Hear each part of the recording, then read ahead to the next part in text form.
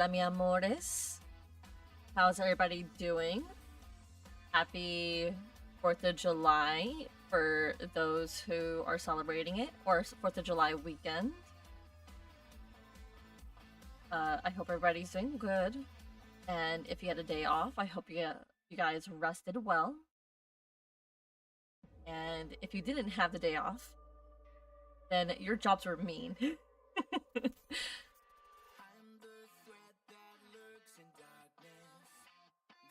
But yeah. Let's start off the video like the way I did it yesterday. This is my PSA.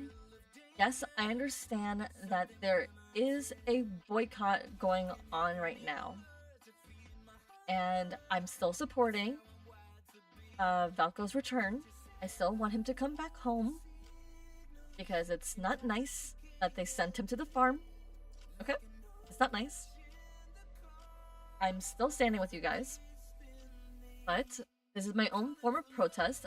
I will be taking the money that they're giving us, or the wishes that they're giving us, and saving it for when he returns officially. Even if they have to shut down the game for 2 months. If this affects Zane's birthday, I hope it doesn't. Because Zane is my husband. He's so close to being my husband. At this point, we're engaged. We're so close. I'm at 98 with him. We're so close to being a husband and wife. But anyway, yeah.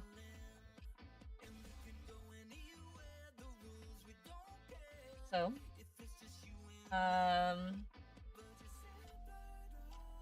we're going to be basically reading part 1 and part 2 of Zane's part of the Death and Rebirth story. I know it's going to take me about 5 hours in total. So if you're going to be here during the whole thing, get some popcorn, some drinks.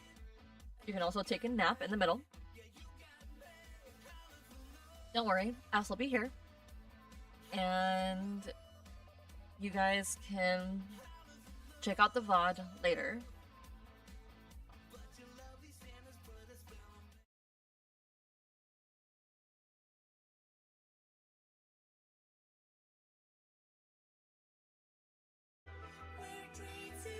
Gotta make sure I log in and open the game.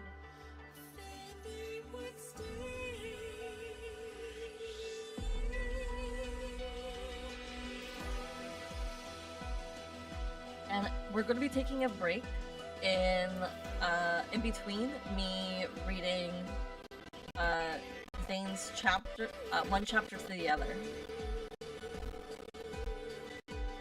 Game, please don't crash on me!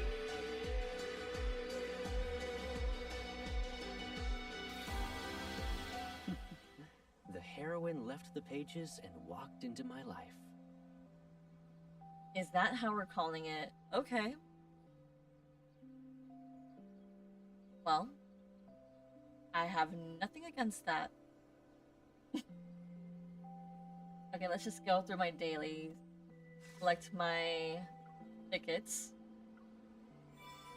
Because literally, it used up so much of my wishes last time.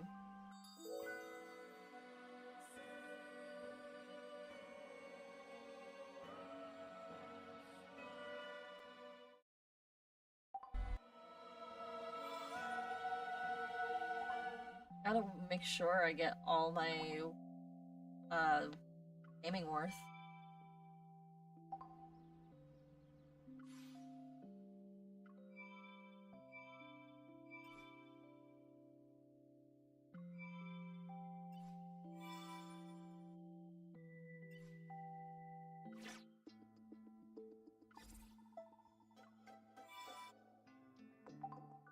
Right, gotta make sure also I get all of this.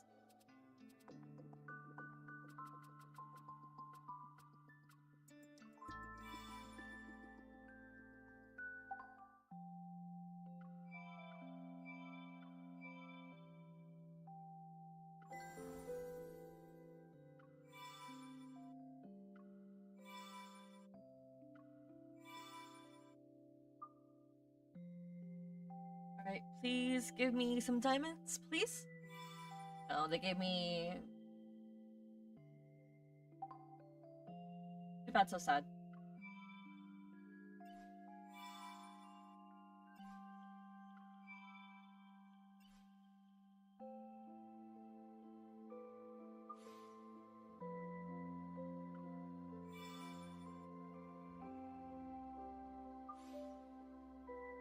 Oh, my mouse is acting up.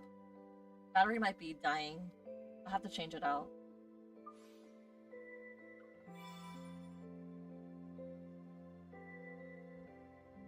Okay, now let's add this to my counting. Because at this point, I have to make sure I keep track of every single piece of money that comes in and out of this game.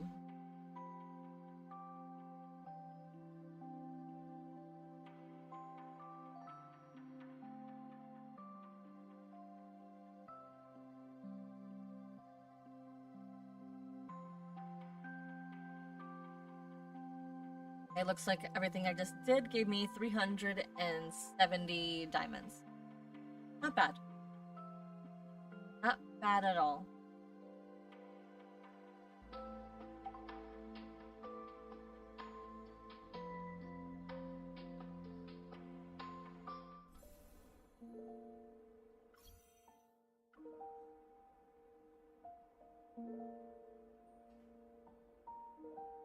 Also,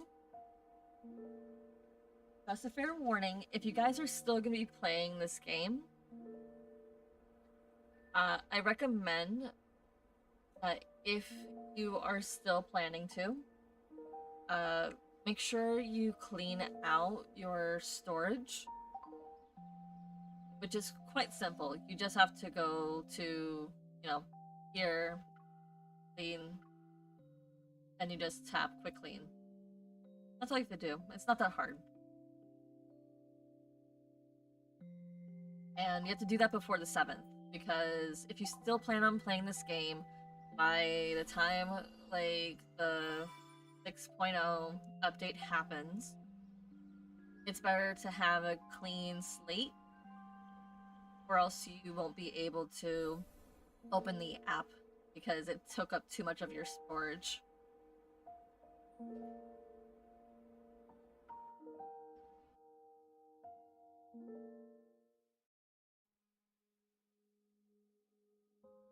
Wait, I forgot to do my intro.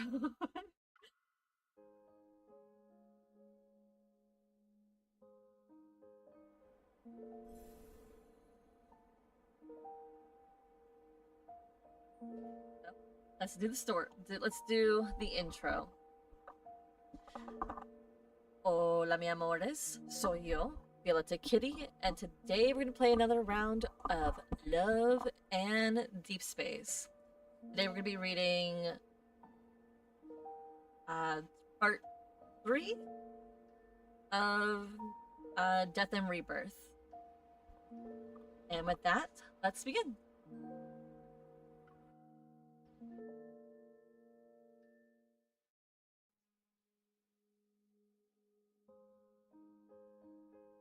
In the early morning, street lamps cast a bright, lonely glow across the snowy, snow-covered streets. It makes the city appear desolate, deserted.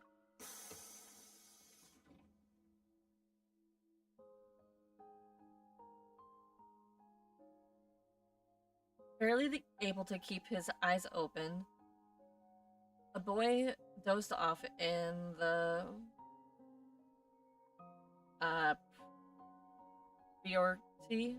priority seat. He sways back and forth during the trip until he finally bumped his head. It was before the bus stopped too. Ow! Oh. Now arriving at Azure Square Station. Please remember to take all personal belongings with you. As soon as he gets off the bus, cold wind mixed with Snow hits his face. It's washed away his drowsiness. He rubs his eyes upon realizing where he is. His gaze instantly lights up. Judgy, wake up! We're here! The journey between the Arctic and Lincoln City spent thousands of kilometers. A span of thousands of kilometers. After several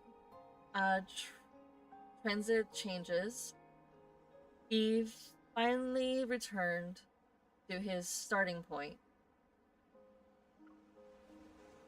After hurrying to the secluded bench and making sure no one is around, the boy carefully sits down his backpack and gives it an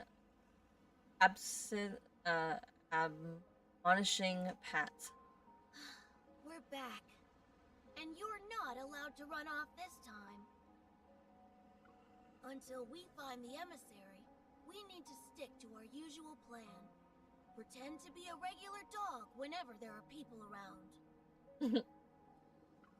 You know, the fluffy kind that humans love to pet. Got it?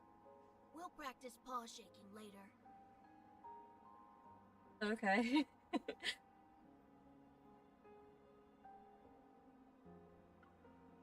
The boy waits for a long while, but there's no response from the backpack. Should he?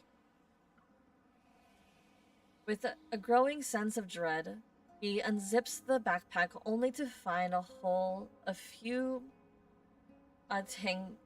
tangled stuffs of white fur.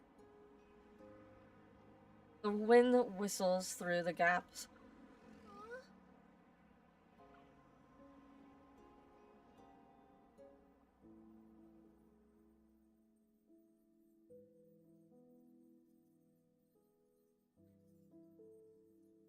Studying the documents Zane gave me, I searched through every library and archive in Lincoln City. I tried my best to uncover the information about cosmic civilizations hidden in the biometric key, but every search has come up empty.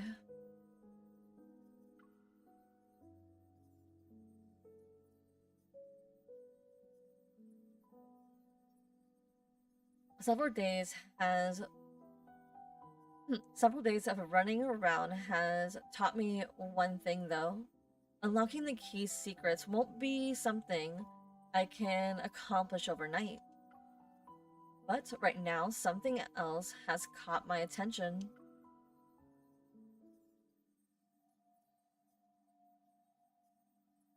These are special pathological cases where the subjects retain a human's physical features, but their consciousness has been eroded. Only primitive aggression and instincts remain.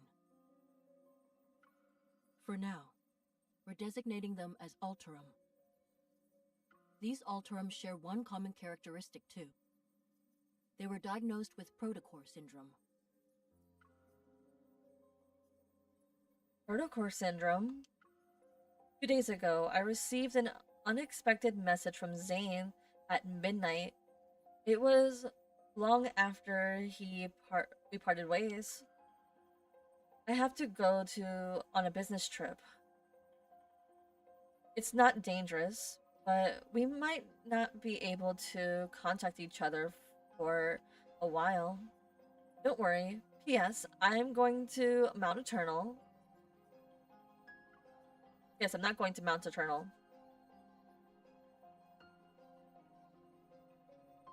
These sudden announcements has become the norm. I scroll through my emojis and send back a happy snowman with exclamations above its head.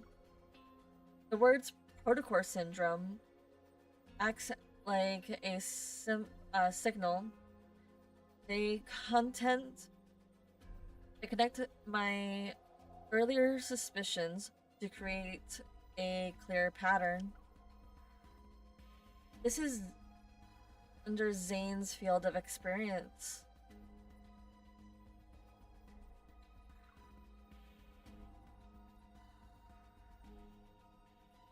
Could his sudden departure be connected to those Ultram?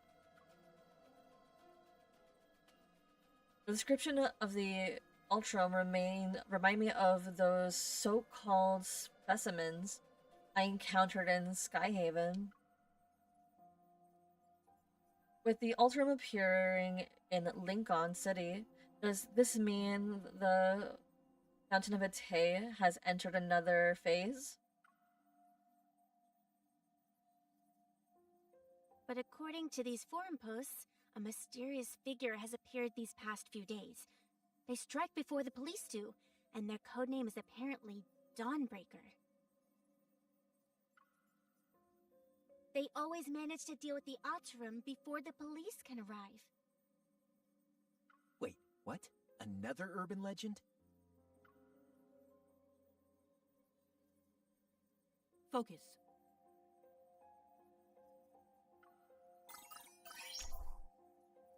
Jenna interrupts the off-topic discussion.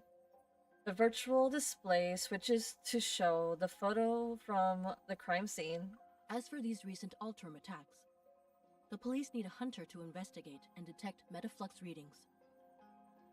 Does anyone want to volunteer? Thinking this clue might help Zane, I raise my hand without hesitation. I'll go.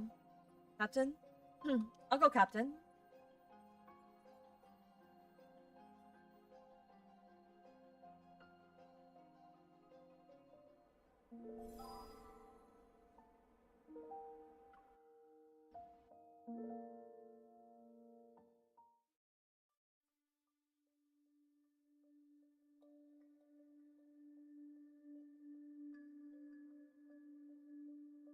After receiving assistance,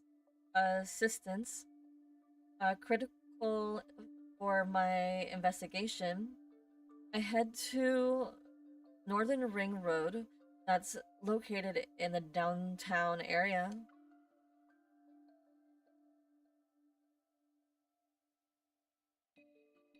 A detective left the barricade tape and approached me. After we shake hands, he leads me to the crime scene. Thanks for coming out when there's all this snow. I like to say the same thing to everyone else who is here. I set up the precision scanner. I brought on the ground.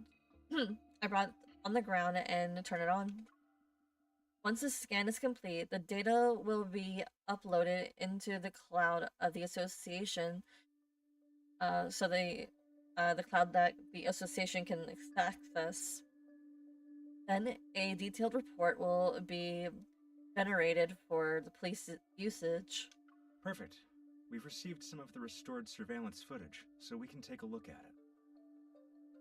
The surveillance equipment was damaged by the cold, though. I'm afraid the video quality won't be great. I thought Lincoln City's outdoor surveillance system were designed to withstand low temperatures. The temperature dropped far below the equipment's tolerance threshold. It's safe to say the damage wasn't caused by natural means. In the low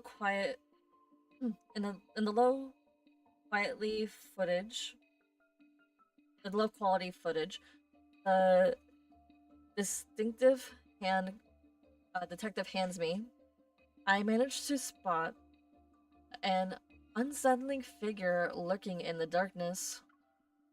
The creature's form is distorted. Weapons that looked like hooked tendrils grew from its body. Compared to the ones I've encountered before, they seem to have grown significantly stronger. What about the Dawnbreaker? Did they catch them on camera? The detective shakes his head. They managed to avoid being captured by the surveillance system. Meticulous and efficient, I'd say. As I approach the danger damaged guardrail by the road, my hunter watch immediately starts blaring an alarm.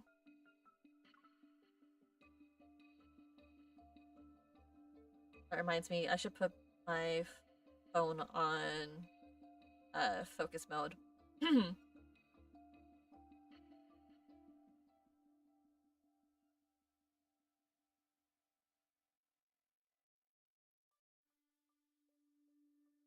The initial metaflux rating are extremely high. The Ultram is already similar to a Wanderer. So that's it then. We should deal with these Alterum before they completely degenerate into Wanderers. Perhaps this so-called serial killer is actually a hero. It's a mercy kill, but let's go with that. The detective gives me an contemplative look. However, from a hunter's perspective, do you see the Alterum as humans? Or are they monsters that need to be destroyed like Wanderers?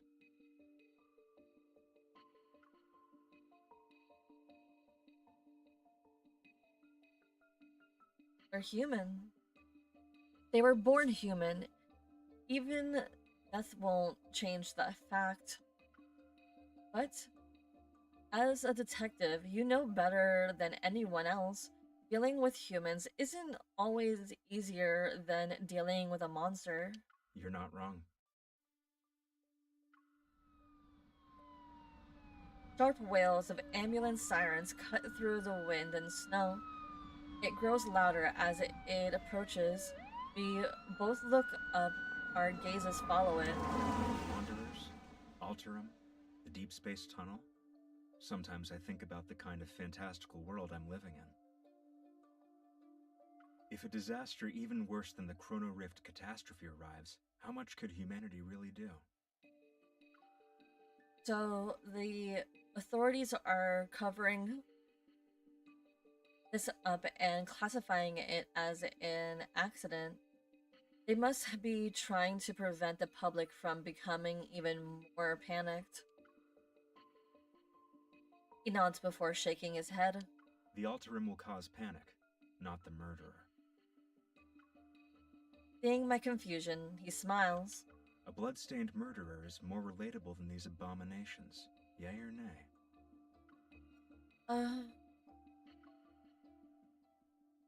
Maybe I'm overthinking it, but something about this detective seems off. In any case, the association will provide the police with the formal emergency analysis report. I should get going now.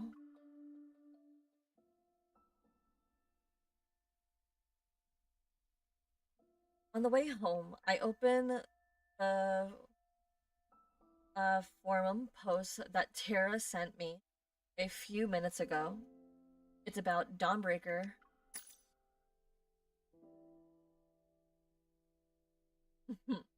And yes, I'll read this because let's expose the truth about the mysterious killer who only appears in Snowy Dawn, Dawnbreaker.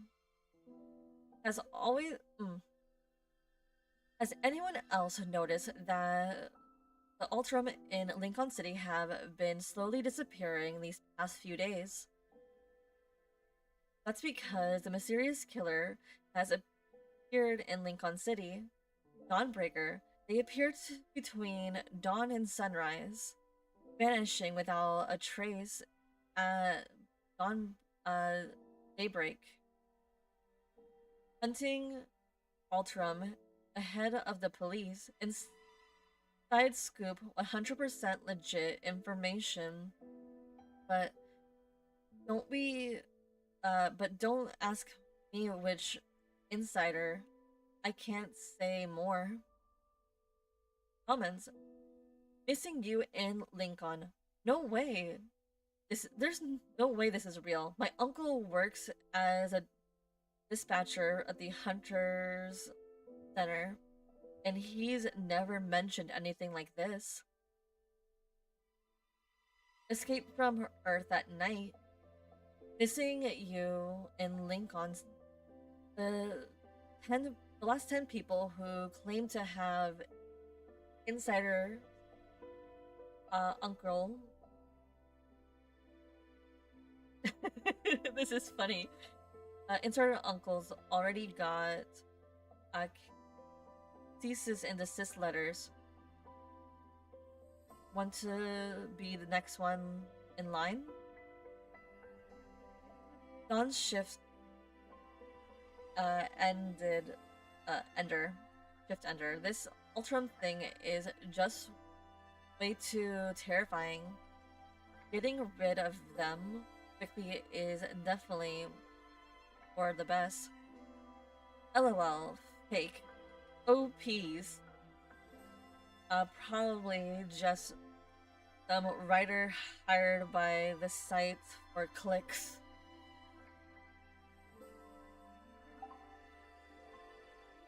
Dawnbreaker.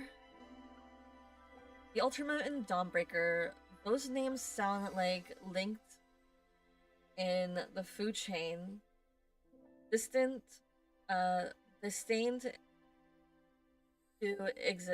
to exist in a perpetual cycle of predator and prey. Those monsters, come to think of it, I'm not so different from them.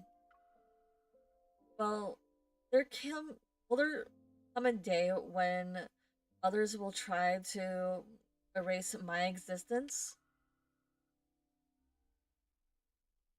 As this crosses my mind again, I find myself struggling at peace, strangely at peace.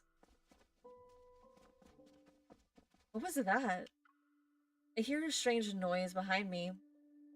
When I turn around, I notice paw prints on the ground. What kind of animal left this? A squirrel, maybe? Or a stray dog?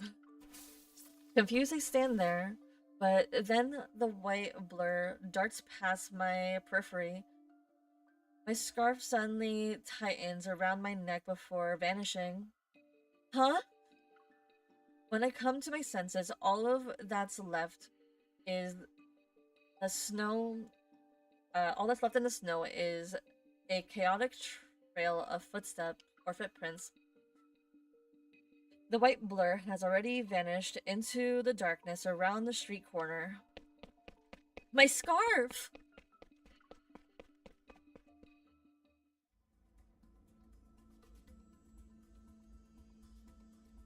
In the rundown, gloomy alleyway, only scattered spots of light fall upon the snow-covered ground.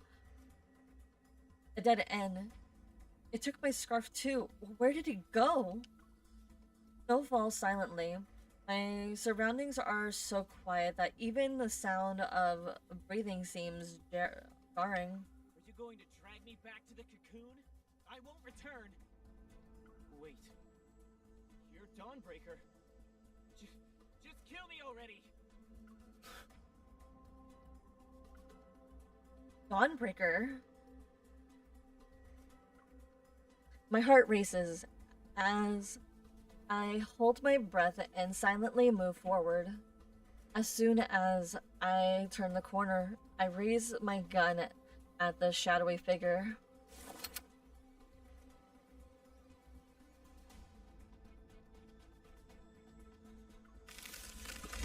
In the dim light,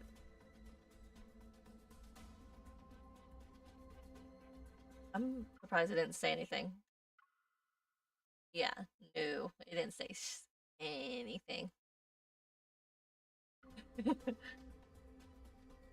The dim light, several objects flashes, flash from the figure's palm. There's ice shards, and they've pinned the teenager, sleeve and pant leg to the wall.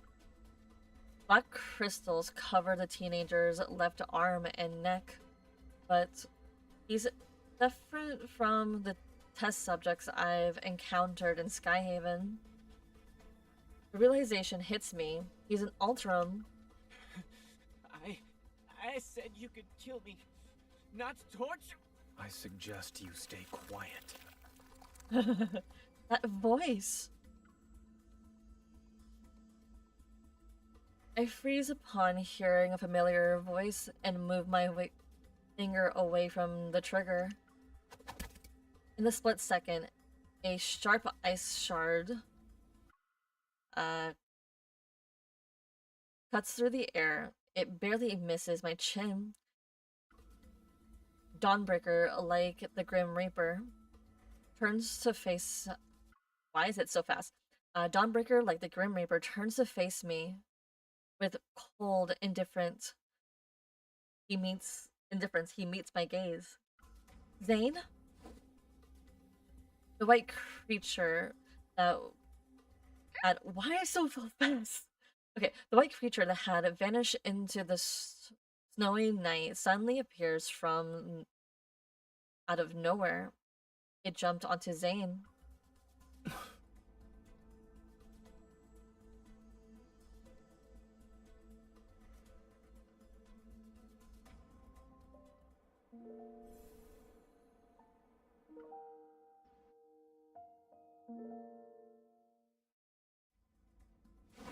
Taking advantage of Zane being momentarily distracted, the teenager breaks free from his restraints and pulls out a knife from his waist. With desperate, wild eyes, he lunged at him. But his wrist is caught and twisted again. The cracking of the dislocated bone echoes through the alley. Shh. What exactly is this cocoon you speak of? Why do you need to know so much? He's so cold. I love his voice when it's so cold. I just love it.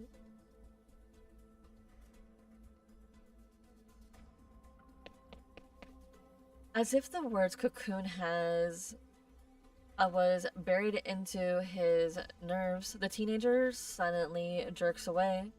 He clutches his crystallized left arm as he frantically runs to hide behind me. Spotting my gun, he forcefully grabs my hand and turns it. The barrel is pointing at Zane now. Nathan, let me go. Stay back.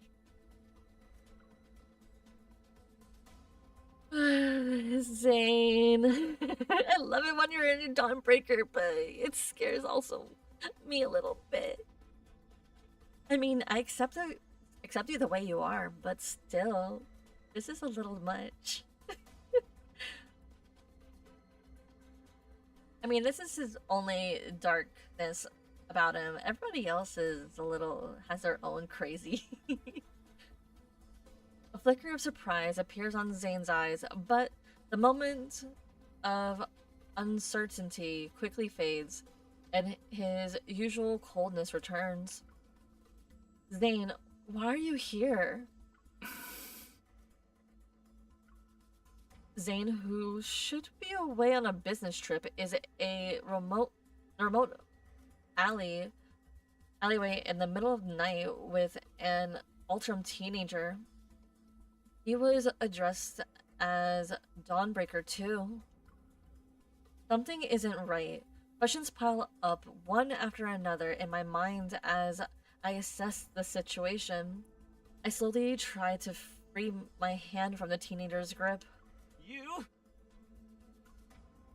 You haven't gotten to the point where death is necessary. Zane and I speak almost at the same time.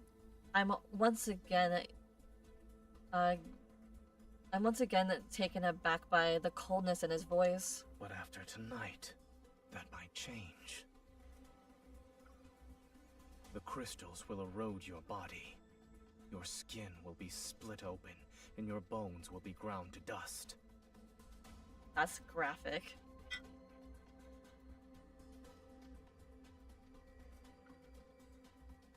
When it reaches your neck, you'll lose your voice. No one will hear you scream.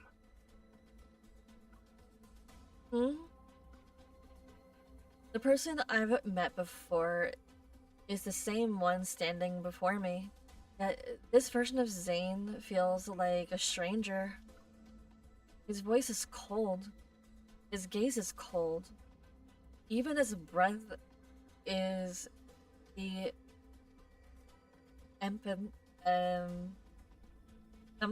of cold, epitome of coldness. I don't know what that word means, but I will look it up later.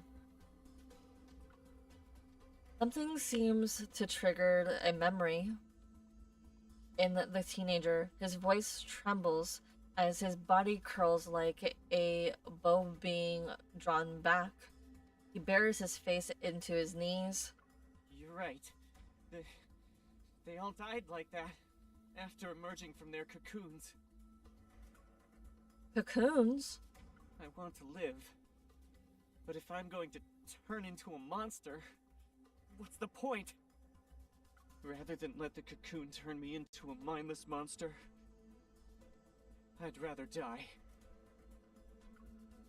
Zane remains silent, and he lowers his gaze as ice crystals suddenly form in his palm. Is he really going to do this? A dignified death doesn't exist.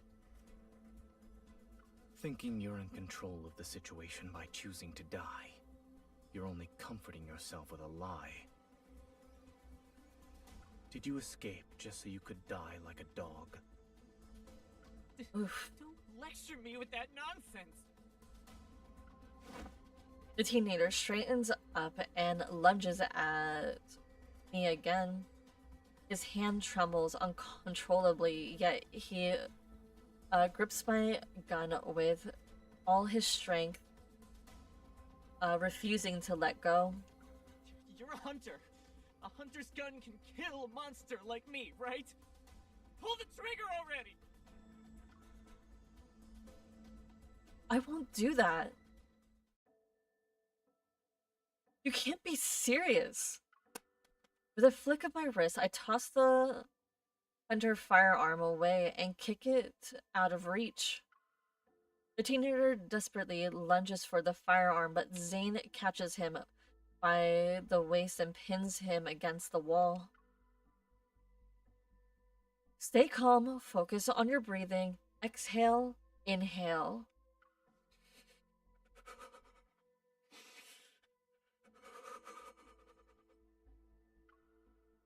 You're trembling.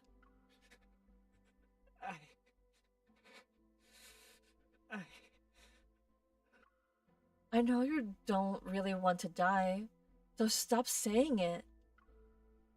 After several seconds pass, the teenager finally comes to his senses. He nods as if emerging from a trance. I steal a glance at Zane.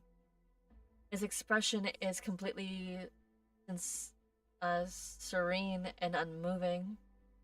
It's as if he's an aloof observer standing at the crossroads between life and death. I move closer to Zane, firmly holding his hand in place and giving the teenager a gentle smile. You heard what he said, right? He said you can't die yet. He's the best cardiac surgeon in the city. If he says that there's no point for you, then you can be optimistic about the future. He's a doctor?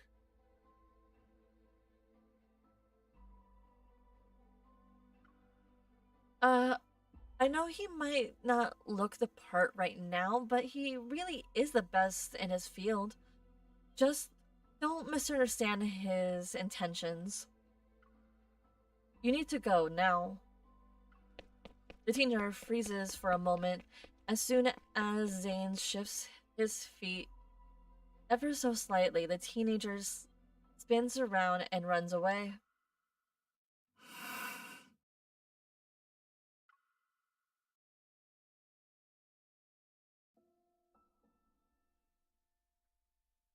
Late into the night, the streets gradually darken. The light reflects off the snow, makes the street lights appear soft and dim. After watching the teenager leave, I turn back to look at Zane, who feels like a stranger. The small animal of an unknown breed stubbornly refuses to let go of his coat. It whimpers as he pulls at the pushes it to the ground again. Now that it's just the two of us and this dog, anyway, you can tell me what's going on, right? Did your business trip end early, or did Oxo Hospital call you back for an emergency? While I'm still asking questions, Zane bends down and picks up the snow-covered scarf. Then he stares at me as if he's trying to confirm something. Is this yours? Huh? If I remember correctly, this is the scarf you knitted. No, picked out 3 days ago. Oh, then it's mine. Not exactly. As soon as he says this, Zane walks right past me. Where are you going? Wait, where are you going? It's none of your business. But Oxo Hospital is in the north, and your home is in the south. I know. He stops in the snow and gives me a cold glance over his shoulder. His voice is devoid of any emotion. The subway station is this way. Hmm?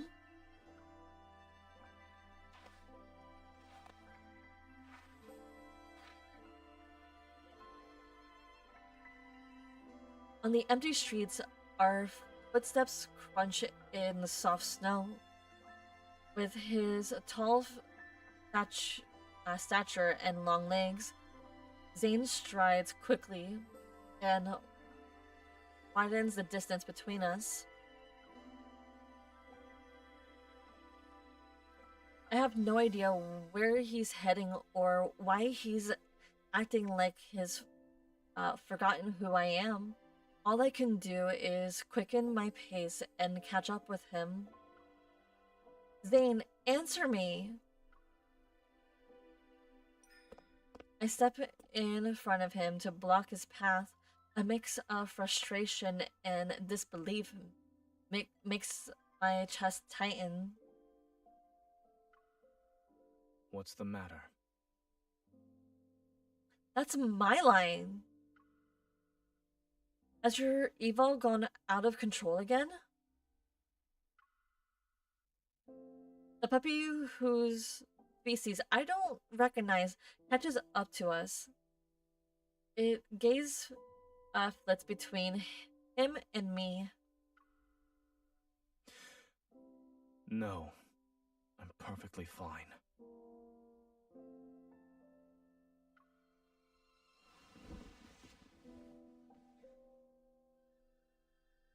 Zane casually brushes me aside and continues walking. Hey, I think a couple is breaking up in the middle of the street? The puppy quickly shakes the snow off its body, giving me a sympathetic look, and then runs after Zane, who's already walking away.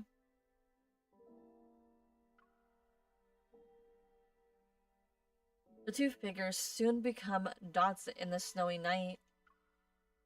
Whether it's because of frustration or anger, I stubbornly walk away without looking back, but after a few steps, I feel like something is wrong.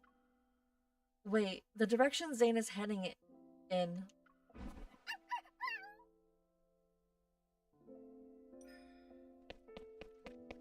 My heart races as I quickly follow the footprints in the snow.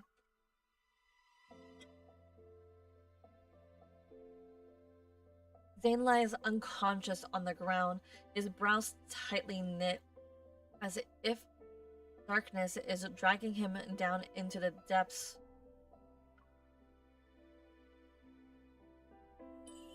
Zane? I crouch and shake his shoulders, but he doesn't respond, no matter what I do. I can't just leave him like this. I try to help Zane up. As my fingers brush against his neck, I feel a layer of frost. It's unnaturally black. Could this be the result of his nightmares again? A heavy sense of foreboding weighs on my mind, but getting him out of here comes first. I struggle to support Zane's weight as I drag him along one step at a time. Why was he talking about taking the subway? This path actually leads to my apartment complex.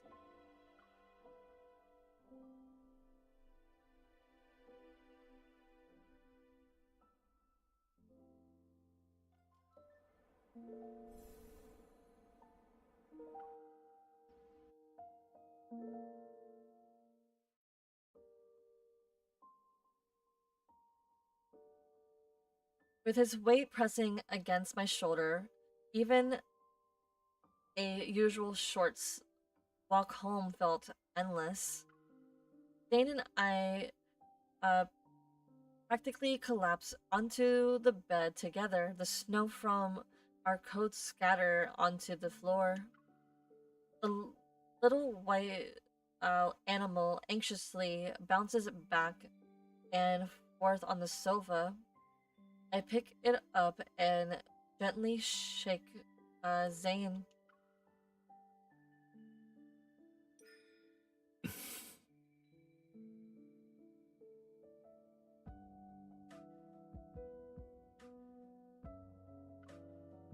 His eyes remain closed. A streak of black silently emerges from his sleeve and creeps along his veins until it reaches the back of his hand. The black ice that appeared on his neck has already spread to this area. I need to wake him up from this dream. I reach out towards the side of Zane's neck and gather my power.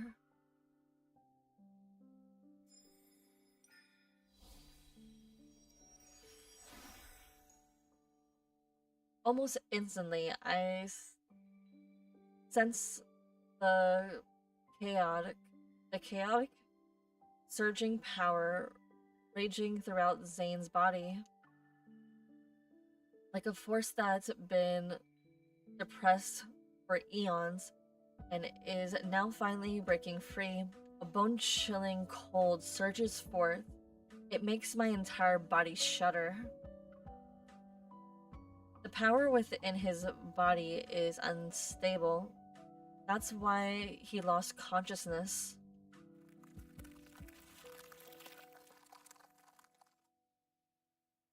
At that moment, Zane's eyes snap open and he grips my wrist. What are you trying to do? Heal you. But apparently, you don't want that.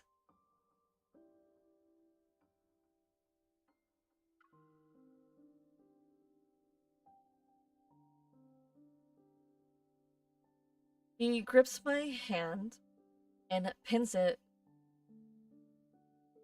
and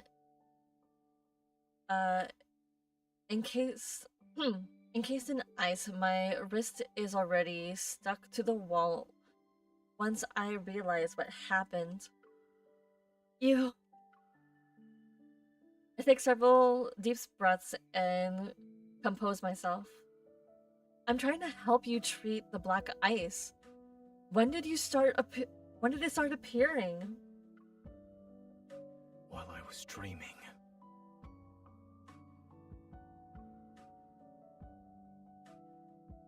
He let go of my wrist and the ice crystals dissolve with it. I guess there's no point in asking.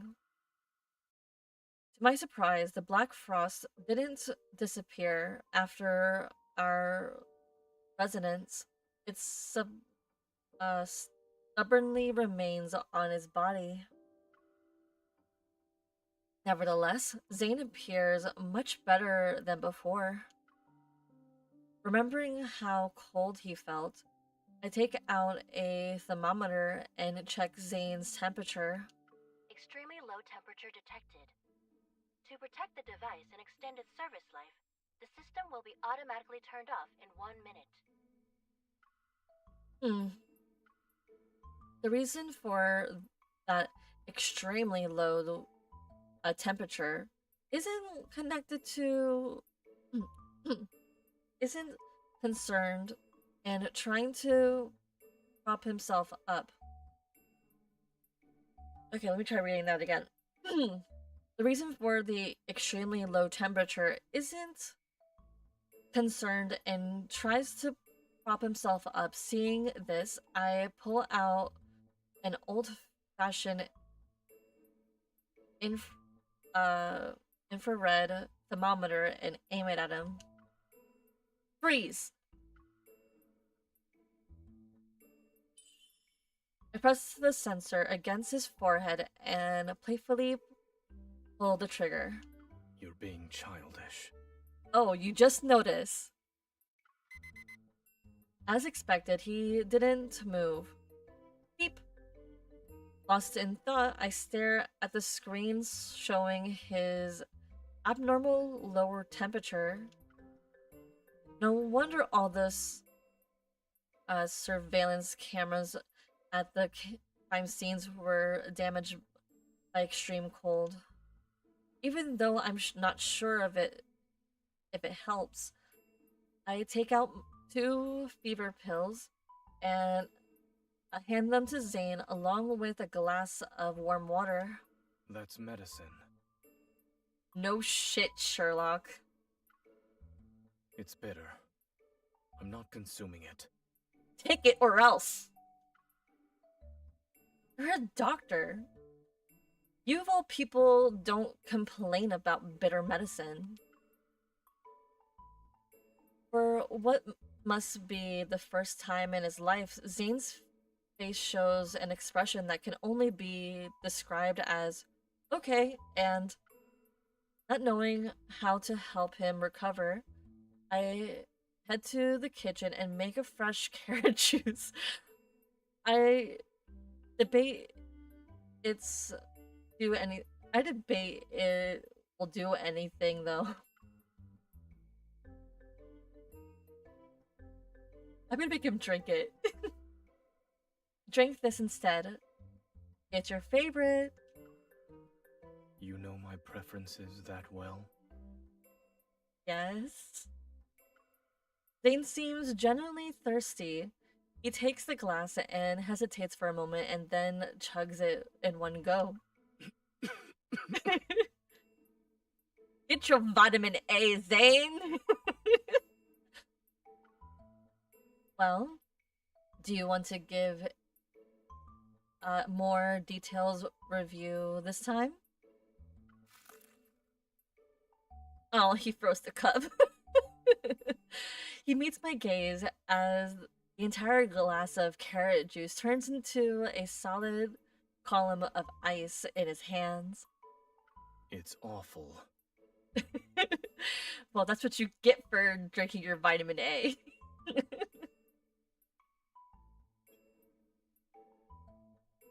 Oh, this poor man.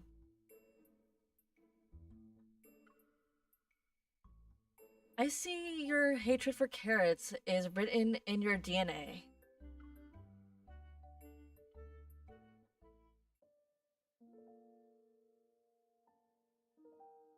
As the night deepens, the hustle and the hustle and bustle outside the window gradually fades into silence.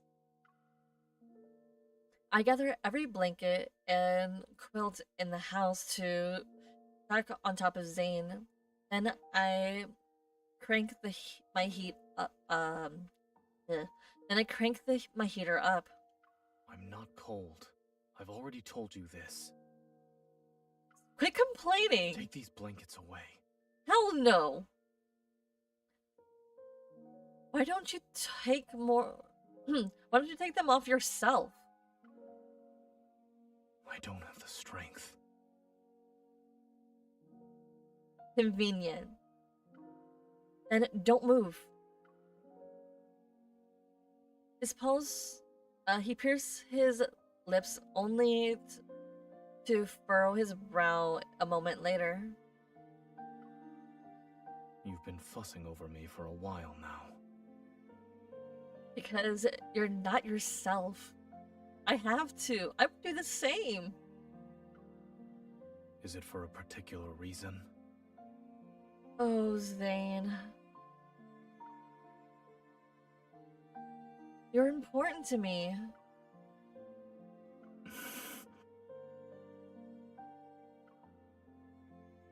Uncertainty flickers in his gaze. I don't know what you're talking about. Wait, that didn't. My mic didn't catch that.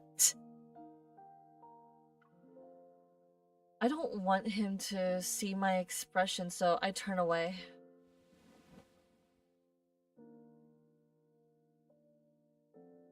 The real reason is simple, actually. When he falls silent, I push away my chaotic thoughts and turn his cold face towards mine. Dawnbreaker, you're very famous. So, don't you dare run away and disobey me, or else I'll... You'll what? Oh, the threats. He asks softly. His chin is still tilted up by my finger or my hands, and his gaze fall to meet mine. I'll make sure you won't live to see tomorrow's dawn. I yank the blankets up to block his voice and gaze in the darkness.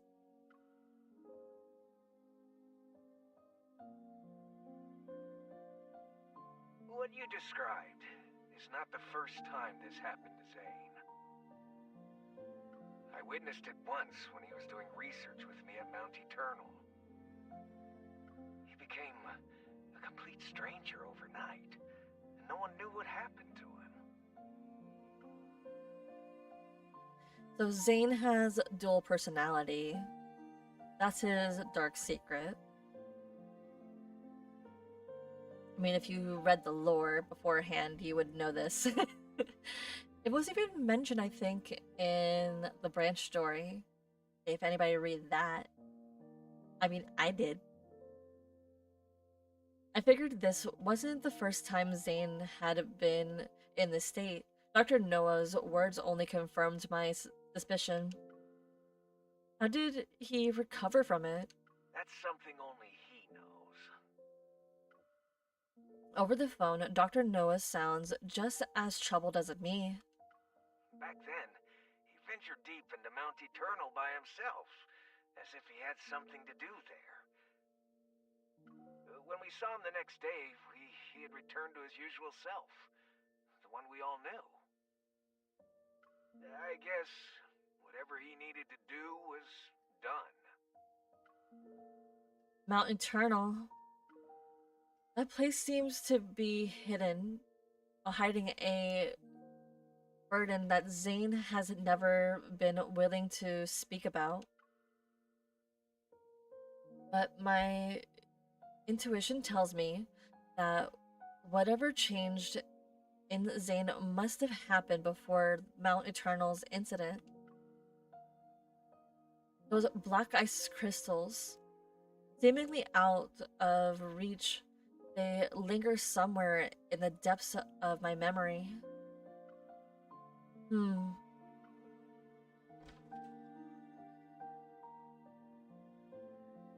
I open the door again, I find the ball of white fur sitting on the bed.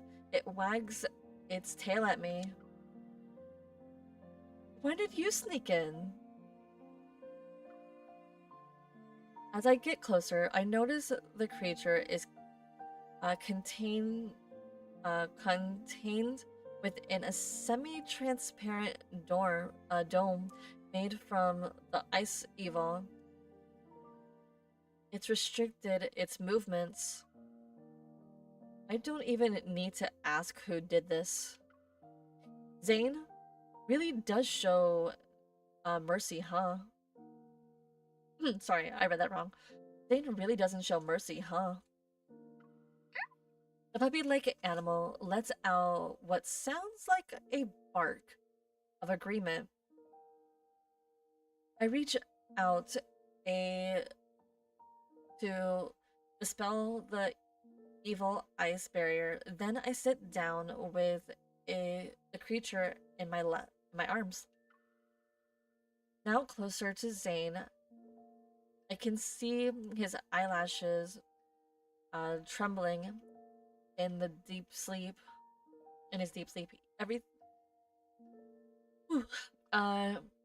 They're like the wings of a wary bird that's finally resting at home. I don't know what he's dreaming about, but I hope they're sweet dreams. Good night, Zane.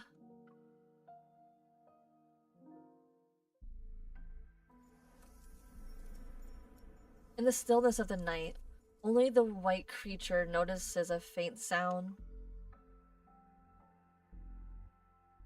A subtle energy seems to be floating. The white animal's ears twitch as it looks up at Zane, and the girl joins hands. The cold, corrosive sensation gradually fades. A warmth surges through Zane's cold fingertips, like water traveling through the leaves' vines. For this soul that's been trapped in nightmare for so long, the unmelting black ice covered his body finally receded bit by bit.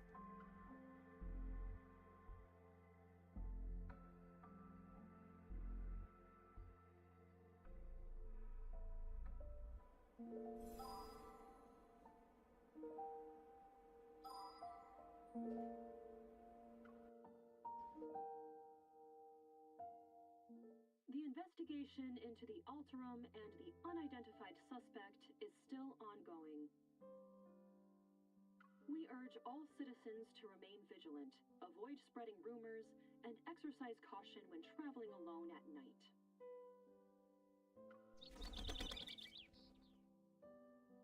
It's early the next morning when I wake up. Froggy, I prop myself up and press my temple to clear my mind. Beside me, Zane is still asleep. It's a rare sight at this hour. I lean closer and slowly become aware of his steady breathing. I watch as it slightly stirs the fabric across his chest.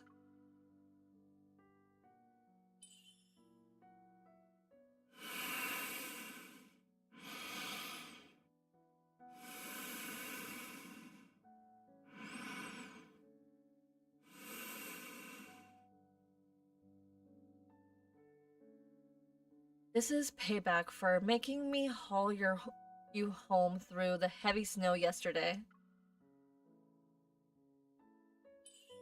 And this is for freezing my hand to the wall.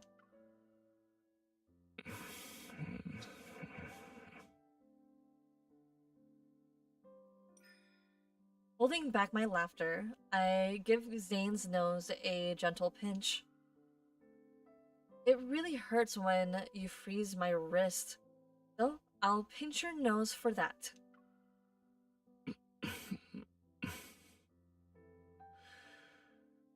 Is messing around with people while they sleep a habit of yours? I feel his warmth breath on the top of my head. My breath hitches as I meet his slightly wary gaze. Zane?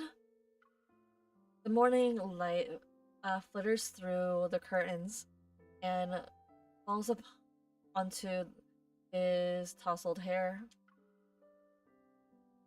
Looking into those eyes, I can tell that familiar Zane has returned. Yes. Joy wells up inside me as I wave my hand in front of his face. Are you finally awake from your nightmare? He nods, and as he scratches his neck, I see the black ice on his body has completely disappeared. You're actually back to normal. You could phrase that differently. Oh my god. I don't know how to react.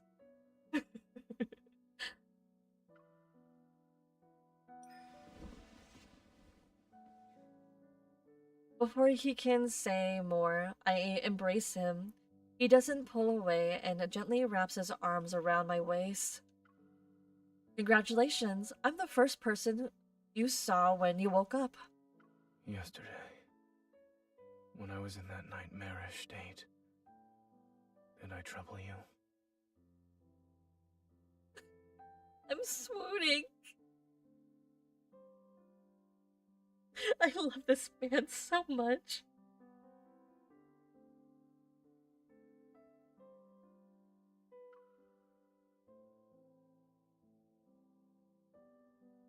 You were a little childish. You were cold, distant, and had an unpredictable temper. You were even a little childish. But that was still you. Hi, Knocker, how are you?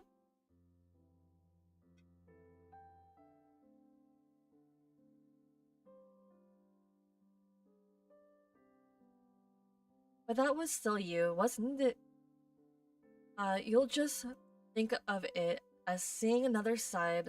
I'll just think of it as another side of you, Zane. Why do I hear a hint of disappointment in your voice? Well, I found the other version of you quite hot. I can't really lie. I don't know how to feel about that. Oh, that's good. Are you enjoying your Friday?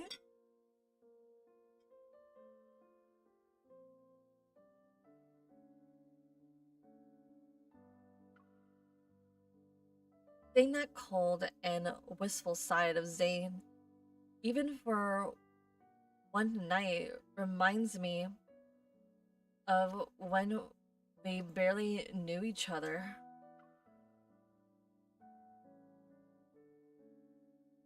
That's good. Oof. It's been a rough couple of hours for me, to be honest. 'Cause I was debating on whether or not to actually stream, even though I dedicated myself to do this for 20 days. But I don't want to get in trouble with the community.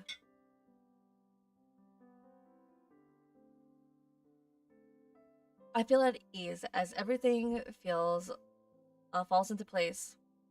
A moment passes, and I look into his eyes again.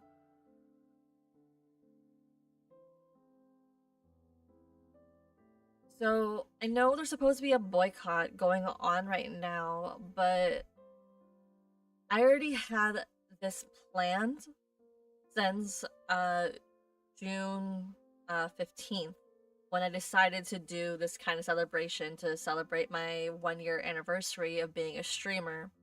And I decided that I was going to go through the main story, or at least what was left of the main story, before the update happens, because I knew there was going to be an update. And just in case there was going to be a main story drop, I just want to make sure that it was there. But when Valko was dropped, I was like, woo, I was right. I was going to need to do this anyway. And then when Valko was taken away and there was a whole bunch of community members on both sides going like, don't log in. You're going to cause problems. And you're going to just feed into the analytics of Infold. And there's other people who are like, yeah, don't worry, log in. I was confused, but I just decided that I'm going to stick with my original plan. And after the update, in quotation marks, happens, or once I'm done reading the main story, I'm going to take a step back from Infold until, or 11 Deep Space, until they bring Valko back.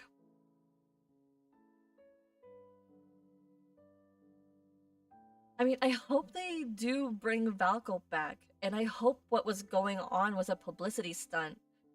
But we don't really know for sure because of all the drama that was going on. But if they do return him before the 9th, it's going to leave a really bitter taste in everybody's mouth. It's leaving a bitter taste in my mouth right now. Because why take him away in the first place?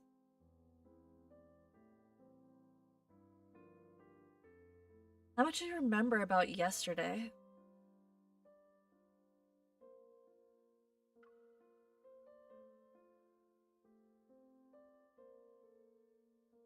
Yeah, that's where I stand. I hope they bring him back before the 9th, because right now it is too early to speak. Because right now Anime Expo is going on during the weekend, and if they say anything, it's going to bring upon drama that they don't necessarily need.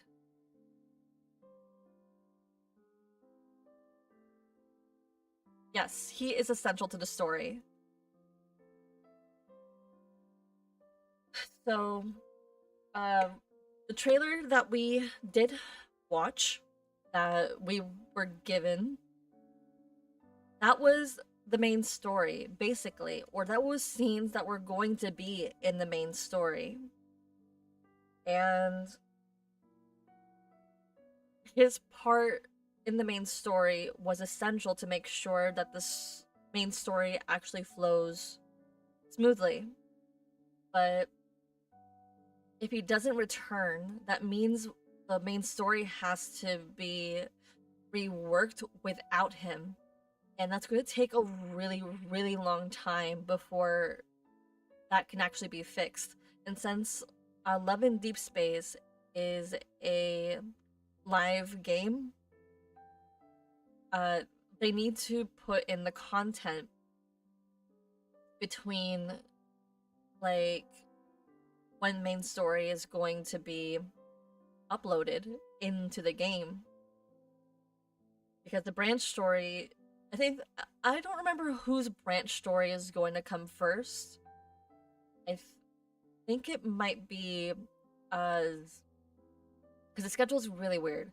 So in September we're getting, I think, either Silas or Caleb, and then no, October was supposed to be, I guess, Valko's, and then what was supposed to be in November, I guess, was supposed to be Caleb or Silas.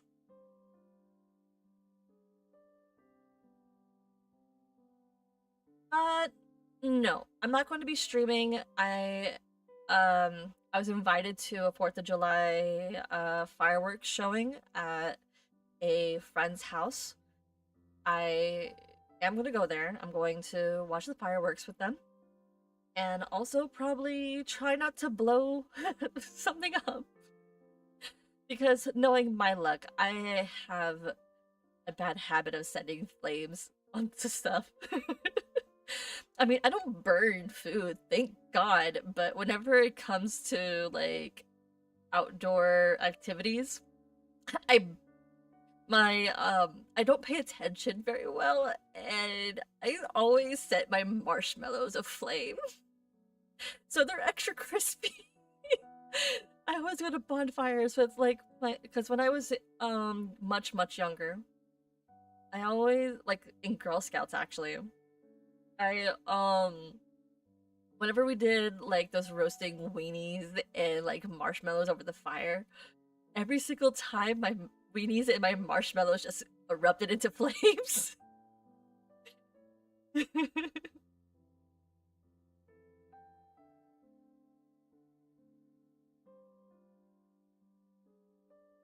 yeah. I'm not good with bonfires. And that's where I'm going. I'm going to a bonfire. And I was put in charge of the marshmallows. So that's gonna be fun.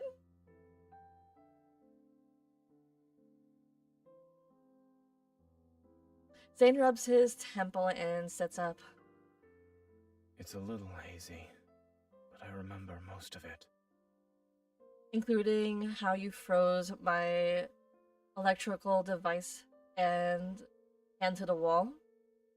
And how you even told me to not be nosy.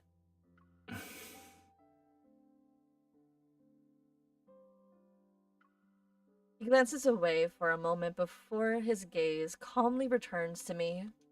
I also remember how you stacked blankets on me and did a test with carrot juice. Your memory is impeccable. So, when did those nightmares start? They became more frequent after I returned from Chansha City. Oh, I'm so sorry, Knocker. I send my condolences, cause I lost my grandmother like maybe 2 years ago. And she was pretty much the whole reason why the family got together for special events. But when she passed, it left a hole in everyone's lives. And no one actually had an excuse to go anywhere or come together. So that was actually quite sad.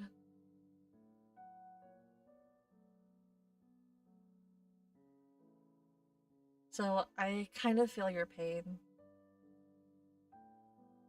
Oh. I'm so sorry.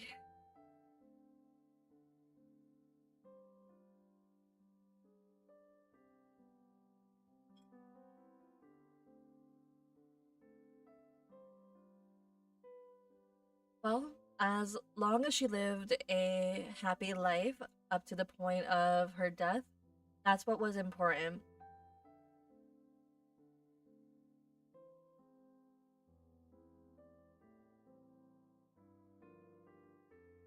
She was happy till the end, correct?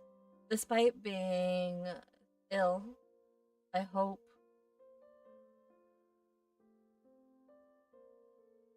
Yeah, I miss my grandmother too.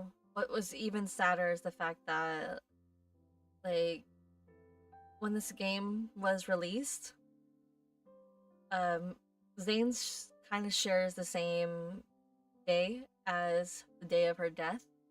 So I kind of feel a bit of a weird sensation whenever I celebrate Zane's birthday. So I go like, should I be happy because it's Zane? Or should I be sad because of the passing of my grandmother? So I decided to be happy because that's what my grandmother would have wanted.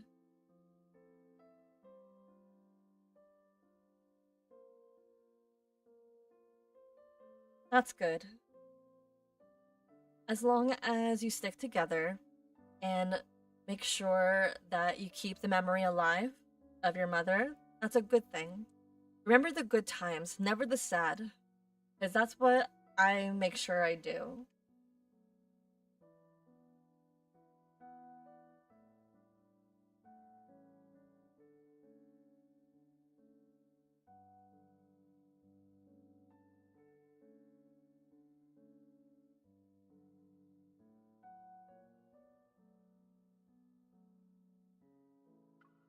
And in those dreams, I always forget who I am and what I'm supposed to be doing. The me in my dreams, however, has his own mission to complete. He presses his lips into a thin line and looks at me. The guilt he feels is clear. For some reason, the scene from last night flashes through my mind again. It stirs up emotions I can't quite name.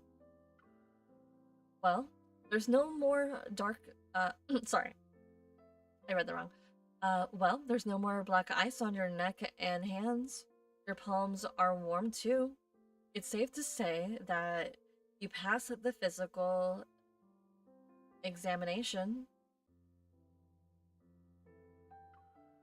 Welcome back to reality, Zane. I open up my arms and wait for him to initiate the hug this time.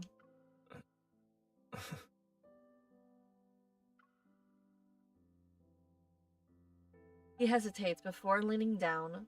Then he wraps his arms around me. His warm breath brushes against my neck. Good morning. Shit. Okay. I'm gonna save that. Zany Poo. Good morning. Oh goodness, I'm gonna have to actually figure out a way to save this. Like IRL. Before taking Zane home, he accompanies me to the association. I'm going to update them on my progress in the Ultram investigation. During Dawnbreaker vanishes overnight. Some people in the forums joke that he had been broken by the dawn. The police investigation has hit a dead end, and the relentless snowfall is still the biggest obstacle for gathering evidence at the crime scenes.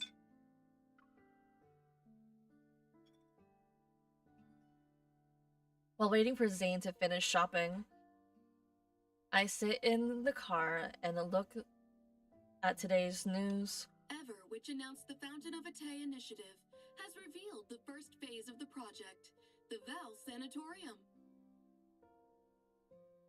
According to several reports, Val Sanatorium is using medical pods called Rebirth cocoons to treat patients with protocore syndrome. Rebirth cocoons? My mind quickly launches into those words. I heard those terms yesterday.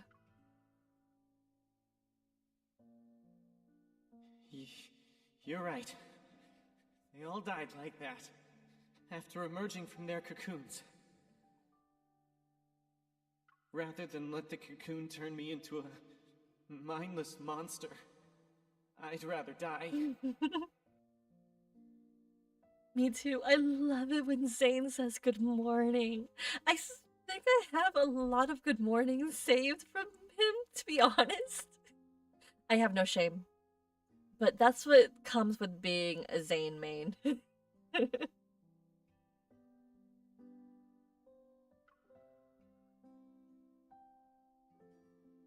The cocoon the Ultram mentioned must be their rebirth cocoon. Sensing my troubled thoughts, the white creature pushes his fluffy self from the back seat and settles on my lap. Yeah, I have so many lines that most of them are mostly encouraging lines from Zane because for me, Zane is a sense of comfort. And that's why I like him so much, because he is made for the older daughters, and I'm like an older daughter.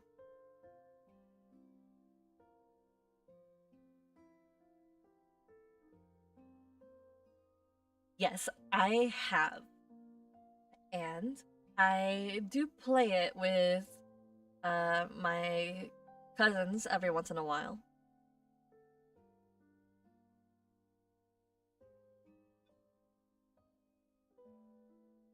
Actually, my best friend from college introduced me to the game, and I basically button mashed, and I beat him, and he got upset, and he swears that it's just luck, and I'm like, that's exactly what it is. It's straight up luck, because I'm not good at any video games. So I just button mash till I pass, and I sometimes beat him. And whenever I play with my cousins, I can't beat them even with button mashing, but it's also because I'm not even trying. I'm just letting it I just let it go. I just go with the flow and play, battle, watch the cutscenes happen. I play as Katana. Such a basic character. Are you trying to comfort me? Thank you. When Zane woke up, I asked about the animal. He said it belongs to some distant relative. As for why he got lost, stole my scarf, and refused to leave Zane's side, Zane says he's not sure. So, what kind of creature are you? I decide to take out my phone and use its image recognition feature. As the screen flashes, it shows a majestic Aize, the divine beast of antiquity, known all beneath heaven and earth. With trembling hands, I cup his face.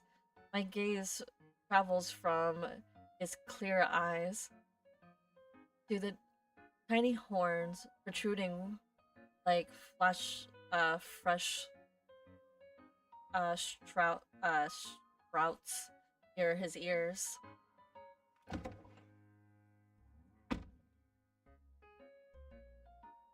As I struggle to find the right words, Zane returns to the car. He has a bag of chocolate and dog food. I mean, don't feed the chocolate to the dog, I guess. Those are poison. Since you bought the dog food, why don't you keep him? After all, your robot vacuum is the only other living thing in your house. Shouldn't it have a friend? That won't be necessary. My robot vacuum has its own social life. What? Does it talk to the microwave?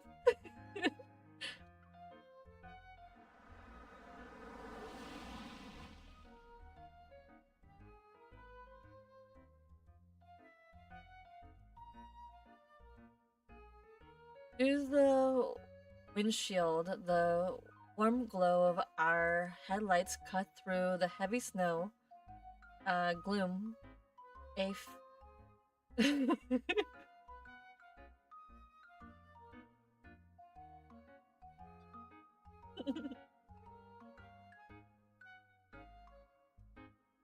figure is looking around while standing near Zane's house. It's a young boy in plain clothes. He's holding a book in his arms.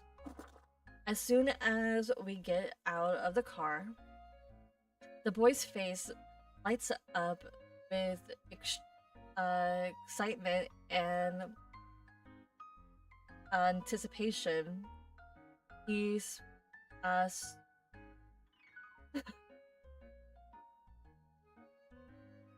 Thank you very much. You're so kind. I mean, I do appreciate you being here. I appreciate all of you guys for being here.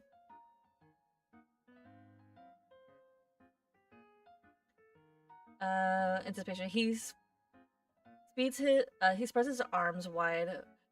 Forgotten the book. He falls to the ground. Emissary! Oh my lord, he could have said uncle. Yes, you are.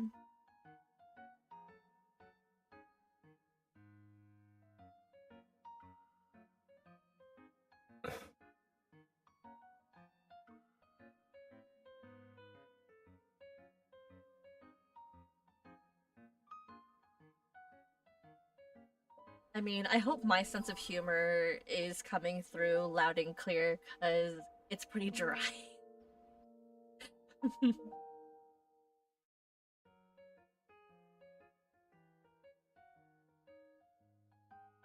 The unfamiliar teenager rushes towards Zane, who's standing behind me. The mysterious little creature wags its tail, runs over as well. Soon enough, all three of them are tangled in a group hug. Let go of me. Yeah, Zane doesn't do touches like that. Unless it's with MC. Then that's a different story. I mean, it's a genuinely different story because those kind of hugs happen in bed. Maybe not in the main story. But in the side stuff, sure. The teenager steps back, then he excitedly scoops up the small animal. So that's where you went, Shuchi. Why didn't you tell me? Watching this humorous scene between human and animal, I'm touched, but then I quickly become confused. Who's this kid?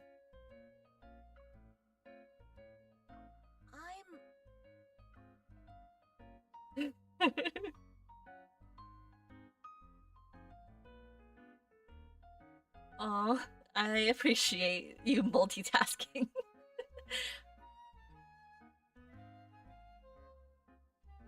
I mean, that's something. This will be like a 5-hour stream, so if you want to cut my stream short, that's perfectly fine. Or if you want to get some snacks and some hydration, that also is welcomed. Zane guides the boy behind him. The son of a distant relative. He loves sci-fi movies and cartoons. I suppose his latest hobby is running away from home. And he's the master of that. He leans down to get a better look at the boy. He has delicate features and appears to be around 11 or 12 years old. Do you live in Lincoln too? Well, you could say that. I live in the Fractal Library. Excuse me? In a nearby residential area. Nice cover up. The Fractal Library? I've never heard of it before. Is it a new building? Knowing he's related to Zane, I find myself adopting a gentler, friendlier tone. Is this little guy your pet? What breed? Actually, what kind of animal is he? He's just a regular pet dog. He's not special. Go on, Shuchi. Bark. I'll just say meow.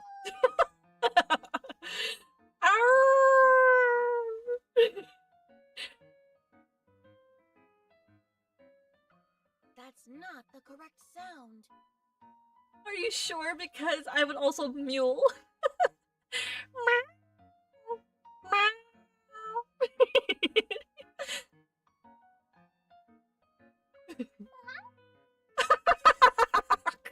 I knew that's gonna happen.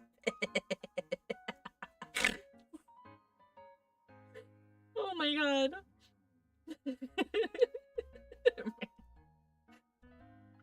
Okay, now shake. That thing is so adorable. I wish we actually got an image of what this thing looks like. But I can only assume based off of fan art. The small creature glances at me and then at Zane. He swallows his pride and places his palm in the boy's palm. Oh, his paw in the boy's palm.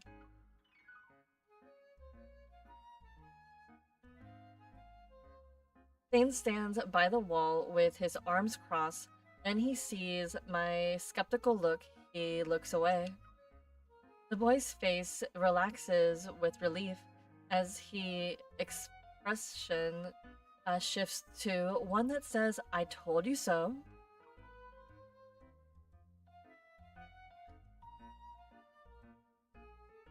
Can you speak? Maybe I'm the one losing my mind here. Seemingly unable to watch any longer, Zane waves his phone. I just got a text from his parents. They're going to pick him up. Alright.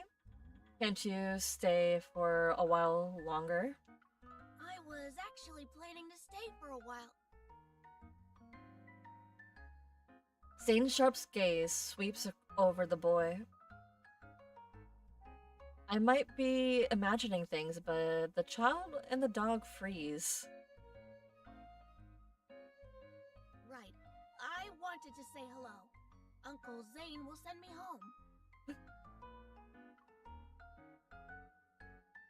It's cold, so you should head inside. I'll see him off.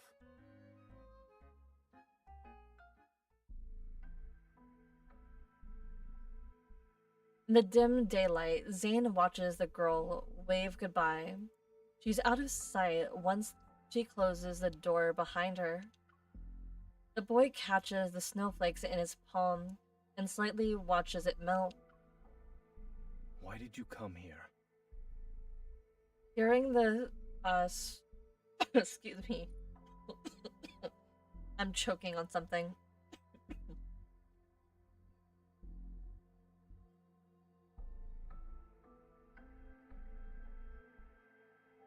Hearing the scrutiny in Zane's voice, the boy's expression shifts to match its severity. 7 years ago, you promised to take up the position at the Fractal Library. I traveled here because I'm asking you to fulfill that promise. Oh yeah, I'm fine. So, I have this weird condition where, like, I just cough randomly. I'm constantly drinking water to calm it down. But, like, it's a pulmonary issue that I never got fully checked. I should really go to the doctor, but with the medical instance here in the US, it's kind of. It sounds like too expensive. You were selected as the emissary of the divine. Astra ordained it, and your nightmare is the greatest proof of this.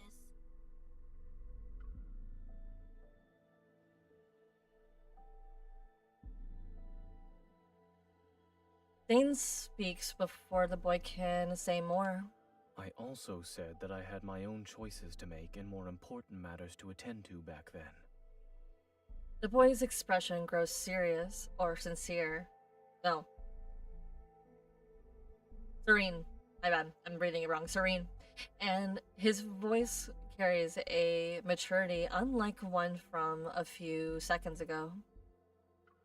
Was becoming that version of yourself in the nightmare also a choice?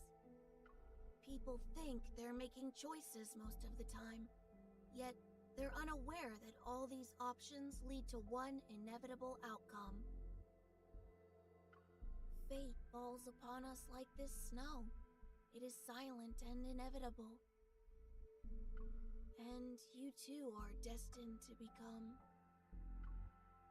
He trails off, and the only sound that can be heard is nothing more than a barely audible sigh. Since you haven't made up your mind, there's no point in me staying here any longer. But... Is it me, or does this boy look a little similar to Zane? I could be imagining things. The maturity and composure vanish as the boy's voice shifts back to the childlike tone. I left the excessus bracelet you made for me at the library. Can you make me another one, please?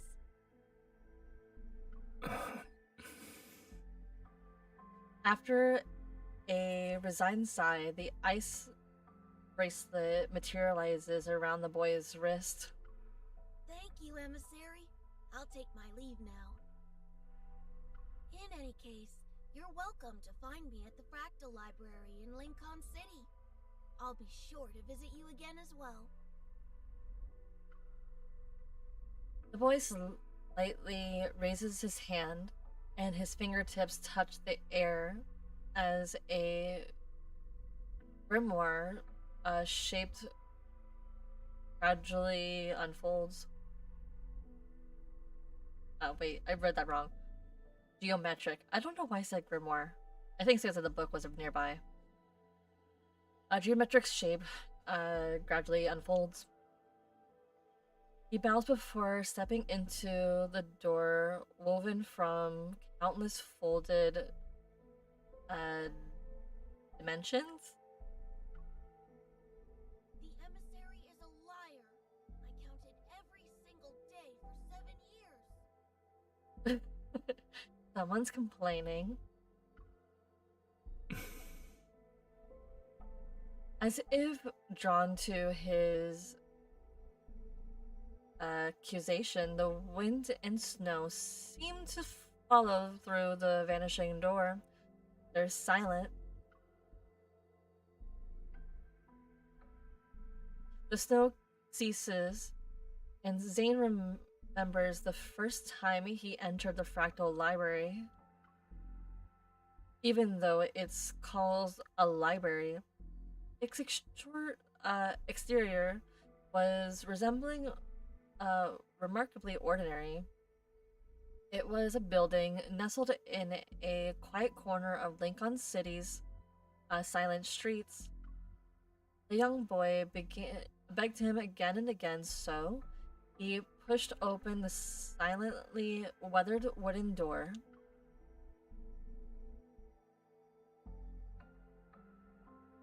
There were neither bookshelves nor defined boundaries.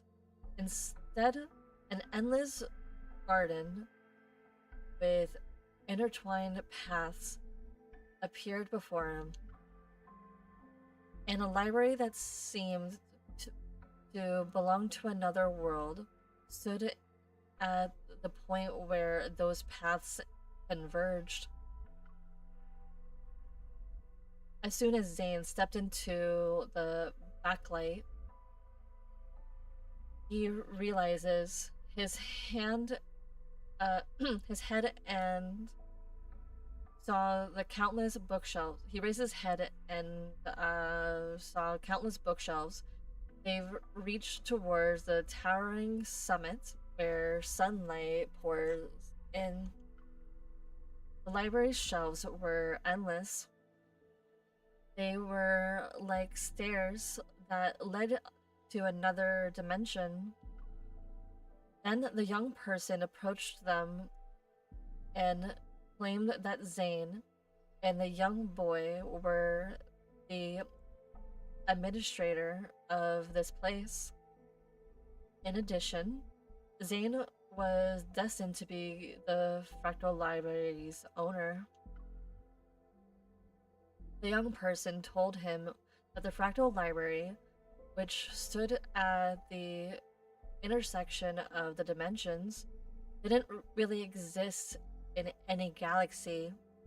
It didn't belong to any civilization either. What each book in the library contains, and each book in the library contains the fate of a world. Zane wonders if his own fate was among them. Perhaps his nightmares were hidden within a page of those large volumes from the moment he pushed open the door. On the night he returned home from the library, Zane had a different dream.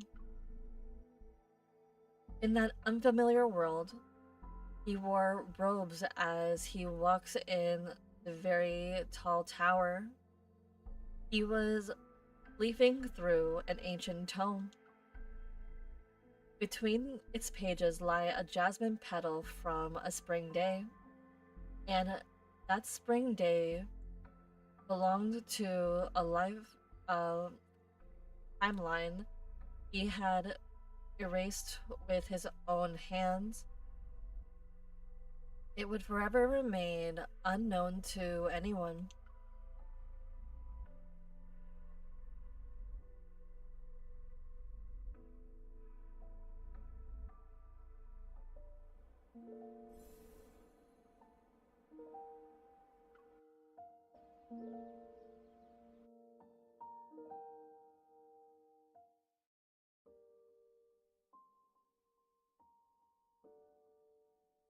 Just as Zane entered the house, I finished roasting the tangerines he brought. I actually want to eat that. When I glance out the window, I realize the snow is finally stopped. Did you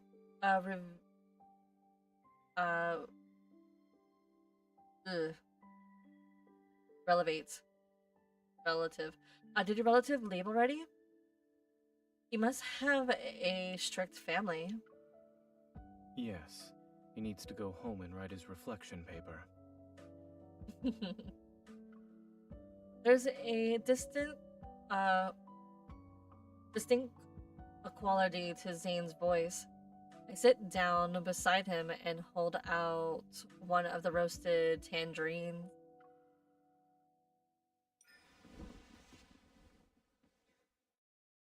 The weather is perfect for roasting tangerines. Try it.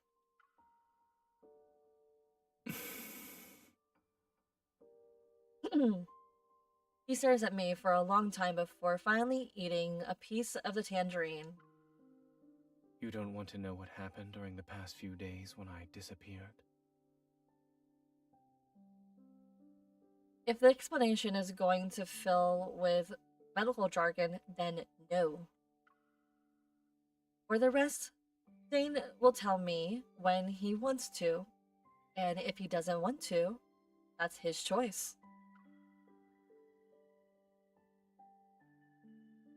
He can't help but smile at my deliberate emphasis on those last words. He takes the half pile of tangerines from my hand.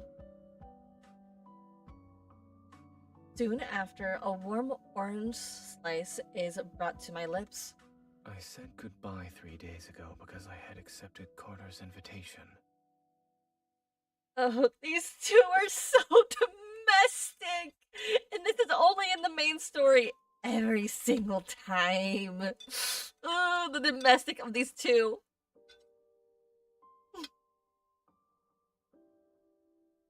They're not even dating and they're so domestic. I love it.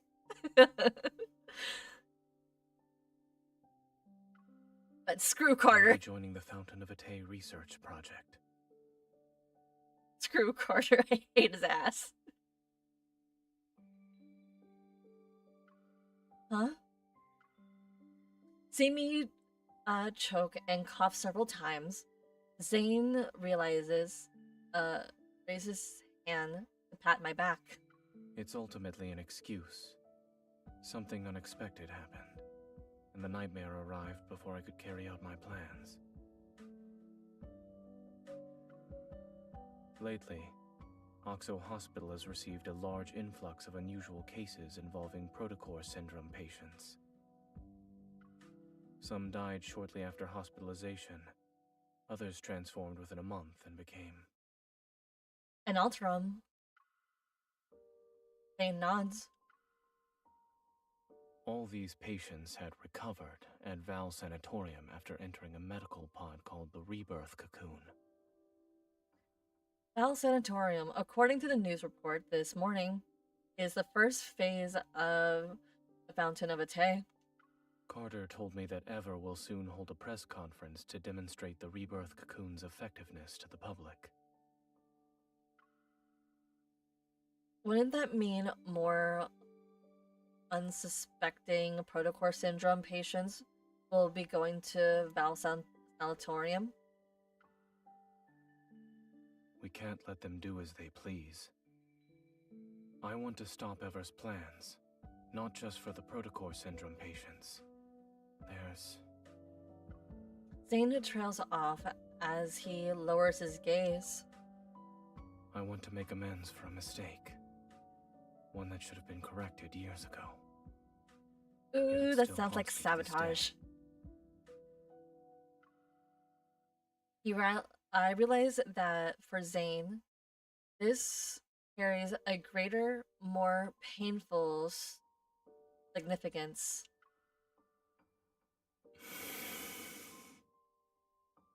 I know I disappeared without a word before, but... I forget my nickname on my main account for Zane to call me was that. It's because I knew from the start I was gonna fall in love with him, so he was going to be my husband. So, oi, that's saying it every single time he oh my god, I'm crying.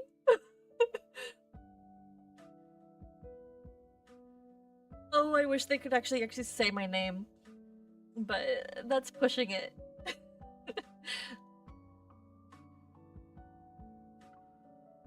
Will you come with me this time? No. Asking me like that isn't fair. Exactly. But I have him programmed to call me darling. And he makes me blush every single time I read it on the screen. Because in my mind, we're married, even though canonically in the game, we're not married yet. So he's my husband, but not my husband.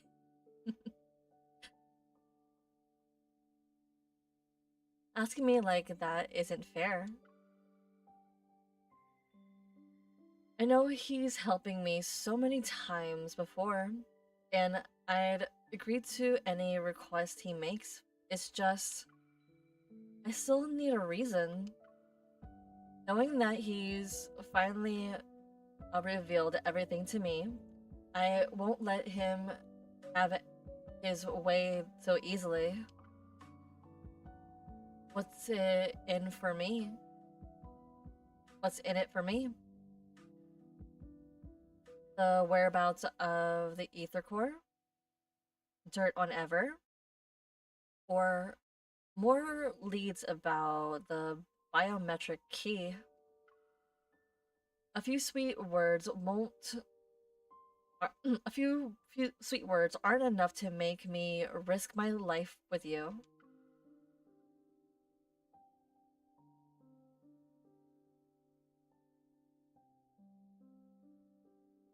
I need a more convincing reason. Do you remember what you told me about the deep space collision chamber at the Gaia Research Center? Yes. They conducted experiments to create me. They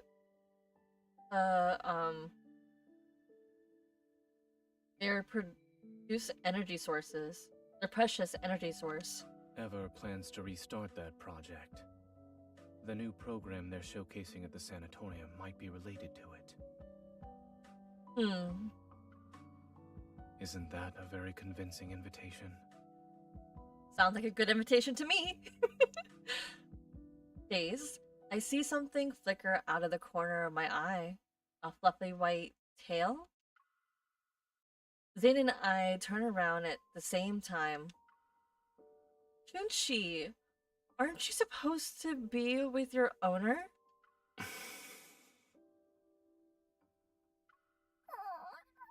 Crouching near the robot vacuum, Junshi whimpers.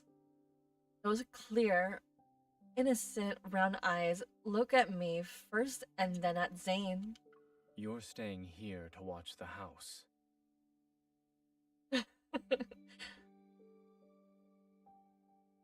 Oh my god, I feel like that's what he would do to our pets.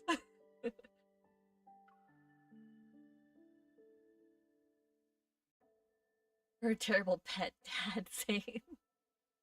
I'll be a great pet mom, though. I'll be spoiling the hell out of it. In the white testing facility, a row of circular mechanical pods line the room. Surrounded by soft silvery light, they float in the air.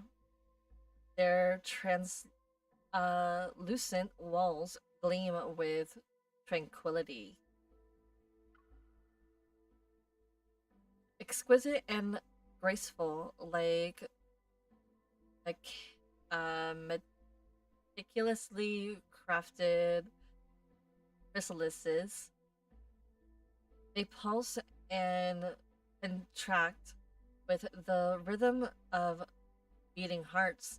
Ew, that sounds actually quite gross, and I can only assume it actually looks like a chrysalis. Ew, I'm getting flashbacks. I forgot what game it was.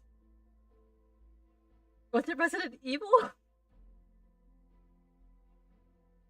Oh my god, what game was it that I played? Or no, I never played Resident Evil. I hate Resident Evil. Because I just, horror and me don't mix. But I actually watched it over my dad's shoulder when he was playing the game. But what game was it? Oh my god. What game had gross chrysalises in the game? Or was it a movie? I don't even know at this point. Moving on. I can't. I'm trying to remember, but the image is stuck in my brain. And it sounds gross.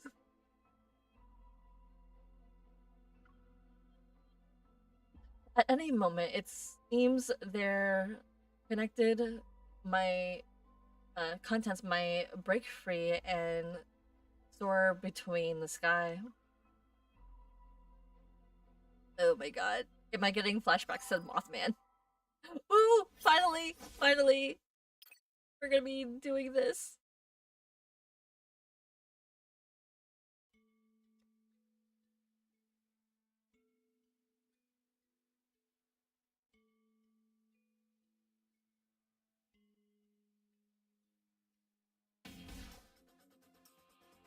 I will not let tragedy repeat it.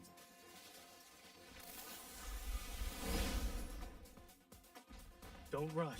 It's your turn. No problem. Dr. I'm not even playing. Fall back. Proceed with I mean, I caution. could. Often. Let me try. No. Keep your By the way, distance. I hate playing with a sword. Here it comes. Leave it to me. Is this what you want? Perfect. Watch out. It's your turn. It is me. Now's our chance. The one weapon I hate playing with is a sword. I prefer the gun or the wand. Victory is within reach. It recovered. Be careful. I'm out. Be ready for its next move. Let's go. Okay. Offense. Is the best defense. Things are getting more challenging now. Keep your distance, or else you'll get hurt. Seize this chance. Let's call it a day. I'll give it a taste of our strength.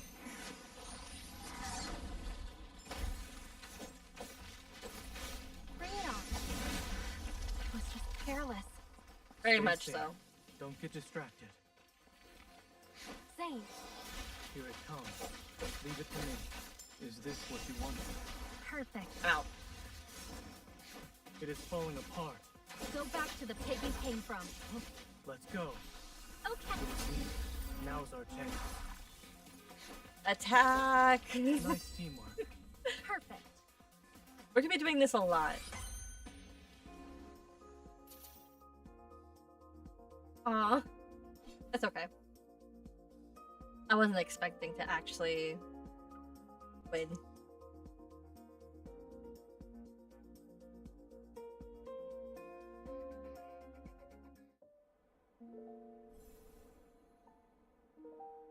More story? No. No. I thought we were gonna just fight some more, but I guess not. More story then. The next day, after driving west on the highway for 2 hours, pitches of green vegetation finally appear amidst the desolate landscape. Looking through the window, I can see the distant dome of Val Sanatorium looming in the misty morning mist. After yesterday's events, we decide to tour the sanatorium as visitors to investigate. The Fountain of Pate, the Rebirth cocoons, the press conference, none of this can be tackled in a single move. However, we can assist with situations first before planning our next move. Are we almost there? I feel the last cookie to Zane as he drives. Damn, I swear the MC is me! Oh my god, my pastime while driving with my, this was my ex though. Whenever we took long road trips, I always had snacks. And I always fed it to him while he drove. So this is bringing back flashbacks. I feed the last cookie to Zane as he drives. He nods and takes a moment to gather his thoughts before speaking. There are things I need to tell you. The technology used in the Rebirth cocoon is from a research project Carter and I worked on when we were in medical school. Back then, I began researching the application of protocors in implantable devices under Dr. Noah's guidance. It was also something I was interested in personally. At first, the research progressed smoothly. Yet when we started doing experiments... We need to stop researching this. Oh, young sounding Zane! The protocore energy has completely corroded the heart. Our experiment failed. Is this teenage Zane? But the heart started beating again. It just grew some black crystals, that's all. Did you know? The lab mouse we performed a protocore implant surgery on transformed into a wanderer and devoured its fellow test subjects. Zane, our experiment wasn't a failure. We succeeded! Oh, hell no! That's a failure! We've discovered humanity's next evolutionary form! Oh, heck no! That is a bad thing. Carter, what the fuck? We With the definitely duck. need to visit that barbecue place near the campus tonight to celebrate. The duck I am! No, we're not doing that. I'm trying to curve my language, because this is a child-friendly channel. The experiment didn't lead to new life. It turned people into wanderers, minions of a protocore. It was a Pandora's box that should have remained sealed. Amen. I read so much into lore. I destroyed all the related research data that day. I hope to keep this truth buried forever. But Carter didn't say it's that way, huh? Didn't see it that way, No. huh? He named it X-Heart and took it to Xander Sciences. It was later implemented in the Rebirth cocoon, which is the first step in the Fountain of Ate. After finishing his story, Zane falls silent. However, his grip on the steering wheel indicates he's still caught in his memories. This is a mistake he wants to make amends for.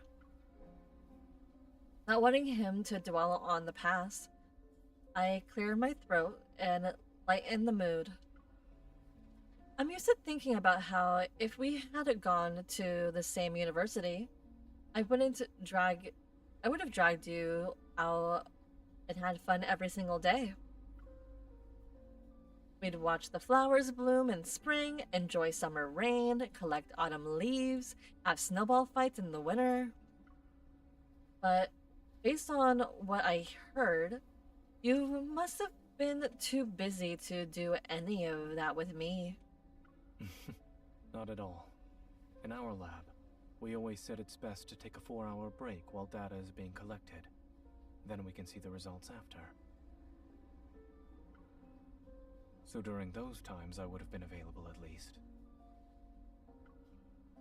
Come on. I was joking. If you were there, I would have always made time for you. This shows that he's always loved us. Like, since childhood. The car turns into a new paved road, passes a sign that reads Val Sanatorium, and comes to a stop in the parking lot. I'm not familiar with the sanatorium's interior layout. If you encounter any danger during this visit, remember not to go in alone. Don't worry, I'm a professional. While I speak, I catch a glimpse of a white approaching us. a glimpse of white approaching us. Wonder who it is. Carter, who's here to receive us, wearing a casual white business suit, only a navy blue butterfly pin adorn his collar. Have you been waiting long, Zane? No, we just got here. Carter leans down towards the car window. Upon seeing me, his eyes crinkle and his smile widens. When Zane called about needing 2 visitor passes, I had a feeling you'd be accompanying him. I compose myself. Smiling politely, I step out of the car, but just as I'm about to speak... Let's skip the pleasantries and head inside.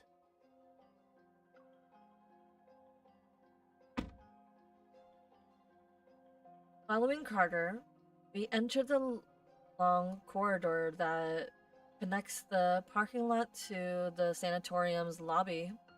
My gaze falls on the emblem at the entrance.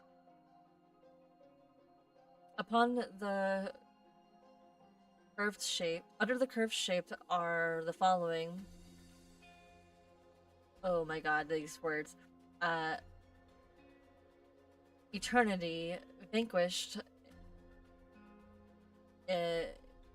evolution,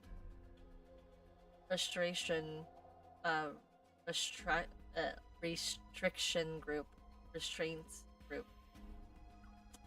Big words. Not really big words. Without a doubt, this is Ever's logo. Carter activates this. Wait, hold up. Was that something that I didn't read before? I'm such a dumbass. That's what it means? Eternity vanquishes. Evolution. Restraints. I'm dumb. I didn't realize that what it ever meant. I thought that was just ever was just an ever, like as in like. I didn't know it was an acronym. I feel stupid. I really feel stupid. And here's me thinking, oh no, ever's just a like, as in saying we live forever. I'm dumb.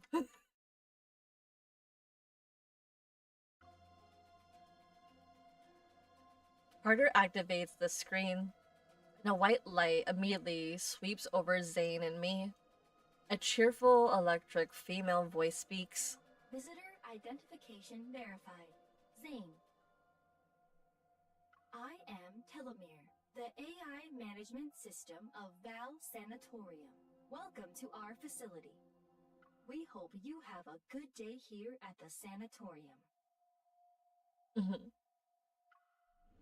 Door slides open, and we enter the first floor lobby of Val Sanatorium. Prism white surrounds us. Pristine white surrounds us. The ceiling is unadorned. Its white surface, seemingly intricate, with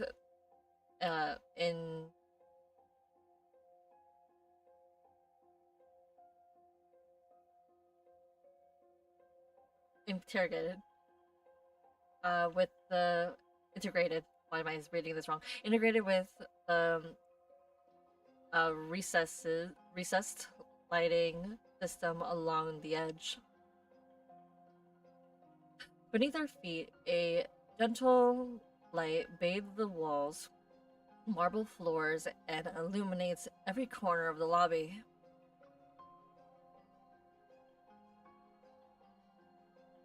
This place seems... bright yet oppressive. Oh, most definitely. Gives me Anthem vibes. Yes. Pristine, silent, and unchanging. It's as if time itself stands still within these walls. In this environment, Zane and I stand out like two stains on the otherwise white canvas. A few doctors in white lab coats pass us, although they were quietly discussing patients' medical conditions. They nod in Carter's direction. Since Zane personally asked me for visitor clearance, I should give you two a proper tour.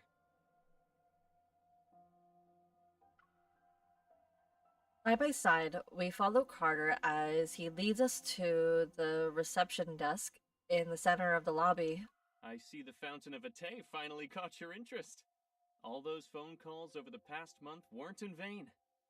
No. No, they were very much in vain. It's just that Zane had ulterior motives. But you won't know that, Carter, would you? But I'm curious. What made you change your mind? Carter stops in his tracks by the reception desk. He turns around, his signature smile returning with narrowed eyes. You kept talking about humanity's future. I wanted to see if it would actually come to pass. Besides, nobody knows Exhard better than me. Carter's eyes twitch. After a long silence, he suddenly erupts into a fit of laughter and shatters the lobby's tranquility. Good, good.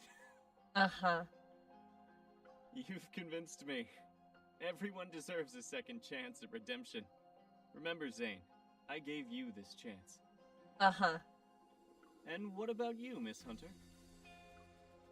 When I receive this question, I deliver my carefully prepared response. Since Zane is joining the research project, I want to see what it's all about.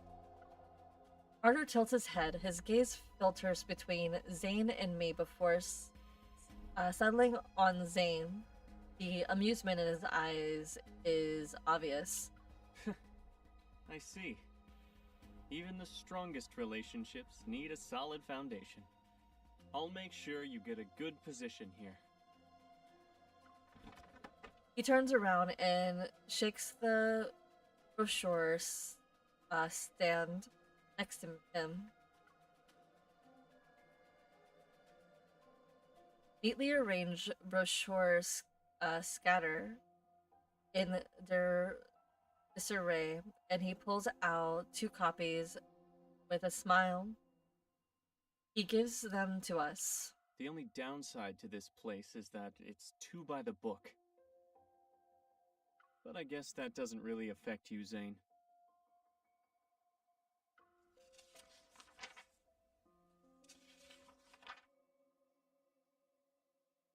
It's about complicated medical cases. The thin booklet methodically categorizes various diseases that conventional medicine has yet to cure. It's like a university department, and the facility patients are eager students with a thirst for knowledge. A commotion breaks out in the distance. I look up.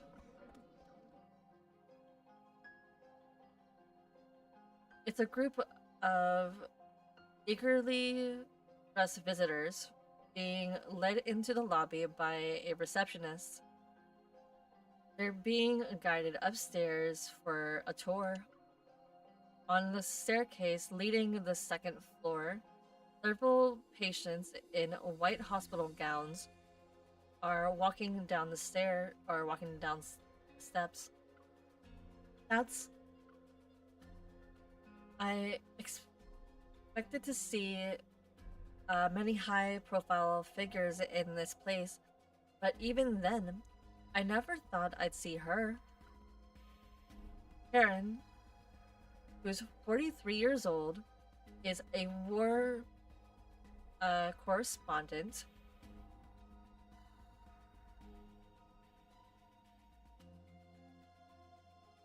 Alright, see you next time. I'll be streaming on Sunday.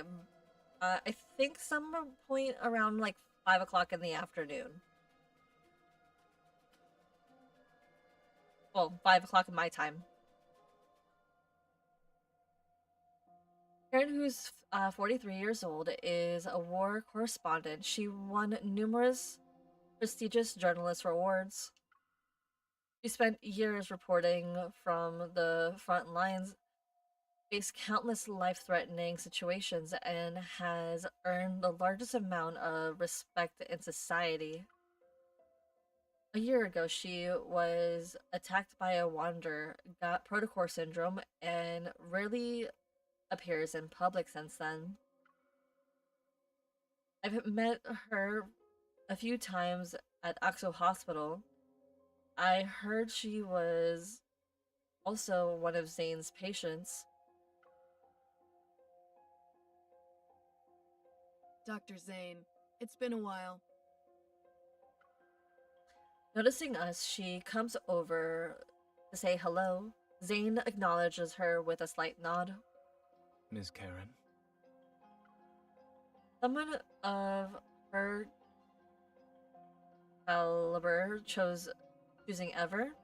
That's probably the best endorsement they could ask for. I heard that when she left Axo Hospital, she had less than 2 months to live. Her daughter had just learned to say mama when you handed her a death sentence. How? Dr. Carter, Elkroll. the patient in room A504. Carter's gesture for us to wait a moment. Then he takes a few steps to discuss something with a man at the front desk.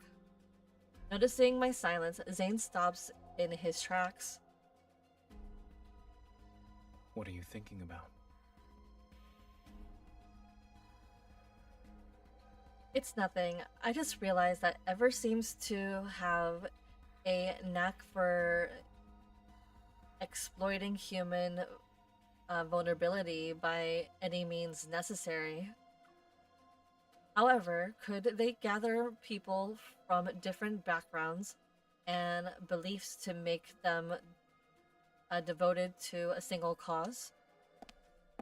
The key to obedience isn't promising heaven, it's using hell as a threat. After all, everyone fears illness and death. Footsteps, accompanied by a familiar voice, approaches from behind. I turn. We meet again, Miss Hunter. Allow me to introduce myself. I'm Benedict, the director of Val Sanatorium. You. From what I remember, he had another identity.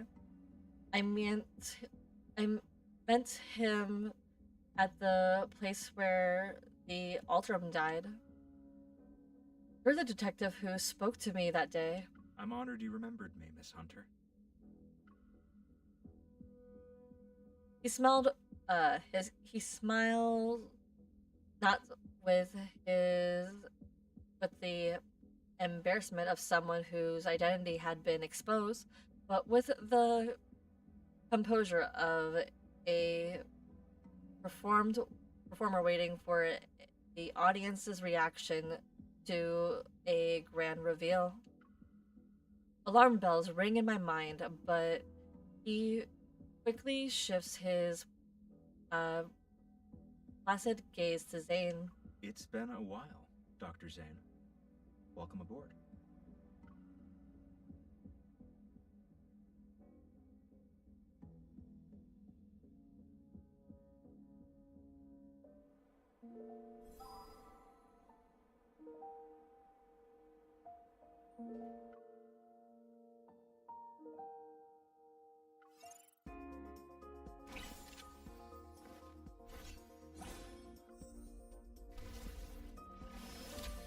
So I'm just gonna let this do its auto thing.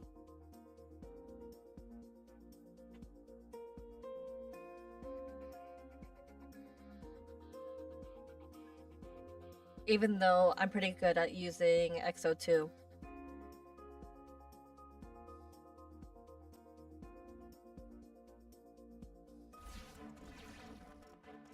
These are the troops they sent? They're underestimating us. They're right where we want them. Let's go all out! It is gonna be quick.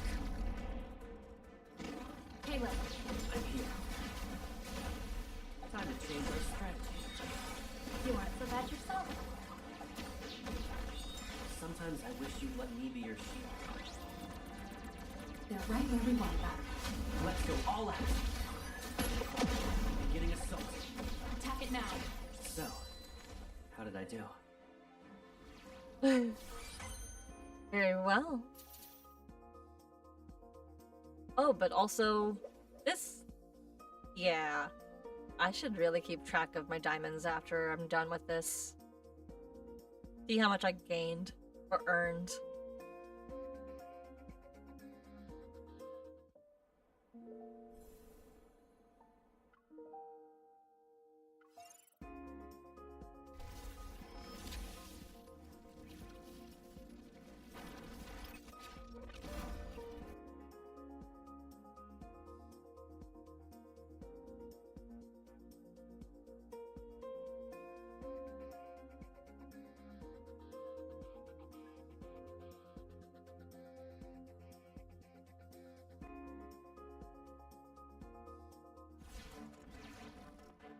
This won't take us long. With your strength, this should be easy. Leave it to me. They're right where we want them. Let's go all out! Can't hold on for much longer. Let's see who can land the finishing blow. You can't break our connection. And just like I thought, this was gonna take an hour and 2 hours and 30 minutes. Sometimes They're right where we want them. let's go all out!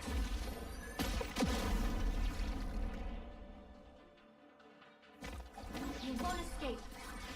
Time to change our strategy. Lock onto the target. Copy that. They're right where we want them. Let's go all out!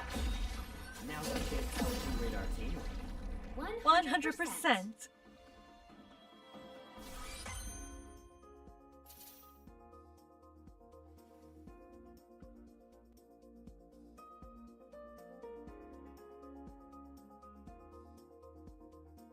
I think that's it. Maybe? No, we got one more. We got one more. And then we'll take a 10-minute break.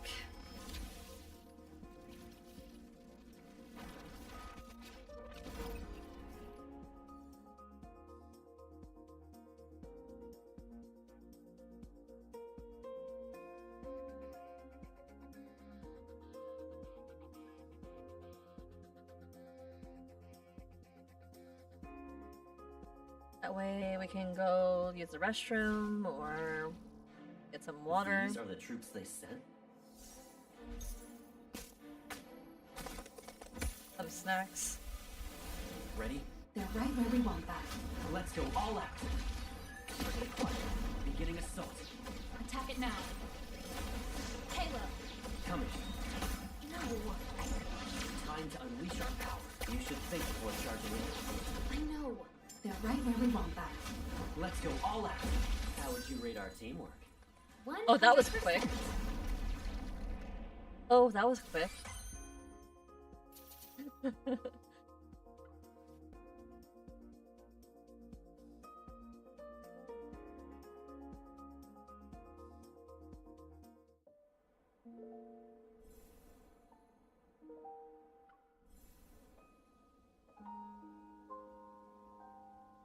All right, so we're gonna take a 10-minute break.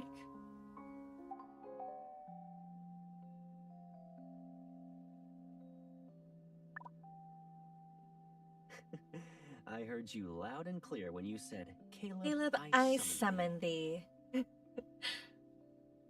Let's change you to Zane. Because we're gonna I'm not be preoccupied at the studying, I moment. suppose. I can spend time with you. Oh, that's so kind of you.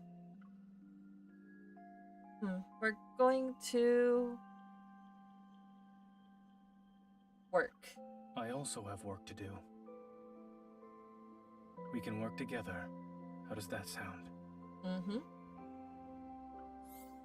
Alright, we're gonna do that for 10 minutes.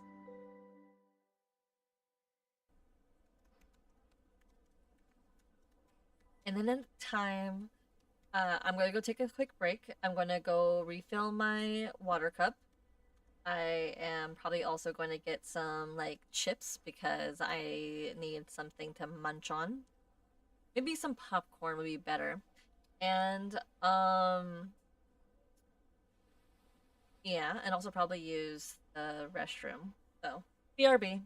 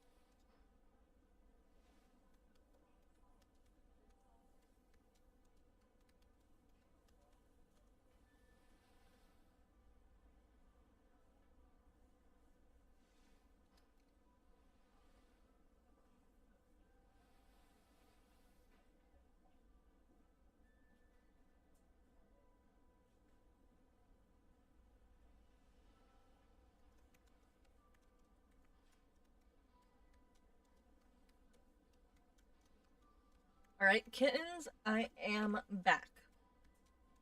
I have my popcorn. I refilled my water cup.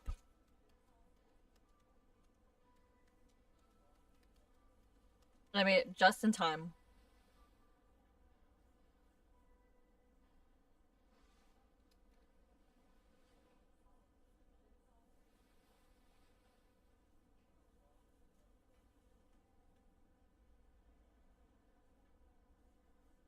Does my face inspire you?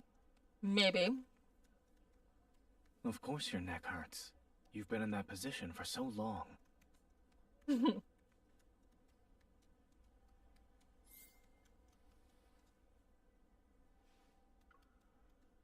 Take a good rest. There's no need to worry about tomorrow in advance. Besides, I'll be here tomorrow. Oh.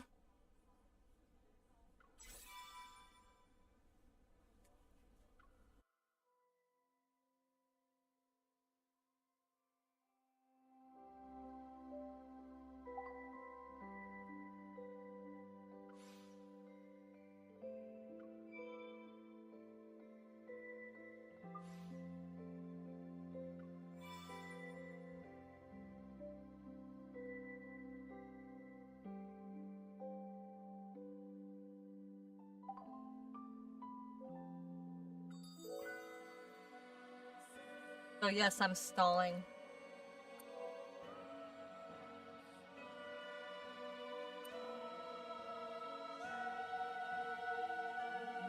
The reason why I'm stalling is because due to the fact that this chapter is going to take my Zane away, also give us the coolest cutscene ever.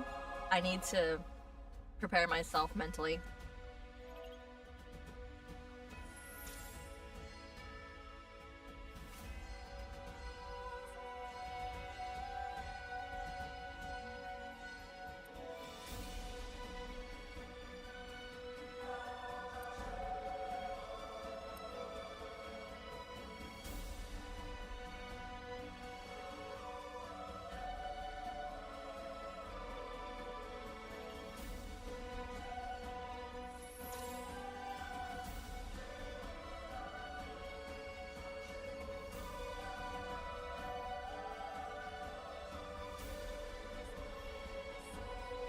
Which means I already have all these cards.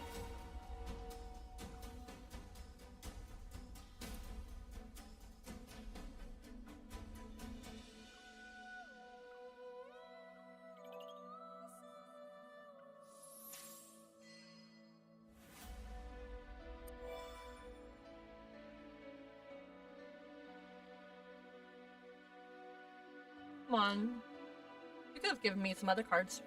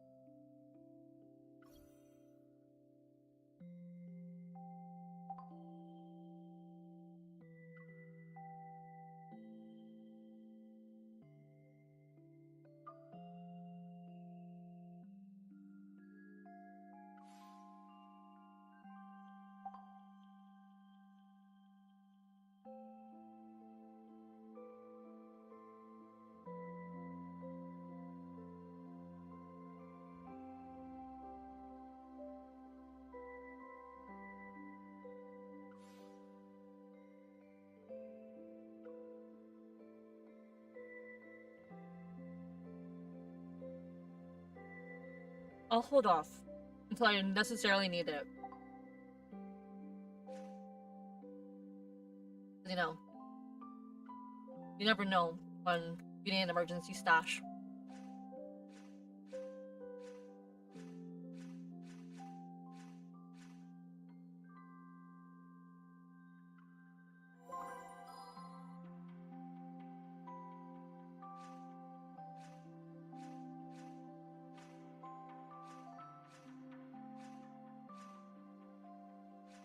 Oh, cool.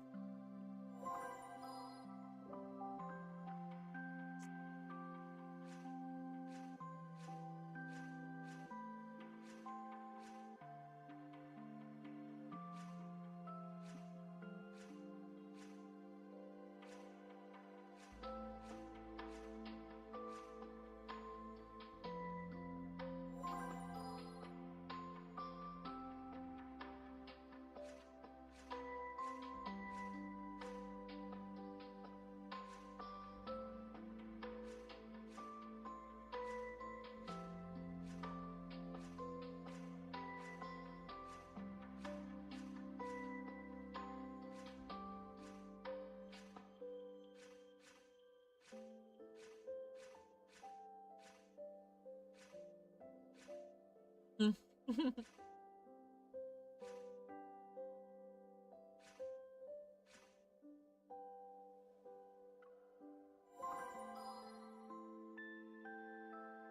also need to go through my card inventory. See what I have.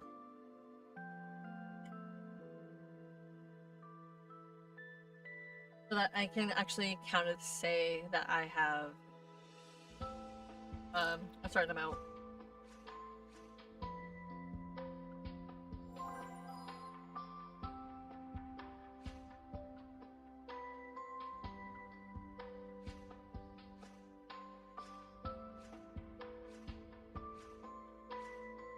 I'm not looking forward to these reruns, but it doesn't really matter because I already have all the myths.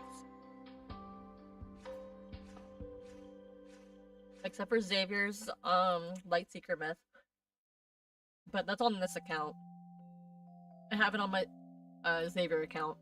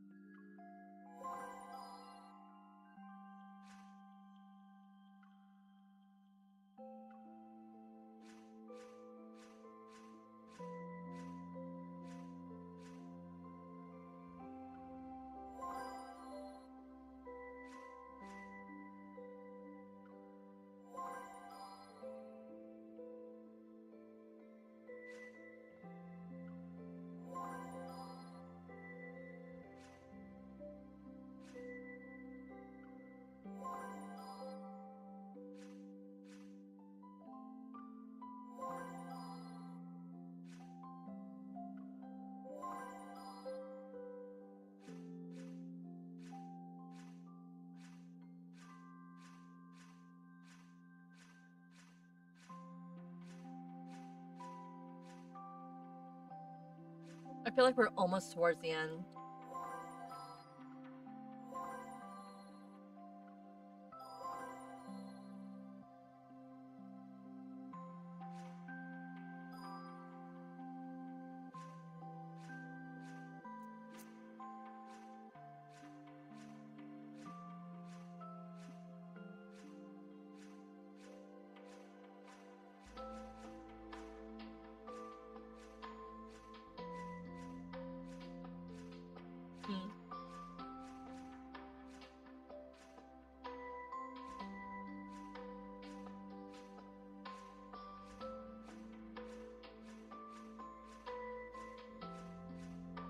Yep, we're almost at the end.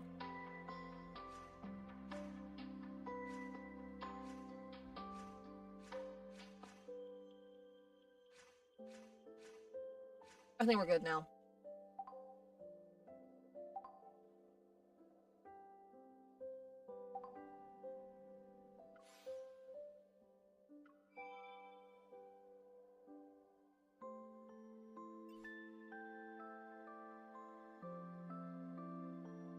If only I can share. I can't.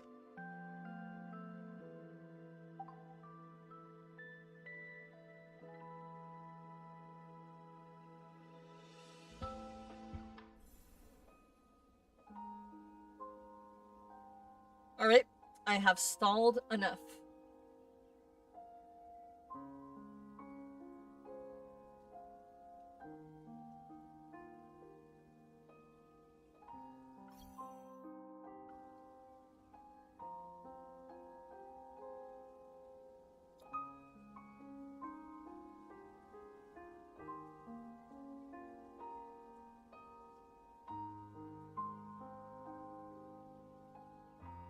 And after we're done, we're gonna unload this. Because there's no way I don't want this. Well, maybe I'll do it Tuesday. No, Monday. Nope. Tuesday. Tuesday.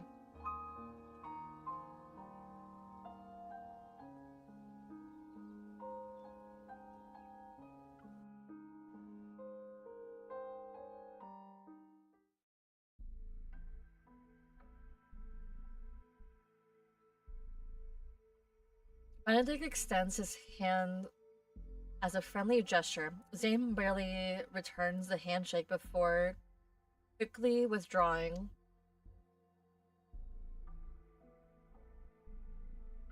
Wait, you two know each other? Why didn't anyone tell me? Dr. Zane and I met at Mount Eternal. However, it was a brief encounter. I remember. I didn't expect us to meet again here. When Benedict is introduced, I learn that he was once a distinguished doctor. He served as a mentor for a group of new recruits during the Battle of Mount Eternal. However, he withdrew from his the position at the halfway point for personal reasons. We're not officially open to the public yet, but this sanatorium has already become the preferred choice for many patients. As the director, I'm truly grateful that everyone has embraced the philosophy of the Fountain of Ite. Through the glass walls lined both sides of the corridor, the sanatorium's new patients can be seen. They're undergoing a physical examination. Each patient is accompanied by their assigned medical staff member. The checkups proceed quickly with virtually no waiting time. When you hear Rebirth Cocoon, what comes to your mind? Metamorphosis. Outside the ascending elevator, the stark whiteness gradually gives way to green. A vibrant garden appears before us, and suddenly everything clicks. When someone returns from death's door, and this is the first place they see,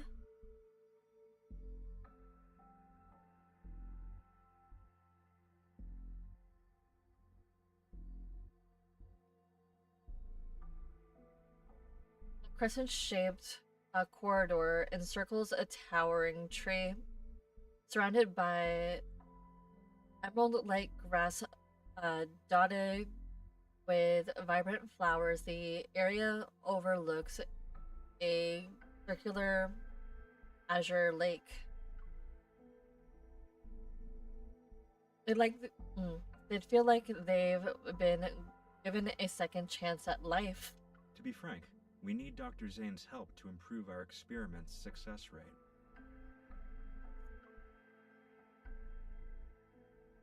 He speaks as if discussing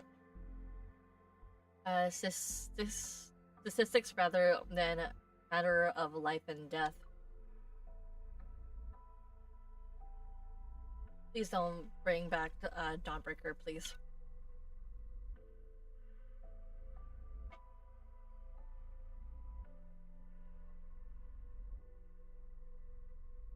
If there's still room, is there still room for improvement? Shouldn't you inform your patients about this so-called success rate? They're aware. The patients who've been given terminal diagnoses voluntarily agreed to participate in the experiment. It's a deal with mutual consent. Besides, who would choose to wait for death's certainty when given the chance to roll the dice of fate?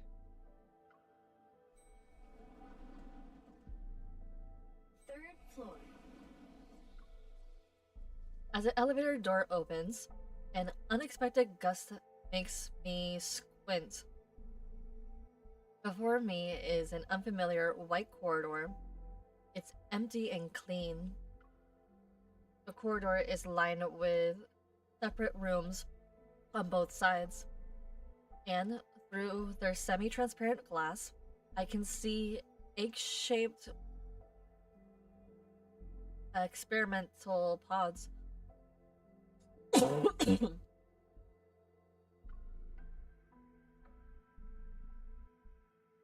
Here are the rebirth cocoons. Their mysterious nature has been revealed.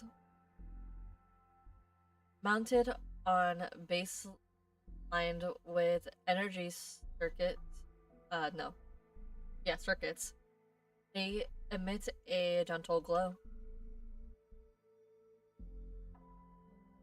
Contrary to what we expected, Margaret and Benedict seem quite willing to show us everything. Yet, what we see feels like a meticulously crafted exhibition for the visitors. Lights bathe everything in soft, warm tones to create a soft cocoon effect. Even the air fluctuations system can be adjusted to simulate different scents based on mood. Every detail was made to spark a desire for life and create an illusion of trust being truly being alive. A soft hum fills the air as fluorescent blue energy flows through the tube and rapidly enters the chamber.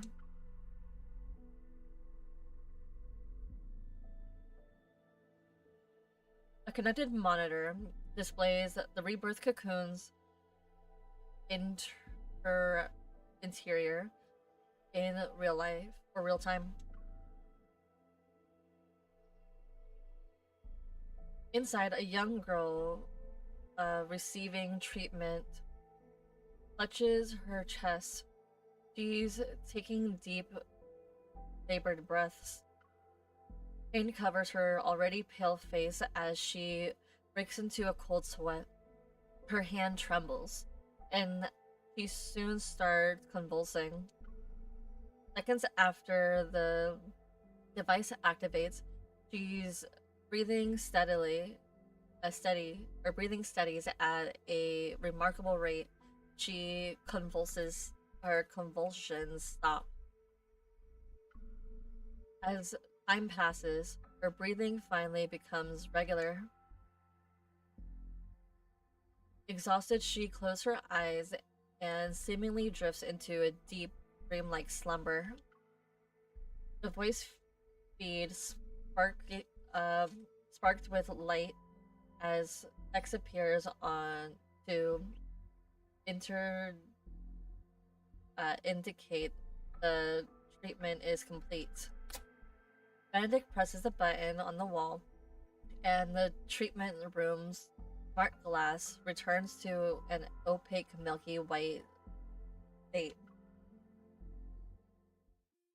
Dr. Zane, these should interest you the most. The treatment consists of 7 sessions.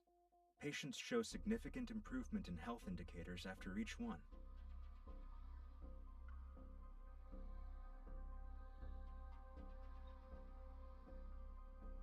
He hands over a document that contains experimental data from several test subjects.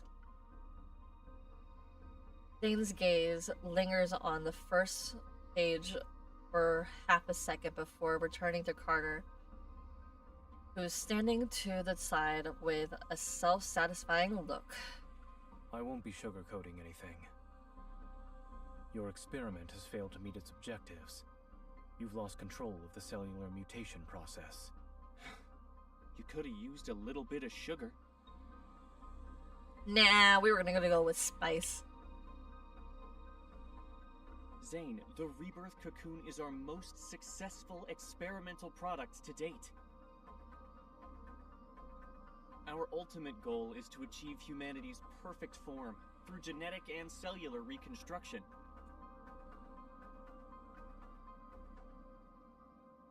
Without a hint of emotion, Zane glances at him. Then he taps the data success rate column with his knuckle. These numbers are far from perfect.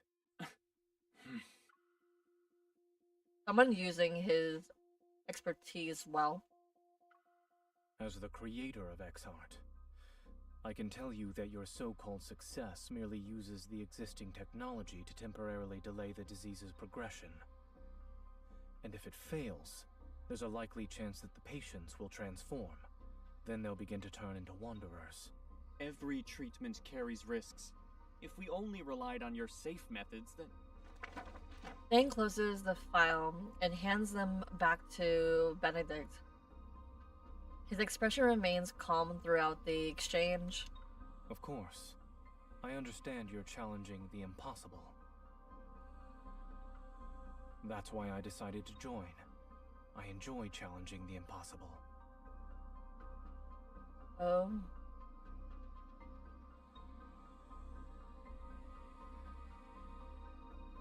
As they continue their thoughtful verbal sparring, my gaze is drawn to a curved floor-to-ceiling window beside us. Outside, patients in white hospital gowns walk across the verdant lawn. They create an unexpected, peaceful scene.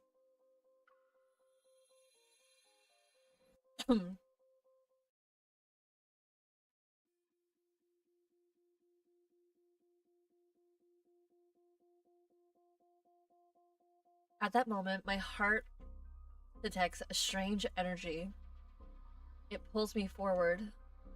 This feeling, it's just like before when I was in the ruins of the Gaia Research Center. I gently nudge Zane. He understands and takes a step to converse with Benedict and Carter, and he successfully leads them away. After making sure no one's around, I slip into the descending elevator.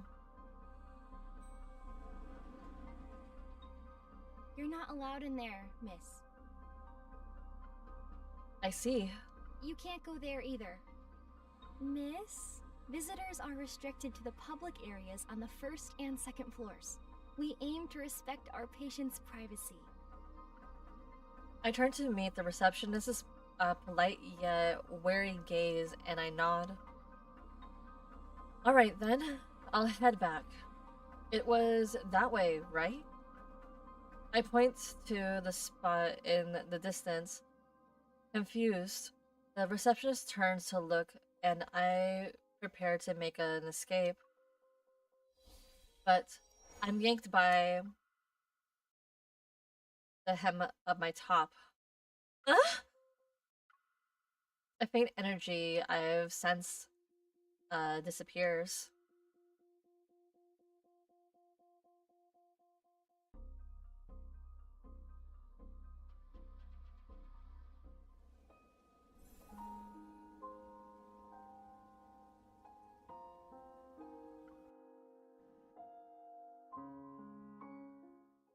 I'm not sure if you can hear me munching on my popcorn, so I apologize.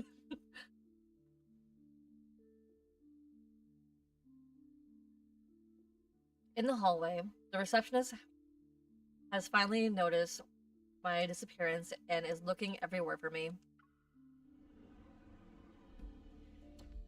The sliding door closes. I turn around, curious, only to find myself face to face with someone familiar. You're the young lady who accompanied Dr. Zane. Mm-hmm. Miss Karen. Allow me to properly introduce myself.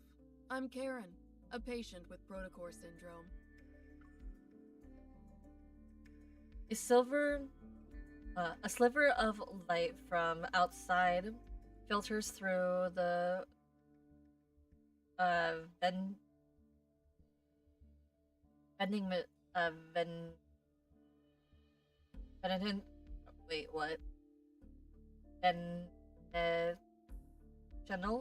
Venetial blinds. It illuminates her gentle features.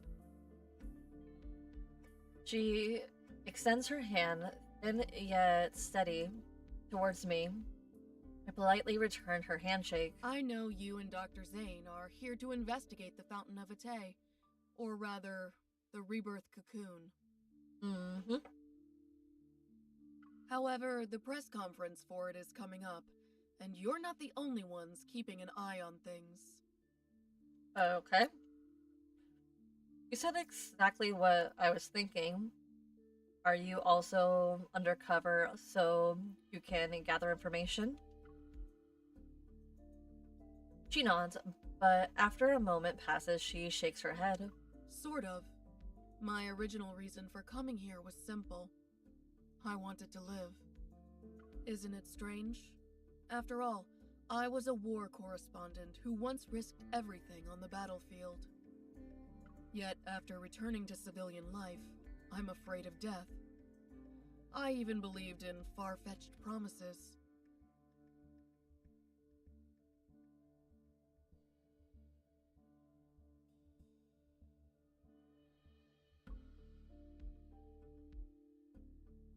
When it comes to a matter of life and death, I have no right to judge, let alone interfere with others' choices. Yet, I also wonder, if I were a patient, would I pin my hopes on this experiment despite knowing full well how absurd it is? But I hesitate, unsure if I should reveal what I know. You want to say that this experiment is turning people into monsters. Those things called the Alterum. Mm-hmm. I was there during the Battle of Mount Eternal. I saw people transform into monsters with my own eyes. Whether you're trying to stop it or investigate it, 2 people won't be enough to treat this as a simple matter. Mm-hmm. She turned around in the door, she turned around and opens a drawer. She takes out a small, elegant notebook and hands it to me. This may seem sudden, but I need your help. And I believe you might need mine as well. It'll be necessary to prevent this press conference from taking place.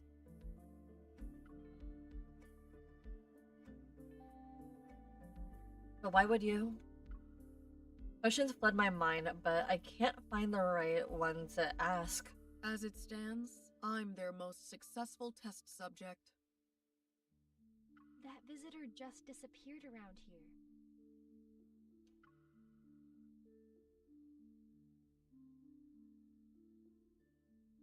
The receptionist I managed to shake off earlier hurries towards us. Karen responds with a slight smile. Take this with you. When you get out, tell them you saw the patient in room A107 faint. You were just escorting me back to my room. I understand. Thank you.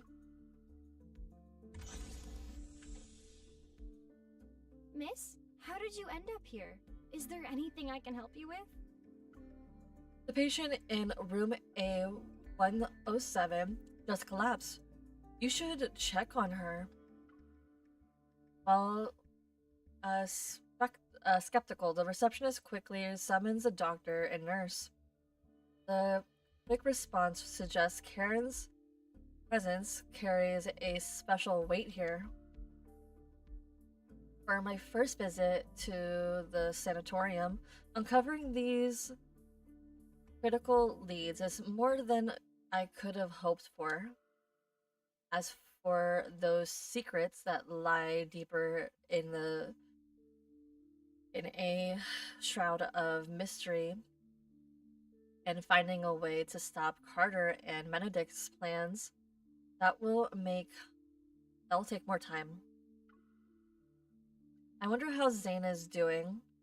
I should act like I don't know anything when I meet up with him. Pushing these thoughts aside, I carefully hide the notebook on my person before heading towards the main white building. As the tour is about to end, Carter is once again urgently called away by his assistant.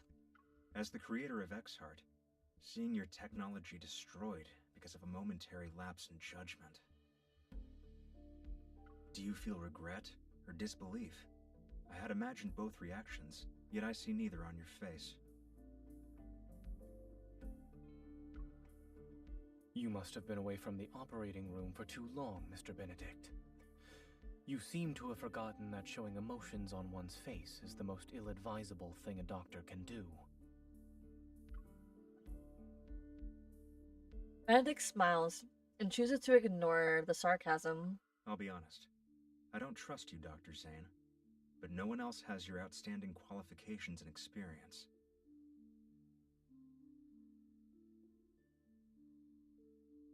It's precisely why I want to bring you on board, even when I know you don't agree with our philosophy. Since you're being candid, Mr. Benedict, I'll also discard the pleasantries. As I've said, I want to challenge the impossible. We each have something to gain, no? This collaboration could work. Is challenging the impossible your only reason? Will you really let others handle your life's work? Don't you want to find out who created those Alterum? You certainly enjoy speculating about others' feelings. I just can't help but wonder, if your bold experiment back then was completed, would the results have been different? In any case, Miss Hunter will tell you about her impressions of the tour after she's done with her disappearing act. Ooh, we got caught.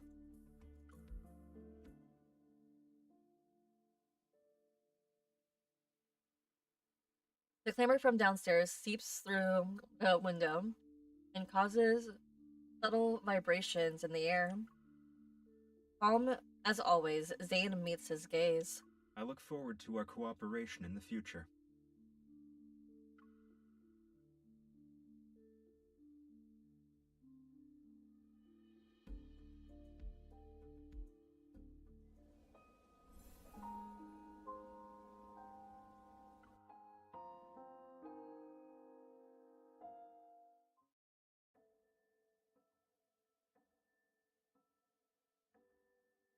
And just like that, our first tour comes to an end. After leaving the sanatorium, life with Zane seems to have returned to normal. Barely finding a moment's rest, he rushes between Oxo Hospital and the sanatorium. For the time being, Ever seems preoccupied with these brand of visions with the Fountain of Ate. The leader related to the Ether Core. The leads related to the Ether Core have also gone cold. Meanwhile, Protocore Syndrome cases are multiplying at an incredible rate.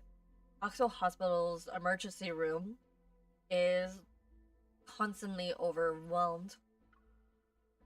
Medical teams worldwide continued to test new treatments, but the results remain disappointing and ineffective.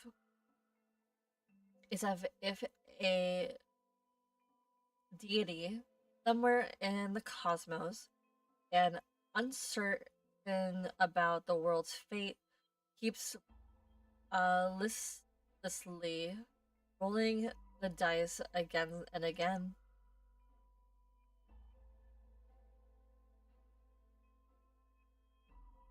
Aren't you supposed to save people's lives? My wife is critically ill and you're just letting her die. Where's Dr. Zane? Isn't he the leading expert on Protocore Syndrome? Why can't he see us first? Doctor, my child was perfectly fine yesterday. Why did the condition worsen?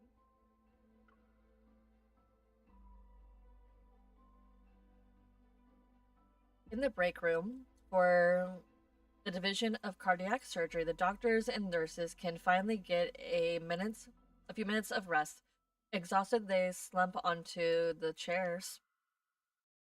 We're humans, not gods. We want to take care of everyone too. In 3 days, Ever will officially unveil the Rebirth cocoon at their press conference. It is designed to treat protocore syndrome. We interviewed Ms. Karen, one of the first patients who underwent this treatment. She will appear at the press conference. We might be witnessing a medical revolution. Only time will tell. Everyone remains silent as they watch through the transparent penetration partition in the door. From the corridor, they observe Zane's focused expression. Isn't Dr. Zane supposed to be on leave? Officially, maybe. I bet he's just busy with other projects. Things just aren't the same without Dr. Zane here. Seeing him around makes me feel at ease. It doesn't matter how exhausted I am.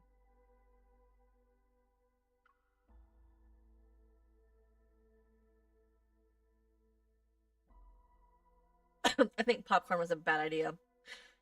Because I'm choking on the kernels. Yvonne lets out a deep sigh and turns to open the storage cabinet with a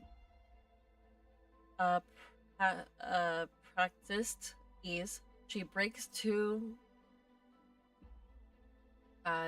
dietary glucose sticks in her hand to hand out to her colleagues behind her. Let's eat these and give it our all.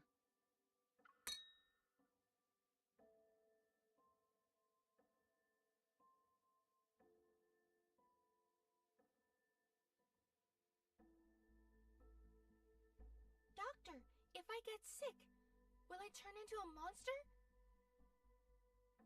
No. Really? Will from the bed next to me said these crystals will eat us and turn us into big monsters.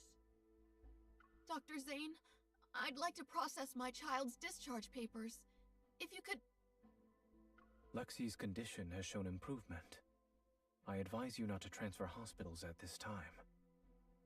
But everyone's saying Ever has a new treatment. We really want to try it.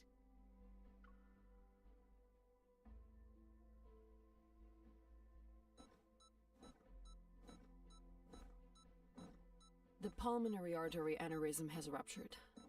There is insufficient blood volume for circulation. Dr. Zane, we can pronounce the time of death. Poor Lexi.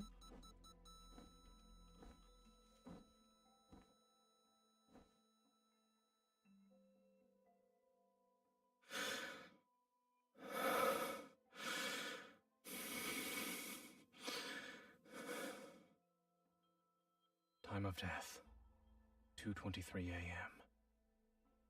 Notify the family.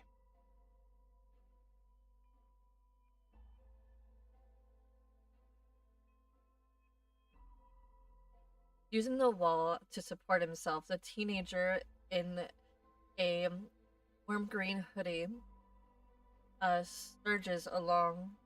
He stops to catch his breath after each step. Every organ feels twisted and turns inside out. His nervous system, from the agony and pain,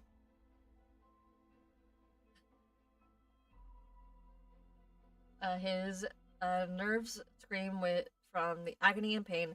They threaten to rob him of his strength to stand. His vision blurs as he collapses against the wall. His arms shake uncontrollably as he tries to balance himself. Something races beneath his skin. I'm not a monster.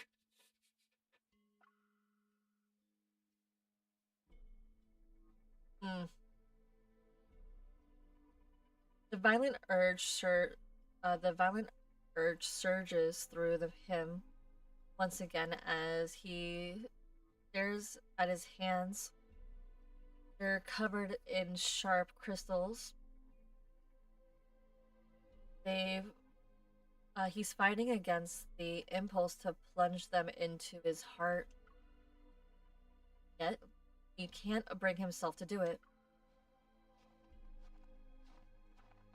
Cold snowflakes fall onto his body that's reached a fever pitch. A man's steady footsteps approaches.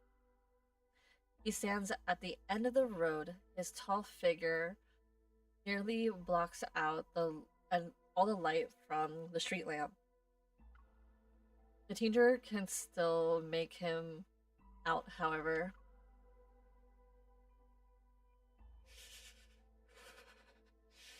You're the killer. Or the doctor. We meet again. This isn't a coincidence. I'm here specifically because of you.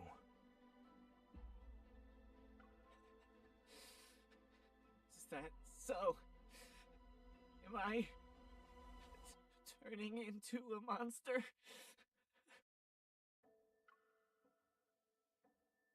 He forces his eyes to close for a moment. Even his vision is starting to blur. A man's clad in black slowly approaches him. The teen feels an unexpected sense of peace. I knew you'd save me. I don't know about that. If death is peace, we'll take it.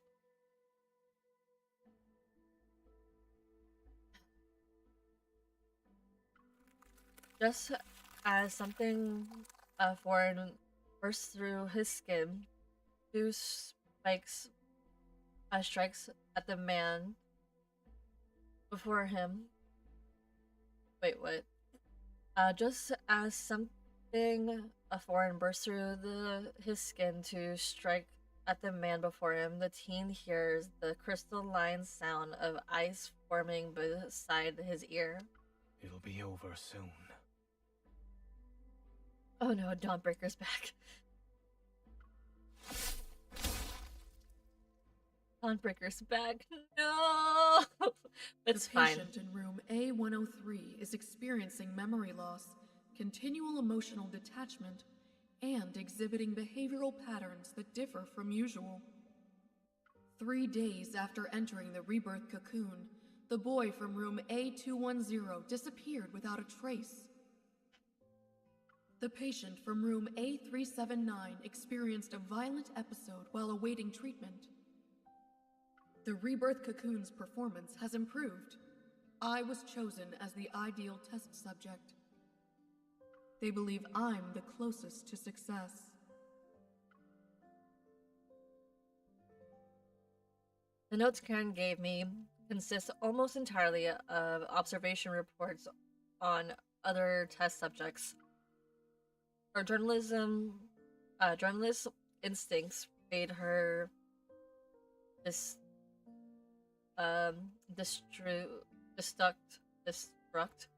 this research project from that state from the start. She had already noticed something was off about it. This is a worn sorry. Popcorn was a bad idea.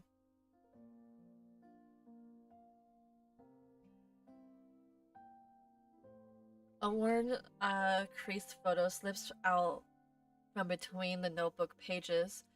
Its edges reveal countless time it's been handled.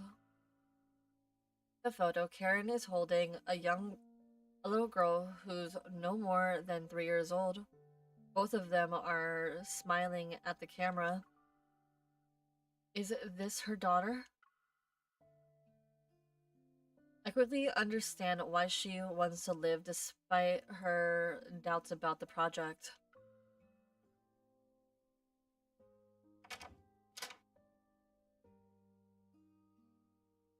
When did you get back?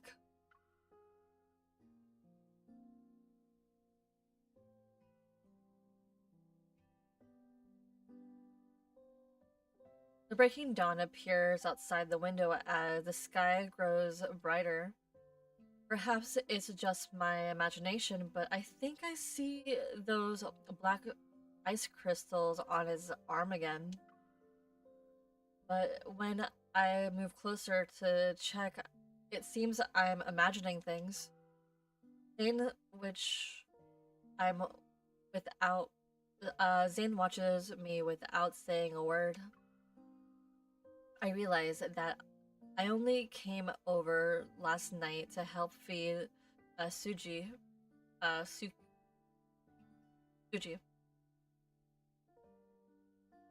But I got so caught up in the analysis and in analyzing the clues that I accidentally fell asleep on the couch.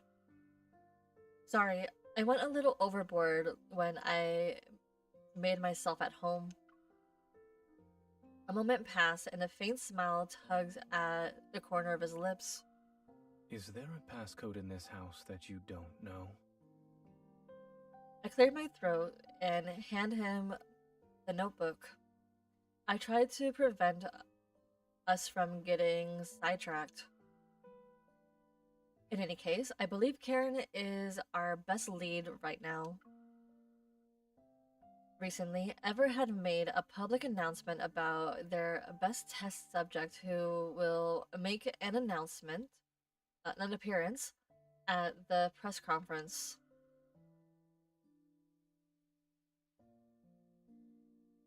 Unlike those big spenders and socialites, Karen has a positive approachable image. She also has a good reputation in the eyes of the general public. They're trying to use her to build public support and convince more people to believe in their cause. By giving me these notes, she probably hopes I'll help her stop the press conference or even put an end to the project altogether. So I thought, for a while, I've been talking to myself, and then he hugs me from behind. Zane? Yes, I'm listening. His embrace is gentle, as if the slightest touch might shatter something fragile. Did something happen? It's cold. I think someone who's like snow could feel chilly. I paused before turning around to embrace him.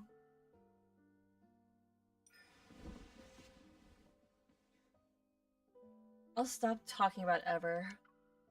But if you're really tired, please make sure you rest properly. Will you do that for me?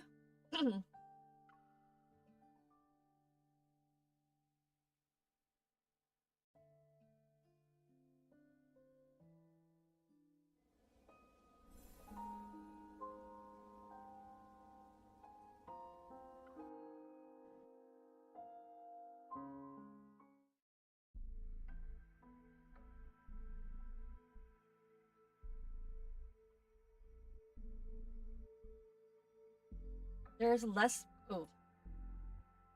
I need to stop eating this popcorn.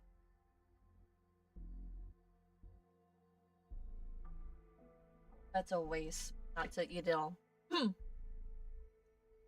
There's less than 36 hours remaining until the press conference for the Fountain of Vitae.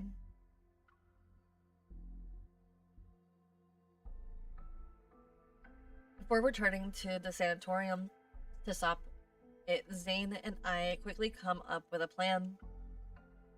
I need to approach Miss Karen again and figure out a surefire way. Meanwhile, Zane, who already has us connected with the core researchers, will cover for me.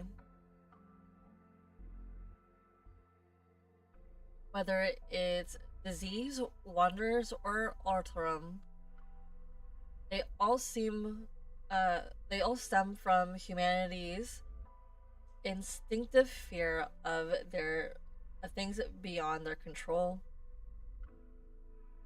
The deeper this fear takes root, the more likely people are to mistake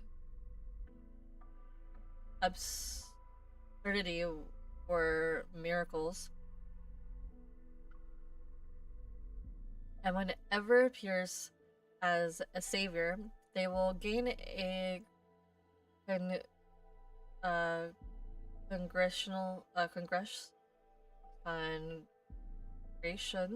congregation of devoted followers. Zane, the energy source I detected wasn't my imagination. I'm still not confident in utilizing this spatium core, but another visit might help us discover some things new.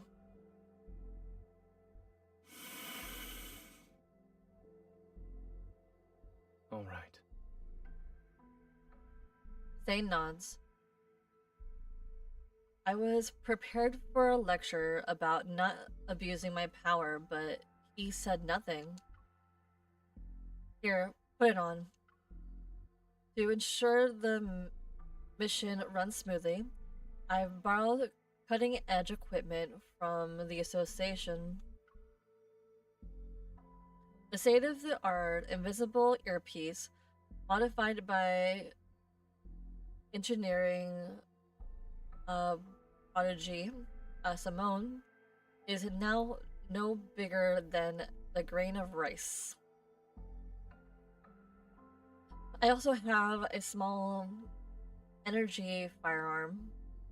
It's capable of bypassing most detection systems currently in use.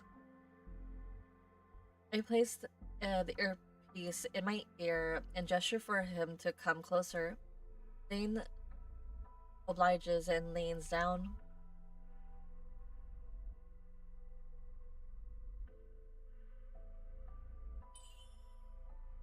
One cough is to turn the mic on, 2 coughs is to turn it off.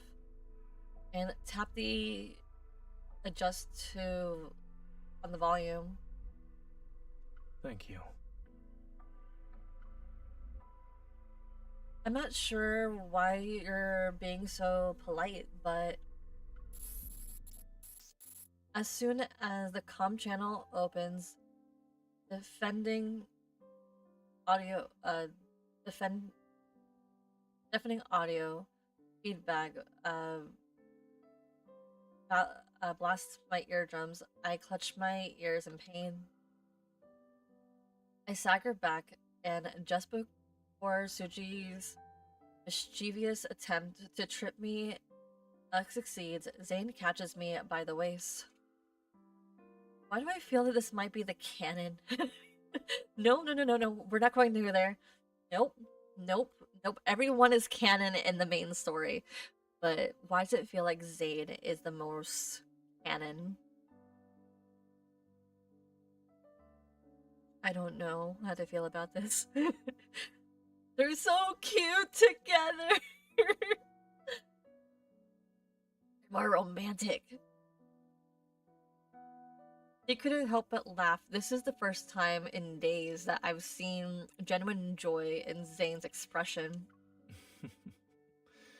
You... Me what?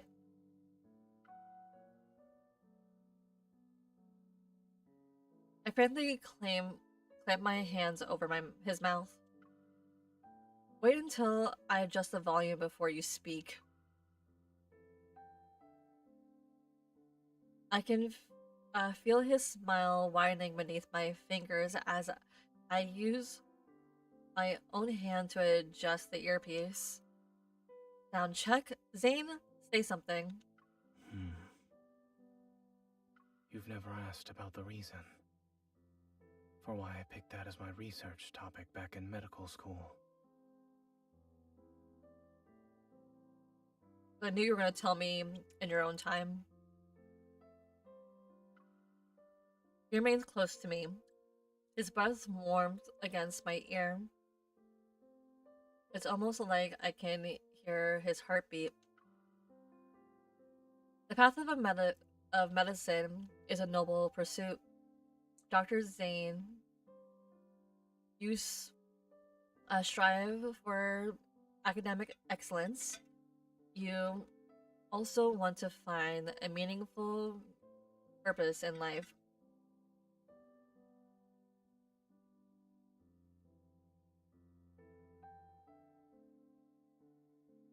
Okay, let me put the popcorn away. As if I eat any more, I'm going to start choking.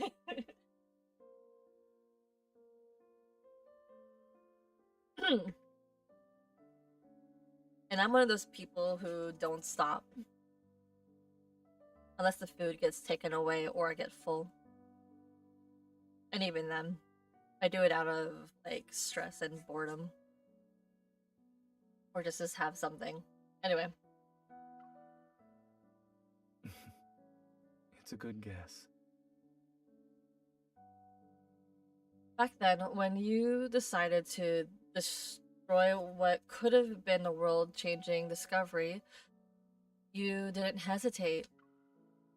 Correct. It's the kind of honor most people would cherish for a lifetime, yet he seems genuinely unbothered by it. Zane must be chosen to stop. Wait. Excuse me. I just burped a little bit. Zane must have chosen to stop the experiment because he foresaw the consequences of its potential misuse. I had considered including your name in the acknowledgments of my paper. He nods as I secure my firearm to the holster strapped up my thigh. Then I double check my equipment. You only thought about it. You didn't actually do it? It wouldn't have been right for our names to appear on the same piece of paper without your permission. Which means he wanted us to do a marriage certificate.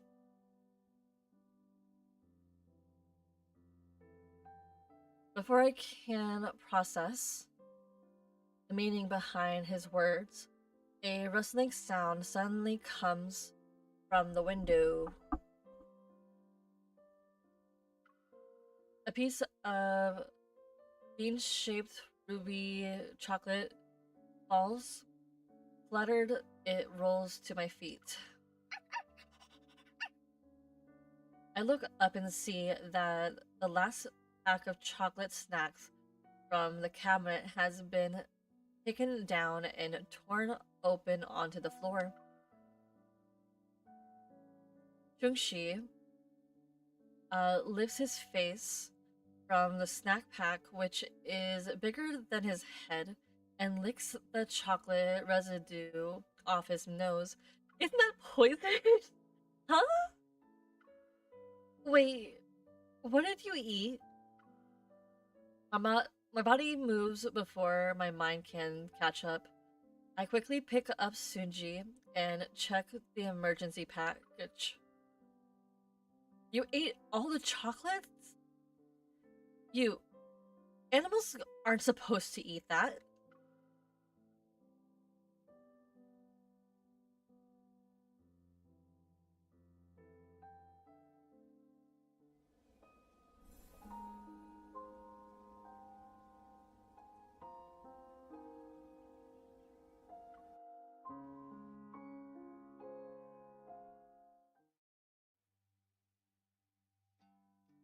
As noon approached, the car enters the sanatorium's parking lot.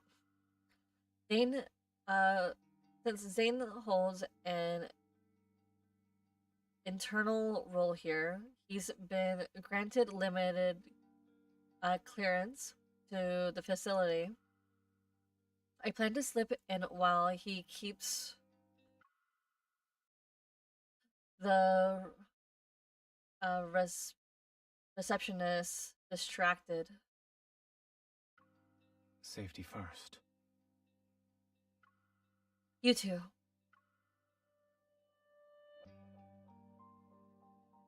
He doesn't look back when he leaves, but he subtly raises his hand for a quick high five as our position shields it from view.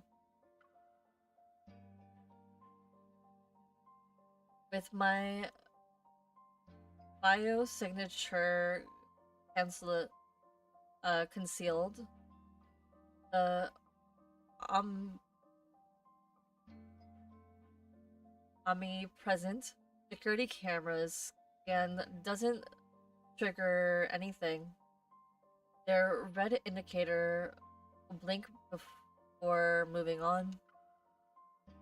Dimitri might be crazy, but I have to admit, the ID camouflage chip he gave me is really useful.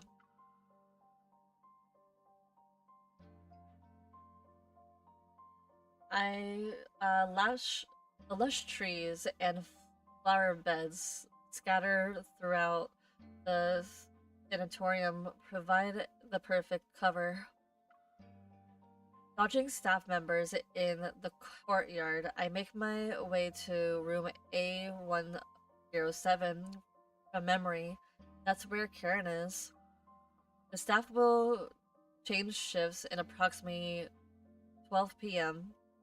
There's a small window of time. To be more specific, there's a small window of time where no one checks the rooms.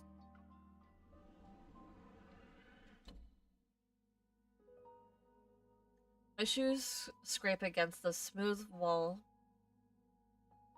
as I wait for the staff to leave. Once they're gone, I slip in through the window. Karen's eyes widen slightly at my entrance, but she remains quiet.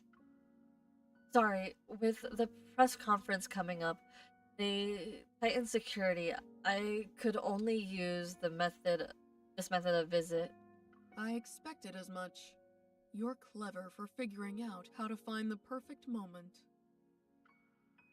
Understand this. The message you sent when you gave me those notes. That's why I'm here. Are you really going to give up? If we take this chance, you might actually have a shot at making a full recovery. Karen shakes her head. After surviving so many close calls on the battlefield, I'd say death has already been more than generous. She reveals a peaceful smile and looks at the sunlight streaming through the window. When I first entered the cocoon, I dreamed.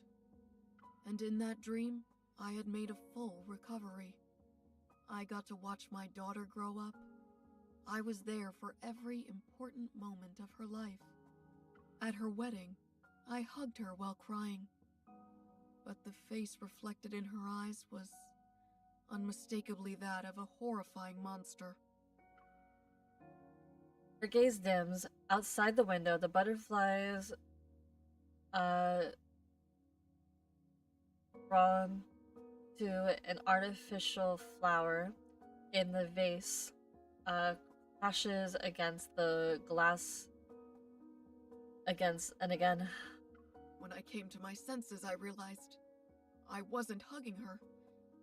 My hands were around her throat. I only wanted to hug her. So why did I make her cry?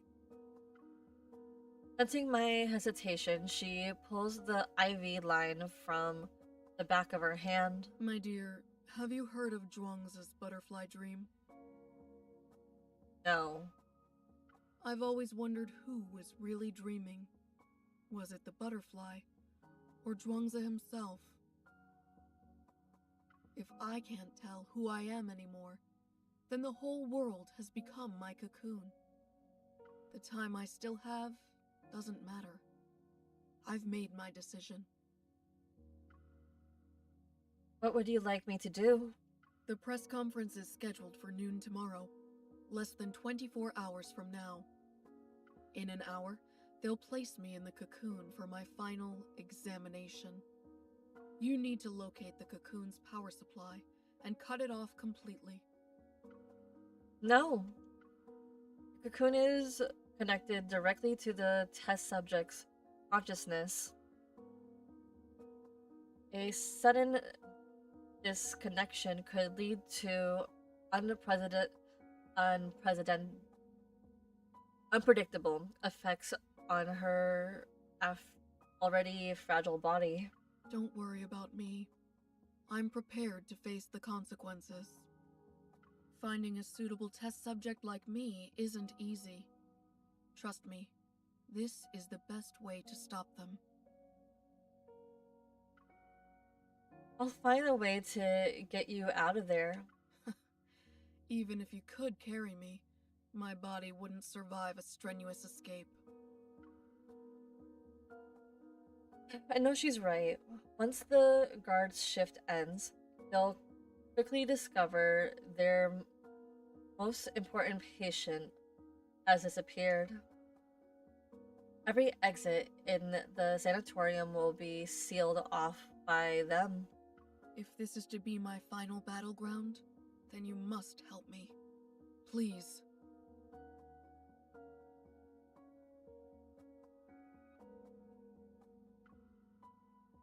I understand.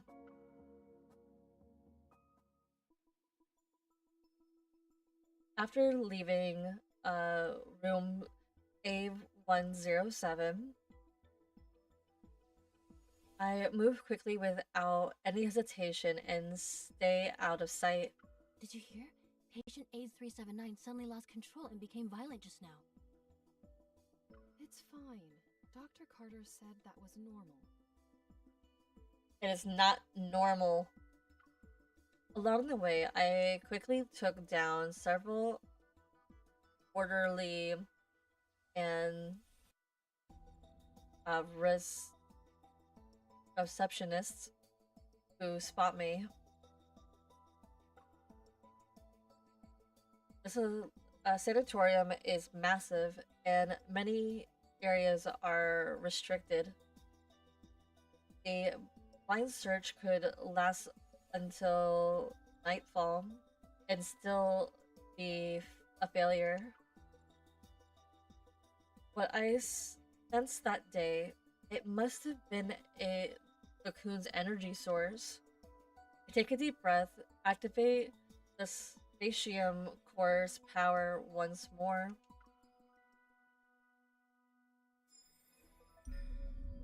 My vision ripples and extends like waves.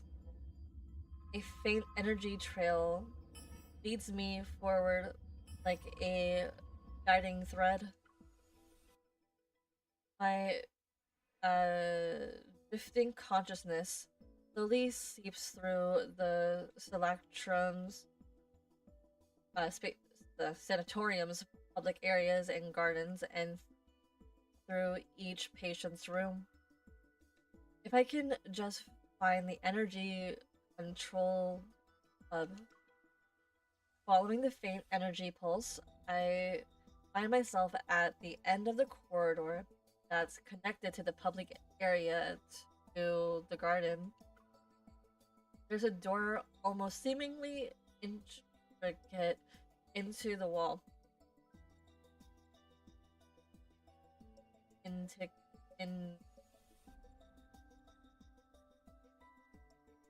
Integrated into the wall. There we go. Integrated. Without hesitation, I push it open.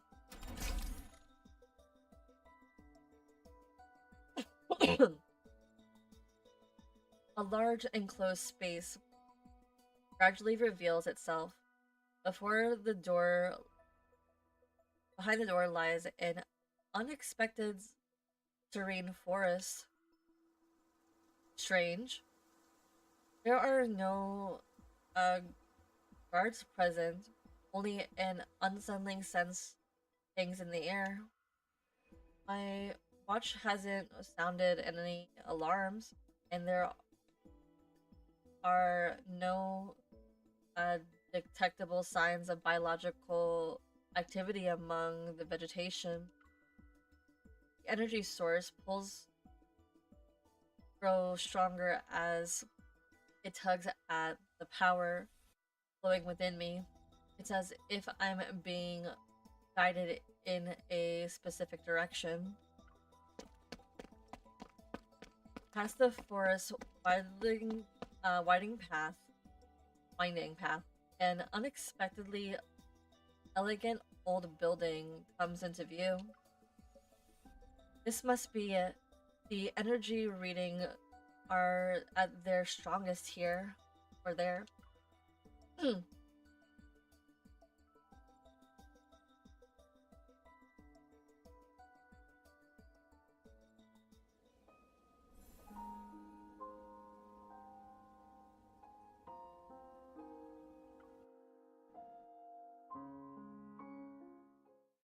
Okay.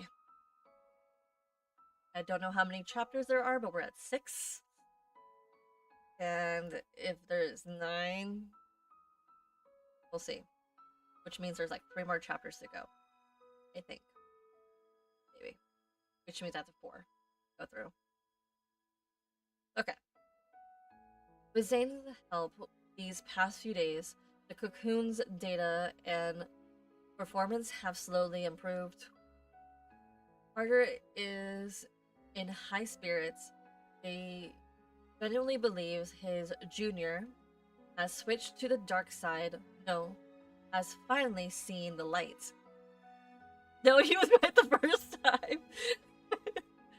Oh my lord. Let me just sit crisscross applesauce. This chair. Thank God I can do this in this white ass chair.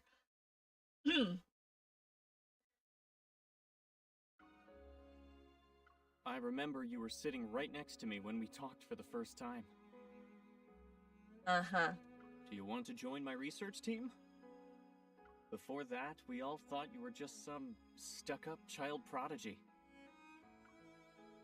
Dr. Noah used to say that one person can go fast, but a group can go far.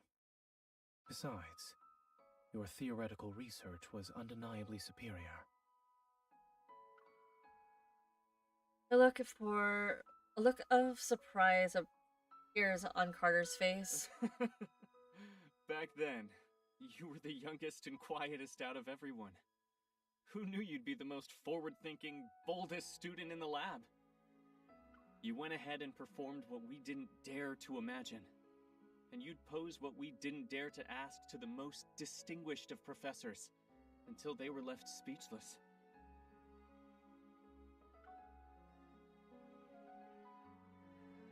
Walking and talking as they pass through the streamline a skywalk. The two soon arrive at the sanatorium's central platform. As dusk approached, light flickers through the hemispherical dome, like delicate silk. It bathes the courtyard in soft, warm hues.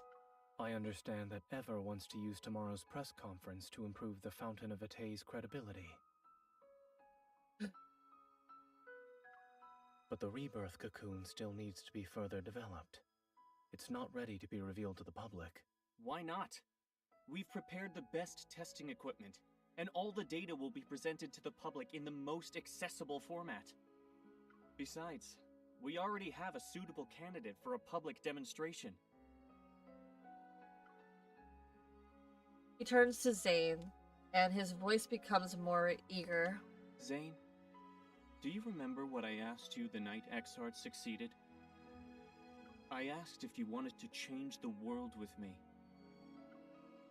Carter turns to survey the crowd in the garden below. His figure, reminiscent of a smug creator gazing upon their creation. We stand at the center of all our achievements.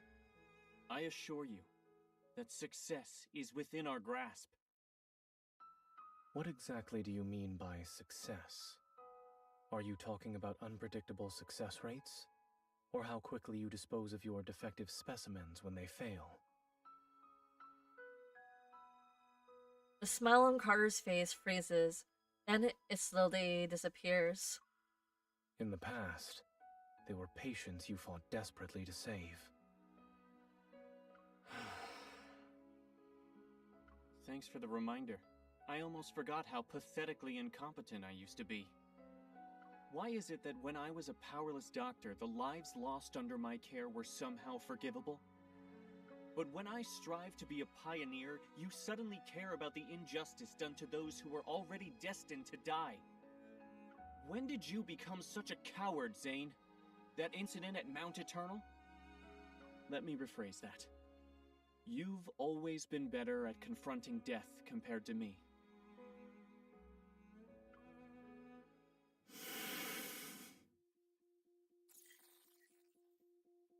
An uncontrollable impulse surged within him.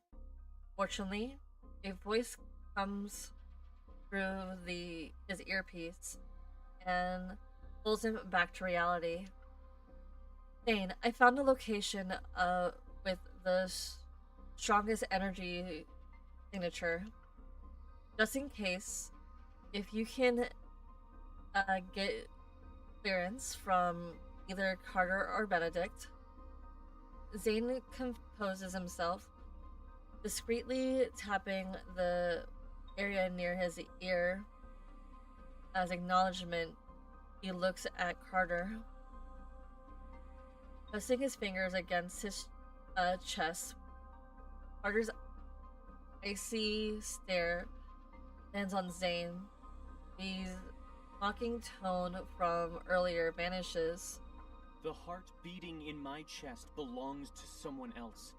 I can't live an insignificant life. Zane, I understand the meaning of death far better than you do. If these sacrifices are necessary, then so be it. We're about to solve humanity's greatest dilemma, and you're still too young. Ugh! Oh no. The limbs are forcibly frozen to the wall.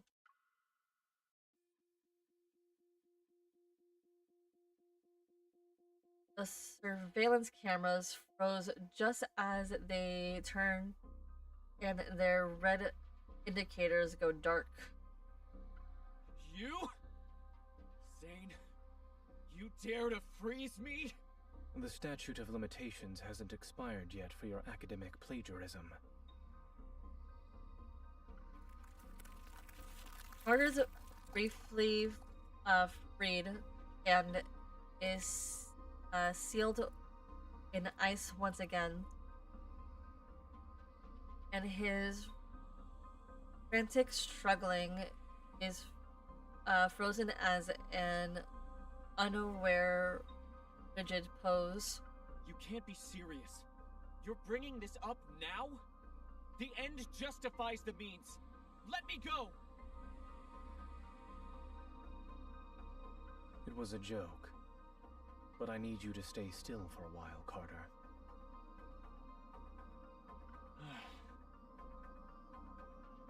Are you planning to destroy the cocoon or cut off its power supply? The sanatorium has 6 independent operating systems. Pulling the plug won't be possible. If this place allows someone with malicious intent like me to freely come and go, then that just shows how confident all of you are.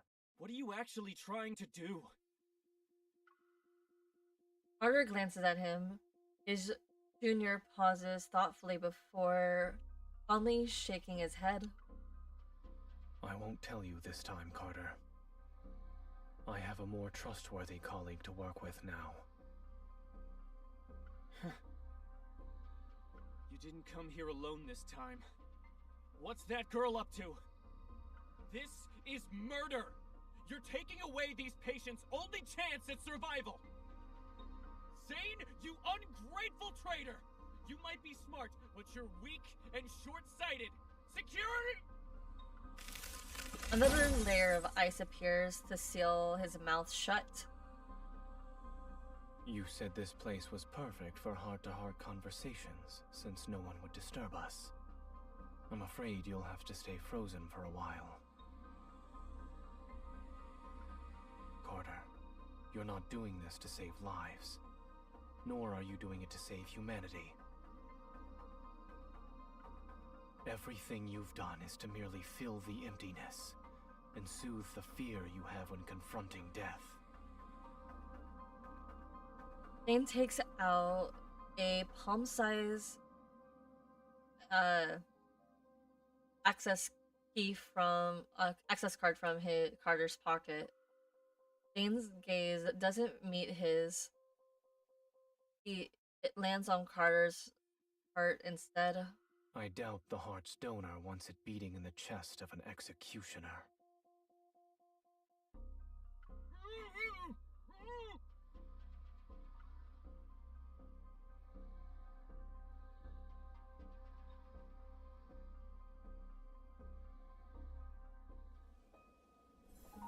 Ooh, some shit's gonna hit the fan.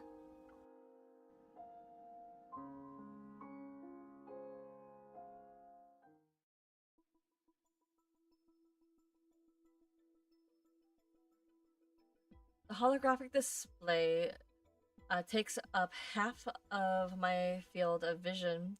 The green dot representing Zane is moving towards my position.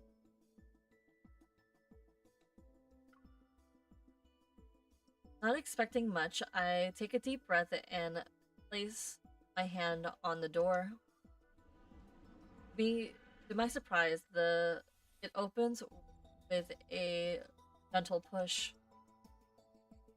Light streams through the glass dome and lands on the floor.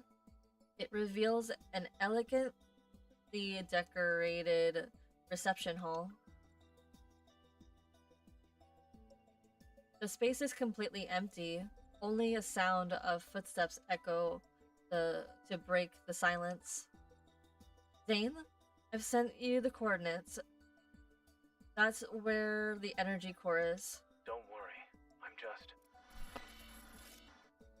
As soon as my hand touches the railing of the staircase going up, the scene before me flickers and vanishes. The comms channel is dead. I pull my hand away to take half a step back, and I turn as the color fades. Like running water, they flow out from the ceiling, wall, and floor. They all melt into an endless expanse of pure white. It's like a white tomb. I'm honored you decided to visit. I hear a slightly amused voice behind me. I whirl around and find Benedict standing in the middle of the reception hall. I'm not sure when he appeared. While I'm staring, I need to look completely composed right now. You've done a good job at preparing for the press conference, Mr. Benedict. It's going well without you. He touches the wall, and the white space suddenly dissipates. It turns to the original form, a reception hall. Miss Hunter, you should have been the most successful test subject. It's a shame you weren't one of ours. After all, every experiment here exists for one purpose: to create beings just like you. A gunshot explodes in the empty reception hall. I'm tired of hearing you ever people talking about the same thing. Let's skip to the formalities and get to the fighting. And just as the bullets approach him, crystalline shapes suddenly burst from his arm to pulverize the projectiles. Oh, right. I forgot to mention something. I'm one of the cocoon's successful specimens. You could have said that earlier. I quickly switch out the regular bullets for my magazine of emergency round designed to fight wanderers. Then I shoot at him. But Benedict seems to have anticipated this. At his signal, several shadowy figures surge forth from the darkness. Several Ultram move with inhuman speed. Like surging beasts, they lunge towards me. You're calling for backup already? I guess you aren't really a successful specimen. Quickly stepping to the side and spinning, I dodge in the nick of time. The Ultram crash into each other. I don't plan to drag this fight out. Zane will be here soon.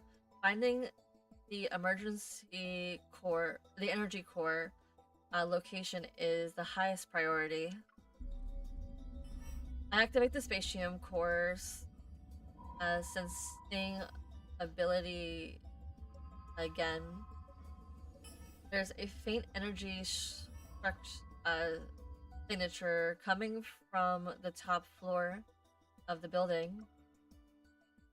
And then everything before my eyes become indistinguishable once again. As the light shifts and wavers, thick fog appears from out of nowhere. It rolls in and blurs every face of the Ultram. Play with them for a while.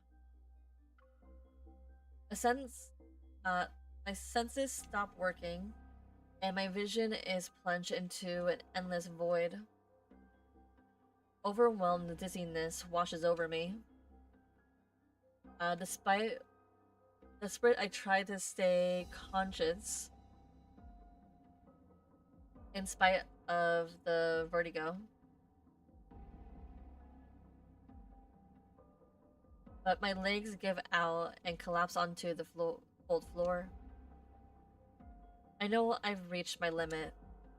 Just before I lose consciousness, a sound around me fades. In the void, I feel someone faintly grab my wrist. The churning sensation of instability vanishes when I open my eyes. Are you okay? Where does it hurt? Under the flickering light, I can barely make out Zane's worried expression. Before I can say I'm fine, A searing pain erupts from my chest and flows through my entire body. I press my hand. Okay, we're close to the thing. I press my hand against my chest, but the physical pressure does nothing to ease the pain. Stop trying to sense it. You look pale. I grab his hand, gritting my teeth. I tell Zane everything that just happened. After them! Where did they go? Don't speak. Keep your breathing steady. Zane quickly surveys our surroundings. He pulls my arm over his shoulder and helps me walk. It's not there. Go straight. Past the barrier. We pass through the wall. The Alterum are right behind us, but it seems they were pulled by the elusive hologram. Thankfully, this space hasn't been warped. Zane pulls me into the empty room and slams the door. Ice covers it. The Alterum have us cornered. They crawl at the front. They claw at the front and create a sharp grating sound. Everything in front of me blurs into patches of color. I tried to grab Zane's hand again, but my strength fails me. My hand weakly slides down his sleeve.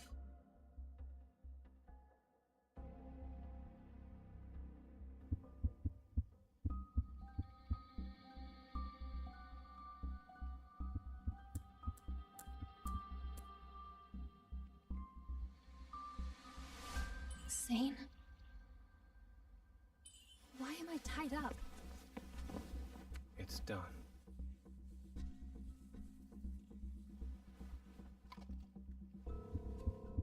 What did you inject me with? A suppressant. The energy in your heart has surpassed your tolerance threshold. This will ease the strain. Better now? Zane. The suppressant won't last long. We need to leave now. Fluctuations. It's metaflux.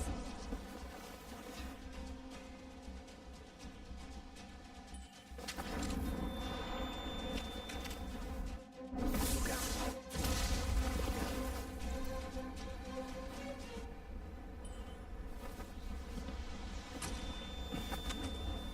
Fire.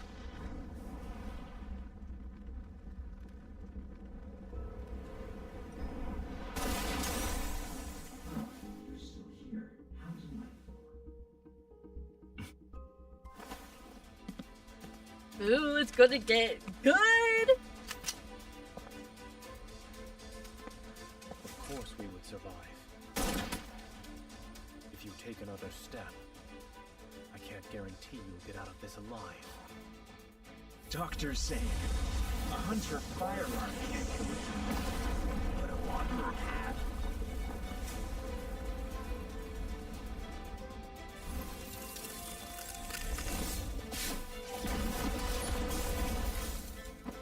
Oh, that is so cool.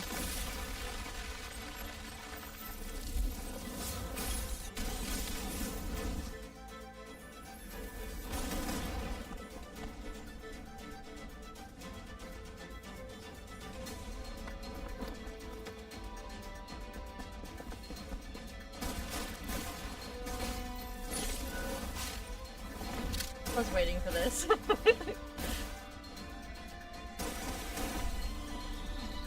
If that's it, then he underestimated us. Watch your heart. 30% of your evil should do.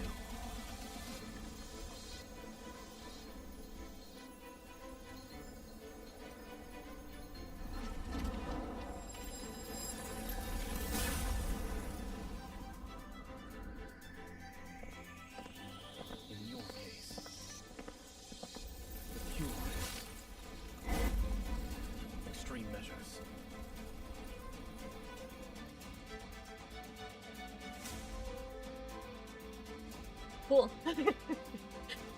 Ooh, this is gonna be good.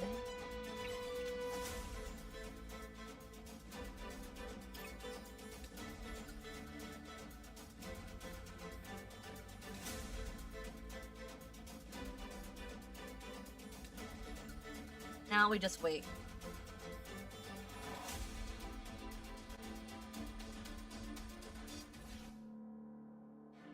We'll depart when you're ready. Let's see a successful specimen. It's your turn. No problem. My turn. I'll show you. No. Insects can stain them. Mm-hmm. This is a successful specimen? Self-declared successful specimen. Keep your distance, or else you'll get hurt. Oh my lord, that's so funny. Should recover. Be careful. You won't escape. Watch out. I'm okay. Let's take it down first. Be ready for its next move. Victory is within reach. It's your turn. MC, I'm sorry to say this, but you really need to work on your... Bring it on. Now you can't escape. I'll send it on a journey. Its final journey.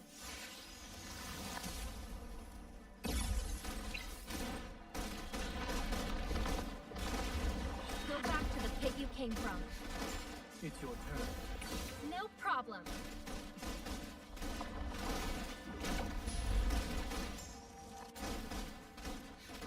Bring it on. That was minor. Be ready for its next move. It is falling apart. I'll ship it. Watch out. I'm okay. Let's take it down first. It's your turn. Elimination. It'll be the same result for next time. Sadly, it wasn't 100%, but that's okay. I wasn't expecting a good score to begin with.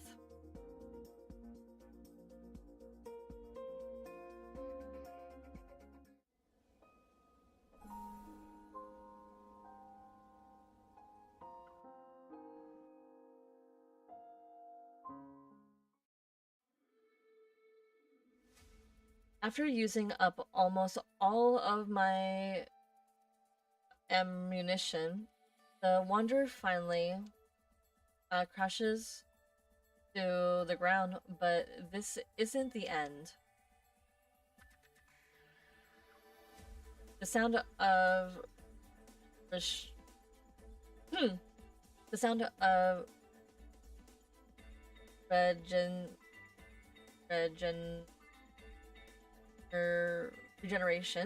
regenerating flesh echoes throughout the building as the crystals on its body rapidly retract. It's as if they're being devoured. In just a few seconds, the Wanderer has completely regenerated, and it takes on Benedict's appearance. Wait for an opening first, then we'll retreat. There's no point in continuing this fight. Zane is right. Benedict isn't our primary target right now. Just now, something... Okay, why was it so fast? Just now, something about Zane seems off. That flash of black crystal, the killer instinct, the killing intent, the cold indifference in his eyes. It's all... Why are we so fast? It's all vanished in an instant. Maybe I imagined it. A strange unease. Why are we so fast? Okay, a strange unease ease raises in my chest, but there's no time to dwell on it. I fire my last bullet at Benedict as a grayish-white mist fills the reception hall. Here's another good example of my seamless coordination with Zane. Now's our chance. Go.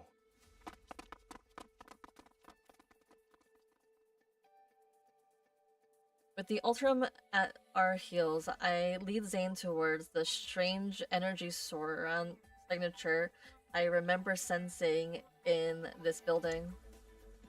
Have you noticed how the Ultram are getting stronger? They're practically like living weapons. Could it be that after their consciousness are eroded, these failed test subjects are turned into tools that can be commanded? After taking down another Ultram that's tried to attack us, I run towards the corner. The strongest energy signature was right behind a door. Huh? Where's the door? Watch out. As Frost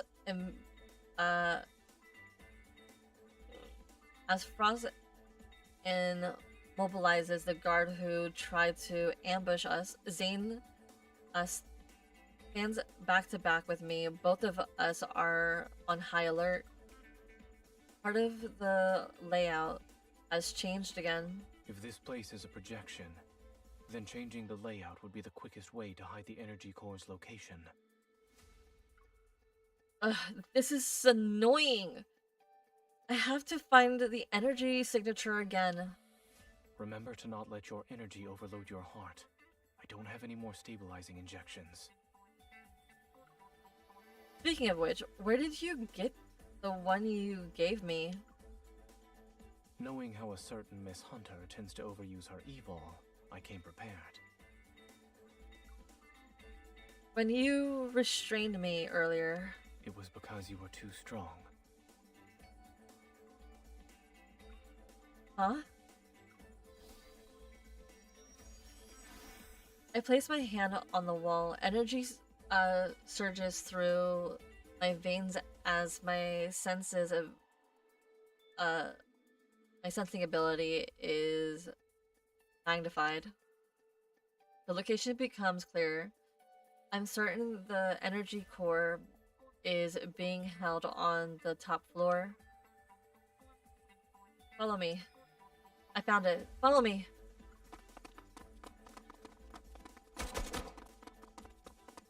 The last Ultram is knocked down to the area below. Only me and Zane are on the top floor. At the end of the cold white corridor stands a signal door.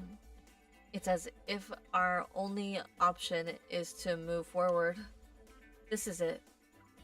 Zane and I exchange a quick glance before sweeping Carter's ID card against the scanner. Welcome to the Energy Core Control Room, Dr. Carter.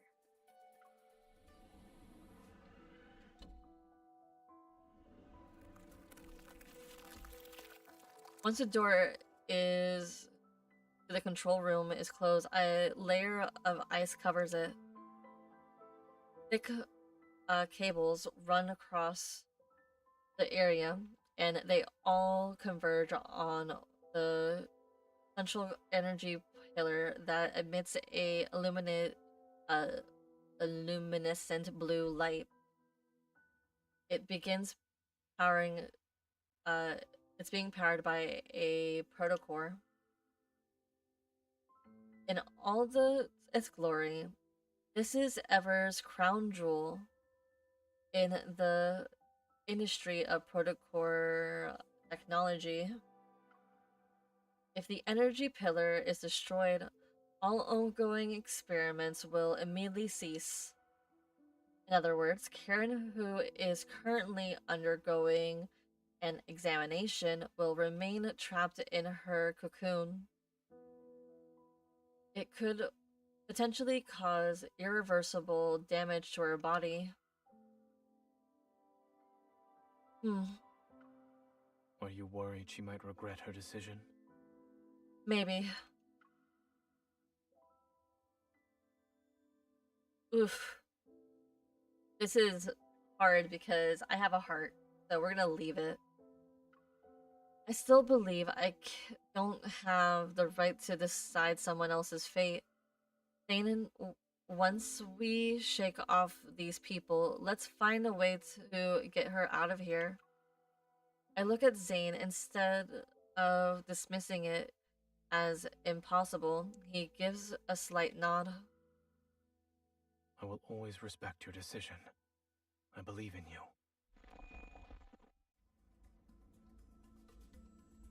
Zane, wait! Carter's voice rings out from the overhead speaker as the surrounding glass walls instantly become transparent. I can see Carter has arrived. Catching his breath, he's standing in the reception hall we were in earlier. Zane, leave this place, and don't you dare destroy that energy core! Do you remember how much time and effort we put into this? Without a hint of emotions in his eyes, Zane gives Carter a slight nod. Amid the chaos, Benedict calmly stands behind the crowd. He smiles as he raises his hand to his ear. You dropped your facade sooner than I expected, Dr. Zane. Is it because of your sense of duty as a doctor, or a resolve driven by guilt? Believing that you can guide humanity's fate so you can control life and death is the epitome of arrogance. Isn't thinking you have the right to stop any experiment that crosses the boundaries of life just as arrogant? This is what the people in our era want.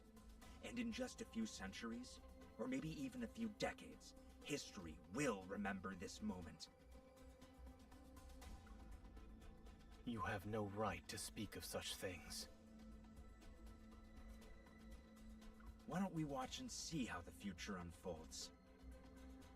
Even if you've stopped Ms. Karen's experiment and prevented the press conference today, you can't stop the tide of progress. It's more or less the same. Frederick, did everyone ever attend the same corporate seminar or something? Ah, yes. I have one more question I'd like to ask you, Dr. Zane. The static in the comms channel suddenly falls silent and cuts off Carter's angry shout. All I can hear is Benedict's steady voice, tinged with amusement alongside his breaths. Back then, why did you choose to destroy something that could have shaken or even changed the world?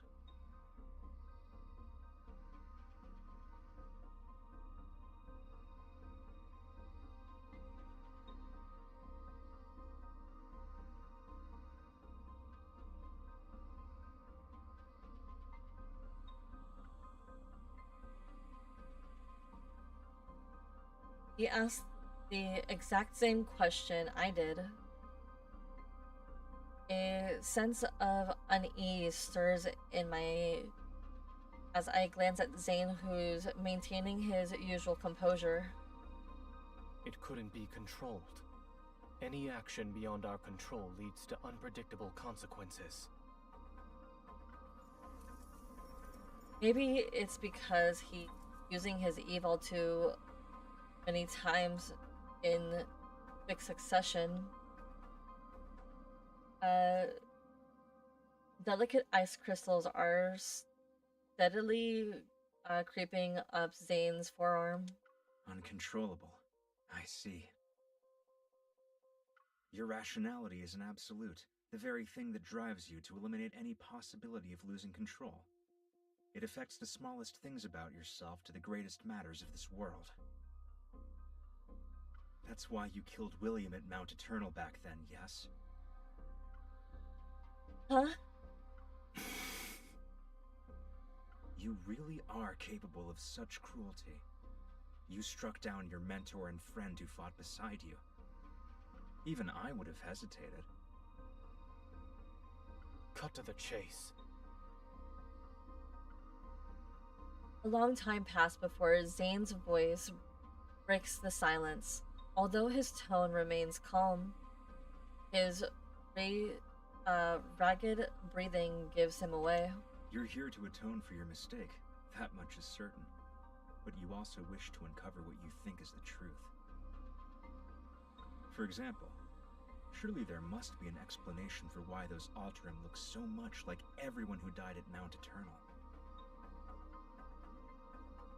In the tense undercurrent of this moment, a harsh truth slowly surfaces.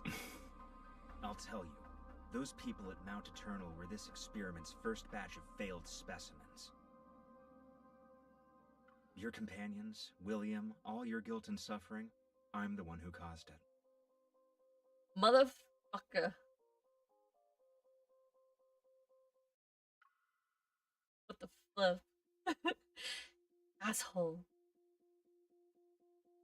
His tone is almost nonchalant, yet every sentence is like a knife strike to the heart.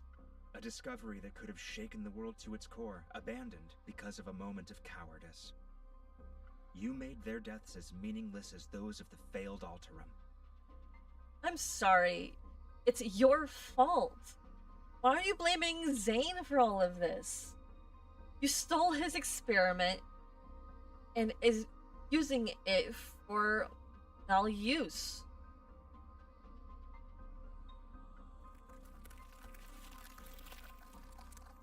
A wave of frost surges throughout the room. A bone-chilling cold creeps up from the floor. The window, walls, and floor are sealed under thick layers of ice. They form intricate crystalline pattern. Zane? With each breath, the veins on his neck throb as black crystals spread rapidly across his skin. It's like they're trying to devour every last bit of his life force. This isn't Zane, I know. This is the merciless Grim Reaper who emerges from the depths of hell itself.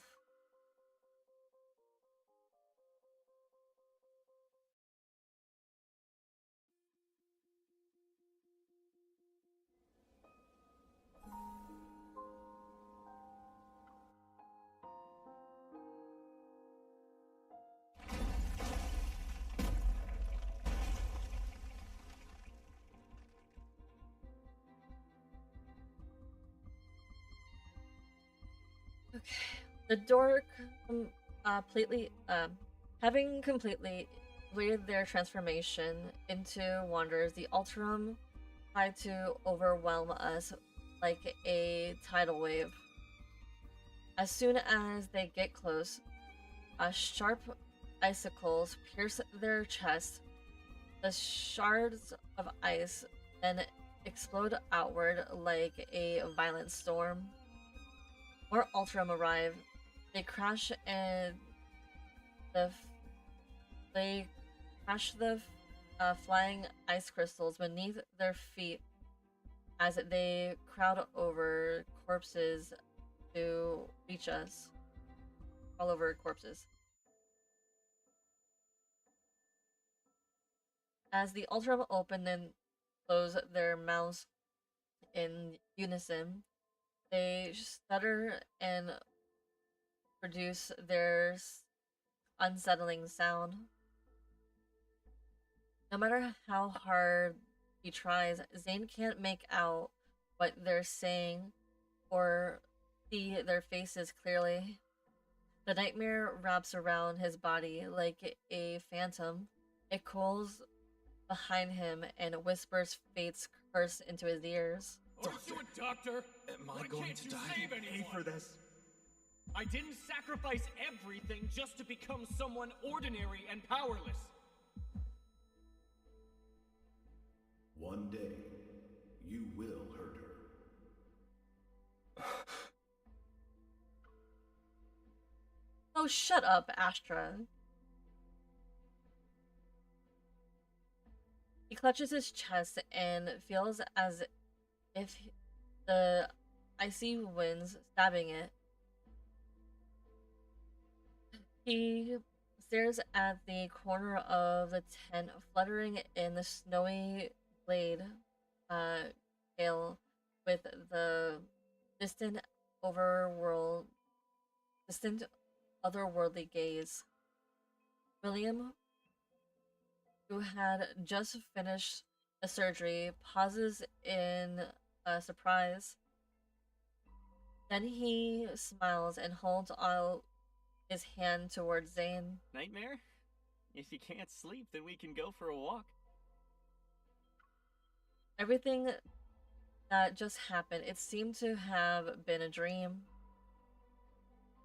He stares at his fingers, the blood, the girl's shocked expression. It was all just a dream. It was just a dream. It's unfortunate we couldn't save the patient today. Don't be too hard on yourself. Back when I was doing research, failure meant you could always try again. But as a doctor, lives will only give you one chance. You know, I had these exact same feelings during my first mission as a military doctor. The polar night hasn't disappeared. The dark blue sky appears to be almost within reach. This desolate land covers in a blanket of snow is always magnificent. It took me a long time to realize that what we have to face isn't just the loss of a life and death itself. The way they look at you in their final moments, it's always the same. Time and time again. You'll have to see their fear and desperation when they're about to die.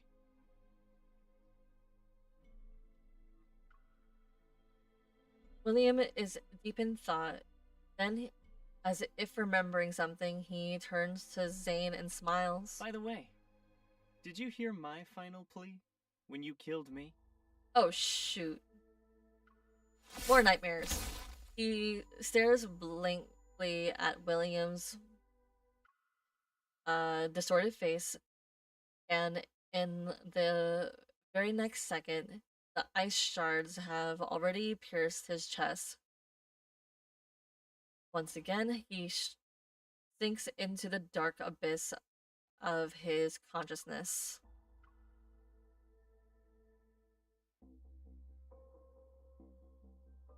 There are more of them. They're actually using the Ultram as weapons.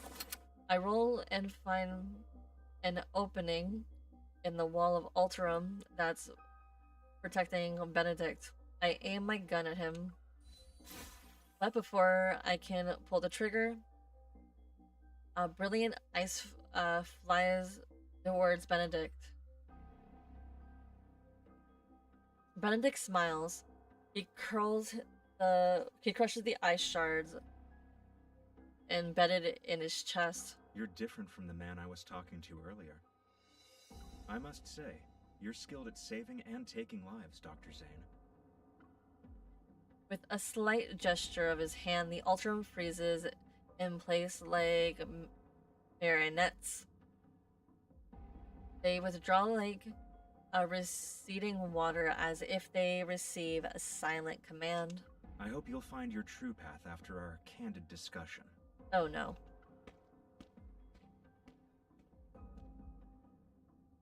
Is Dawnbreaker back?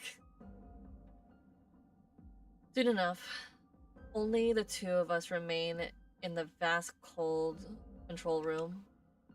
Ignoring everything else, I rush past the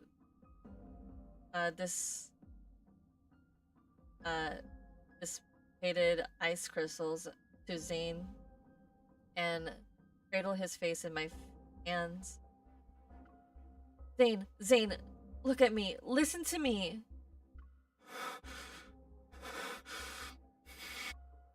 No matter who Benedict is, I'll always keep a bullet just for him, starting today. Zane's labored breathing shows how intense the pain is. The black crystals emerge from his neck and continue to spread out. The ice-cold figures are slowly slipping away from my palm.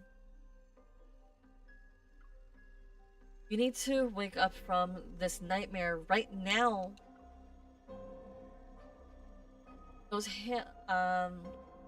These hands that save countless lives should never be stained with the pain and guilt that doesn't belong to them, especially not because of schemes like Benedict's.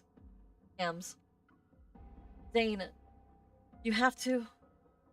These few seconds feel like centuries, and then he's finally raises his head to look at me. He slowly tenses, and I see myself reflected in his icy gaze.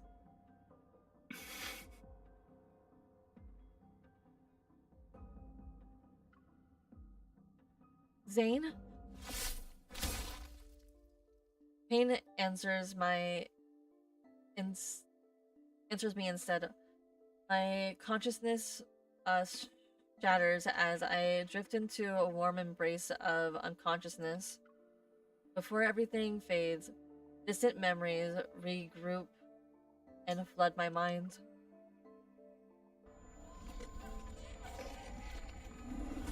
The ground is littered with the remains of wanderers.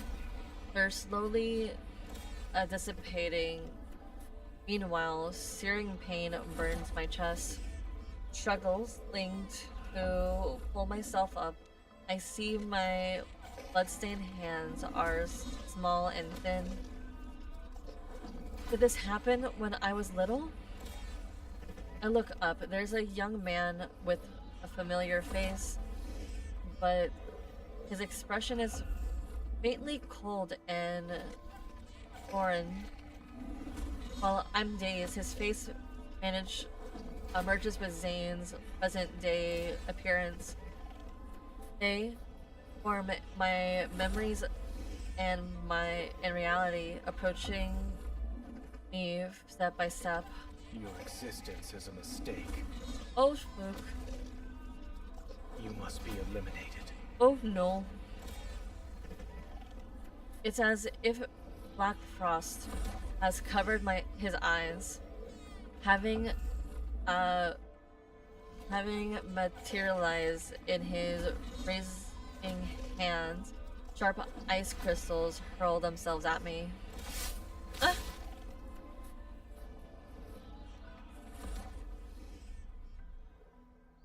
Next day, the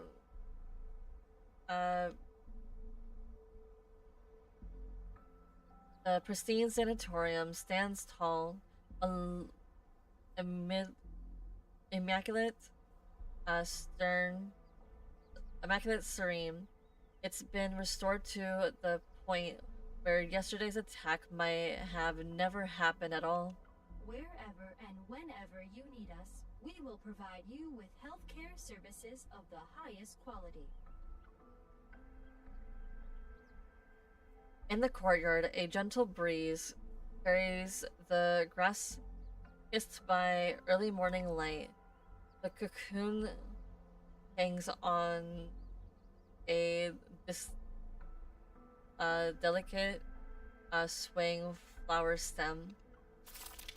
The faint sound of struggling can be heard from within.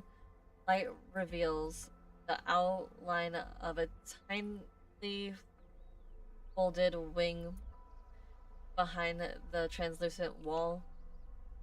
Moist and tender, it breaks free from the cocoon, and in the refreshing air of rebirth, those wings slowly take to the sky.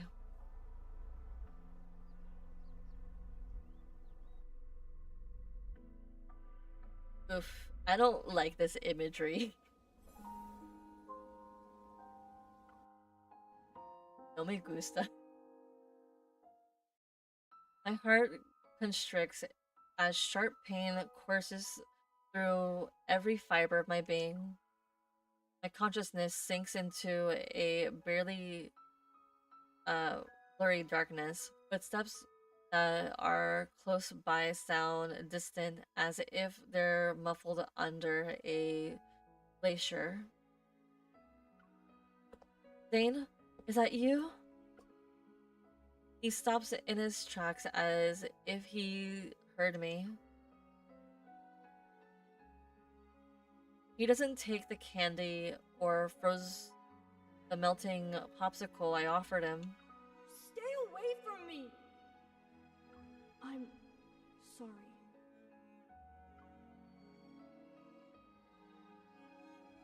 A box sits on the doorstep.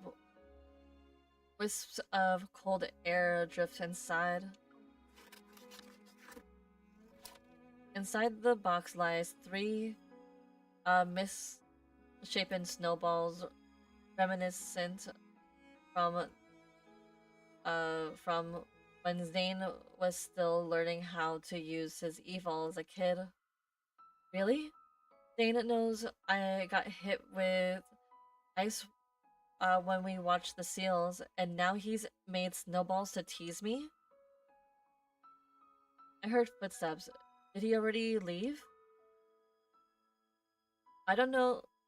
I don't see anyone nearby as I hold the box close. An inexplicable sense of loss washes over me. I want to say his name, but something catches in my throat. It's silence in my voice.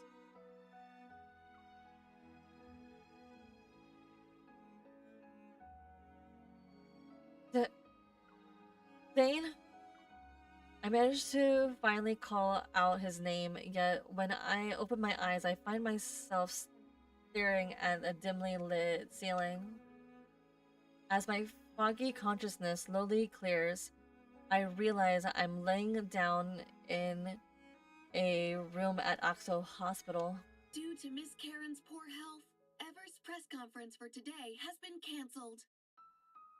Mr. Benedict, the director of Val Sanatorium, stated that the patient's well-being takes precedence over the event.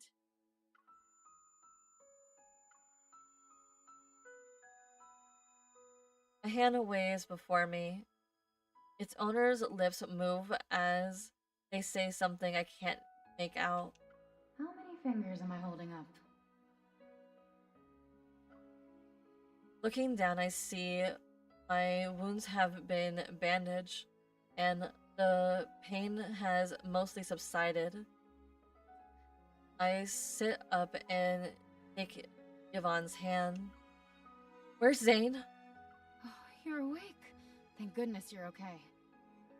You had cardiac energy overload and some minor injuries when Dr. Zane brought you in. We asked him what happened, but he wouldn't say anything. He stayed in this room until your vital signs stabilized. As she speaks, Yvonne leans in. Her expression becomes more serious. I heard from Grayson that Dr. Zane went to the director's office to submit his resignation letter. What? There was a loud commotion in the office. I've never seen the director that angry before. He didn't approve it and gave Dr. Zane an extended leave. Then he told him to go home and think things through. He wouldn't say another word about it. Dr. Zane didn't hesitate at all. But before he left the hospital, he asked us to take good care of you. I try to force myself to smile, but I can't. Only one thought is in my mind. Find Zane. Wait, you can't just... Oh no. Please, be careful.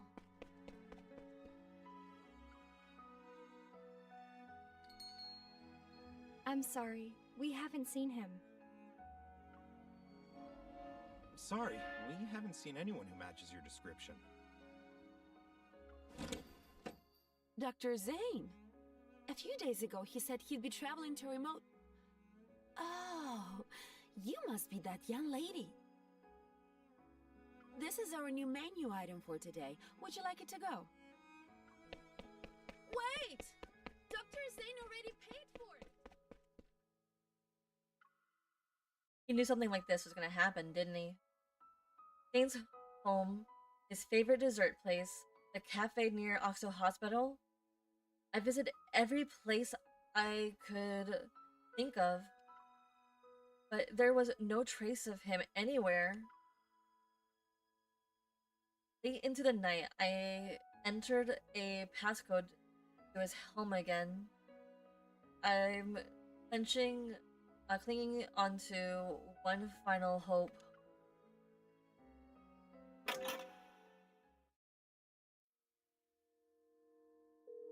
The room is surrounded in darkness.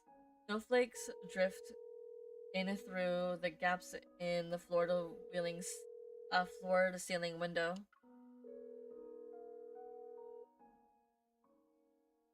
The number you have dialed is currently unavailable. Please try again later. Memories that are no longer dormant slowly flood my mind again. I've seen those black crystals and that pained look in his face before. In my childhood memories, Zane moved away while carrying a heavy, unspoken guilt. This bad habit of disappearing has existed even back then. I hear a faint whimper in the cold. I raise my head and rub my stinging eyes to see Suji. It's you. As if he understood me, Suji leaps onto the sofa and gently places his paw on my knee. I feel like I've tried everything, but I still can't find him. I hold Suji close, my trembling voice barely above a whisper. I don't realize I'm cracking until now. Please, can you help me one more time? Take me to him. Time passes. When Shuji obediently jumps down, sniffing the bracelet on the blanket on the sofa that carries Zane's scent, and runs towards the half-open door.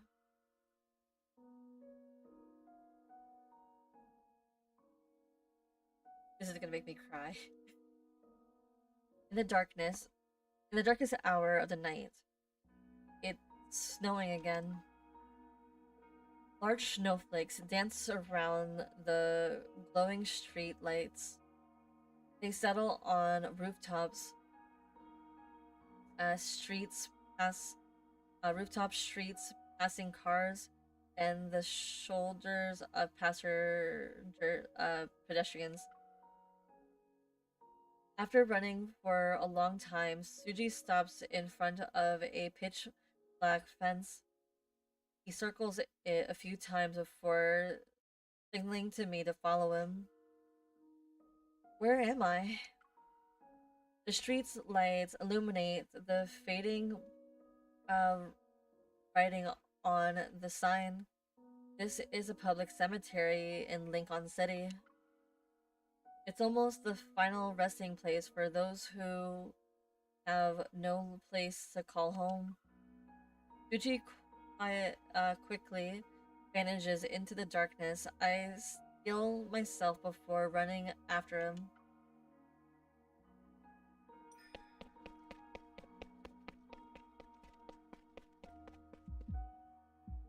As soon as I see that familiar figure, my heart leaps violently in my chest. Zane? I stand in the snowy night, his coat bellowing between black tombstones. He's like a ghost who has nowhere to go. I understand why he left the moment I see the name on the tombstone.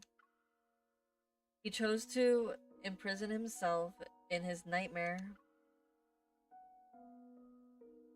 He wants to atone, to seek redemption for the monster he killed.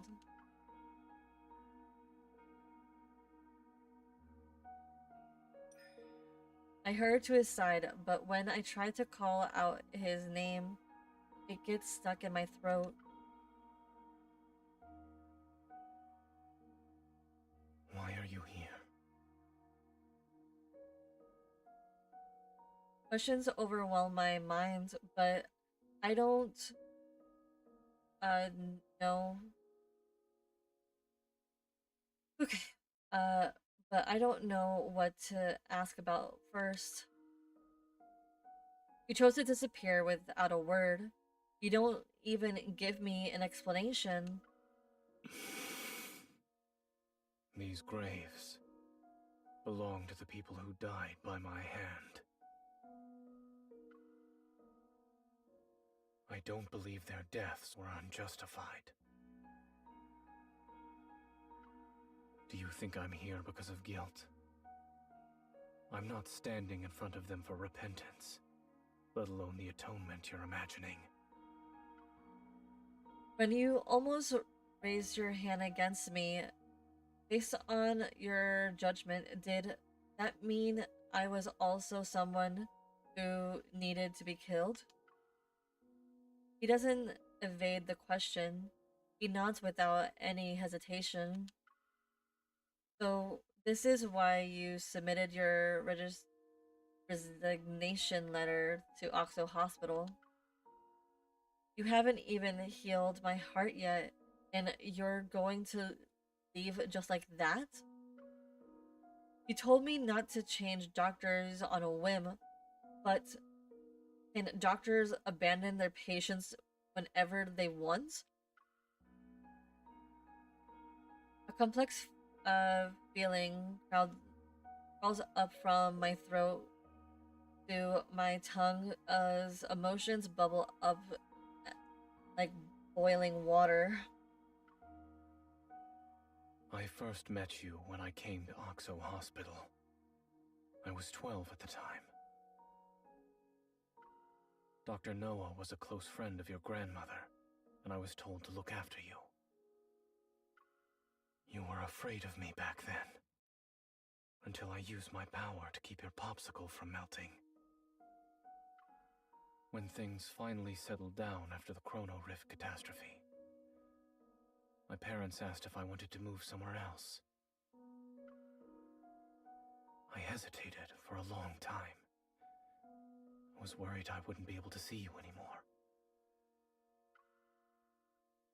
But then that incident happened, and I actually hurt you. You were unconscious and bleeding heavily. When I realized what happened, I couldn't understand why I did it.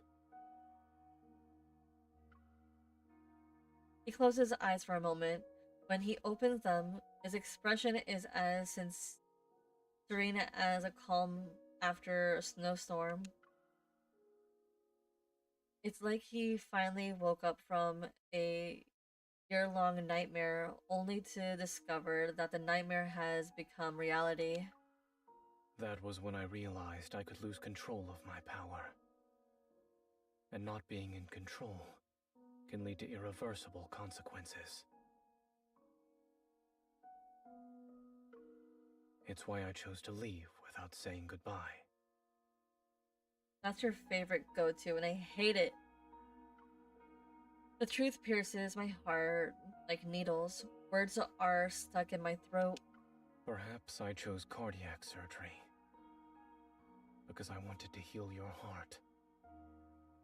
Or maybe I wanted to make amends for what I did back then. Even I don't know. He keeps his gaze lowered, and his voice is as soft as a melting snowflake. But I didn't hesitate when I chose the field of medicine. When I first recited the Hippocratic Oath, I truly believed I would become a good doctor. I believed I would save many people, including the one I had hurt before. It doesn't seem like he noticed my obvious shock.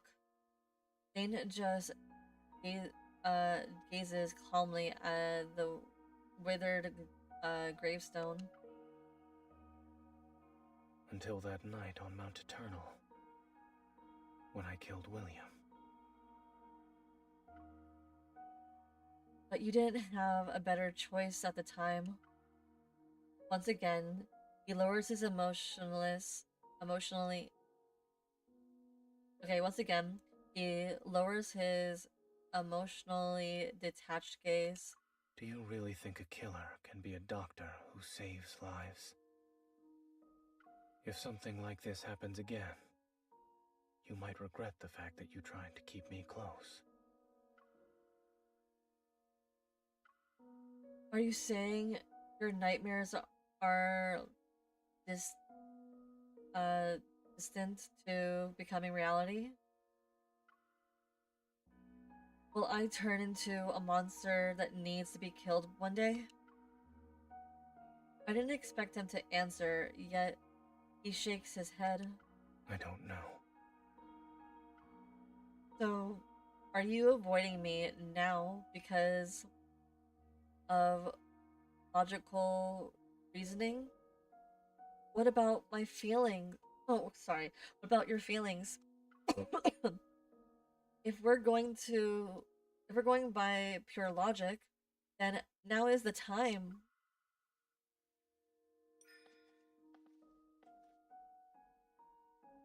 Do it, Thane.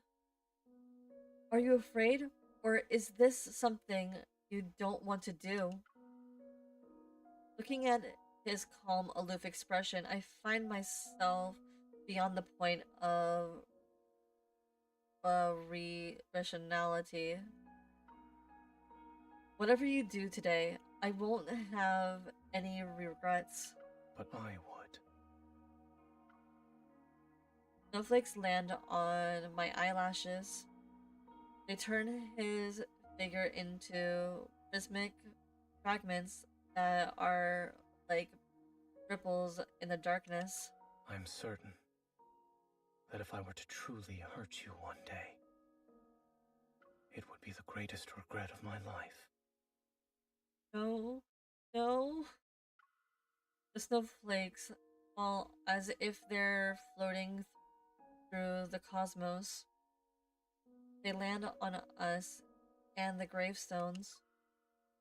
We stand in silence, neither of us exchanging a single word.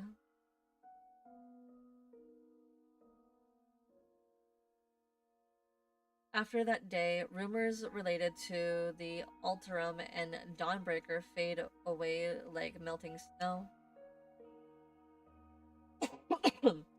These pure white specks were but fleeting visitors. The city awakens in daylight, and once again, okay,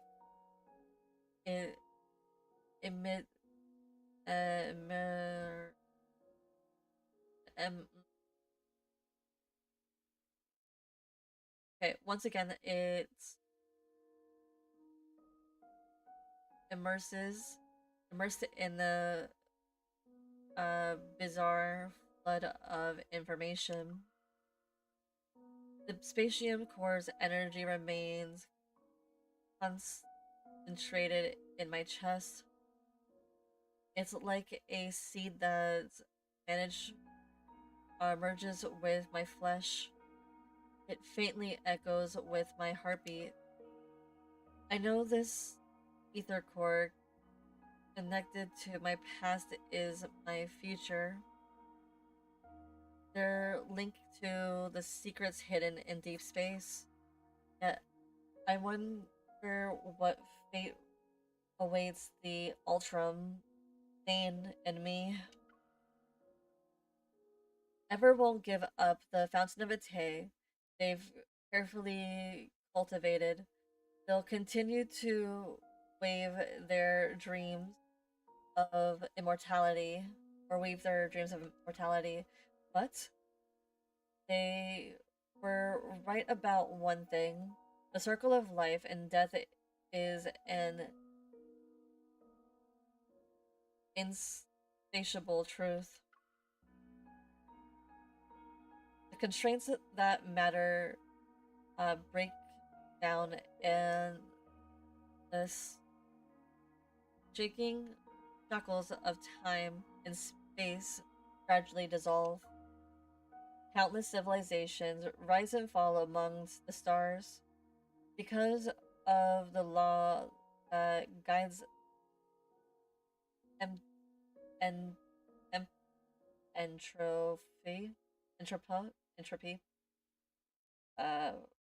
Entropy and desperation. Earth's magnificent radiance will eventually fade.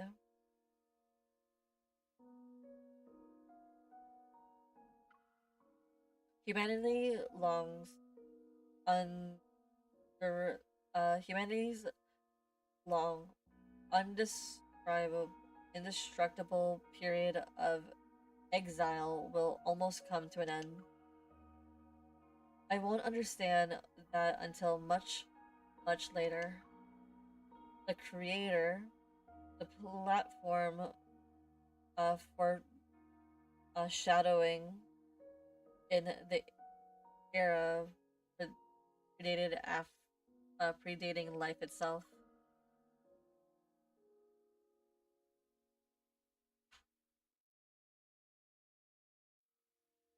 Oh shit.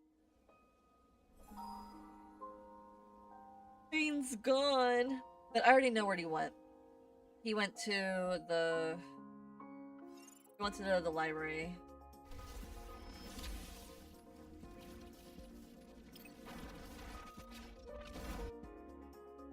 Let's get this over with, and then we can start on Sunday reading to our yesterday. Or to your yesterday.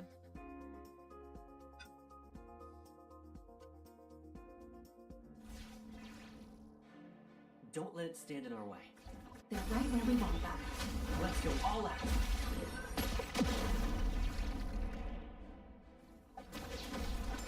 Nice. I've locked onto the target. Copy that. They're right where we want them. Let's go all out. Now's our chance to strike.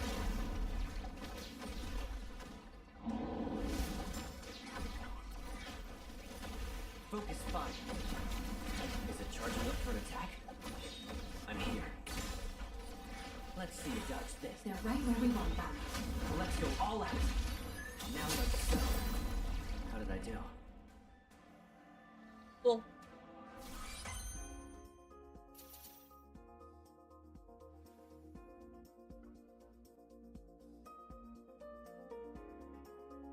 Okay. I think there might be 3, so we'll go through 3.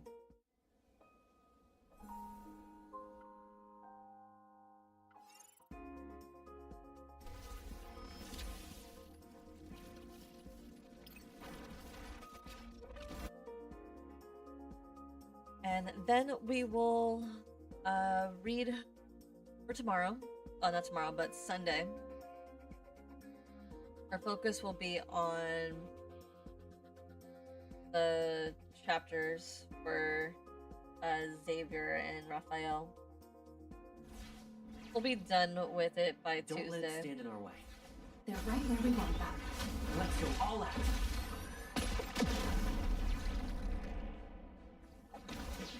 Child's play. I've locked onto the target. Copy that. Time to change our strategy. I'll show you. Nice.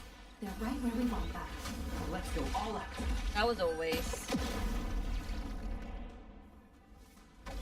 Sometimes I wish you'd let me be your shield. There's a change in tactics. Stay cool. Let's see you dodge this. They're right where we want them. Let's go all out. Now's our chance to strike. So, how did I do? Alright, but it wasn't too much of a waste.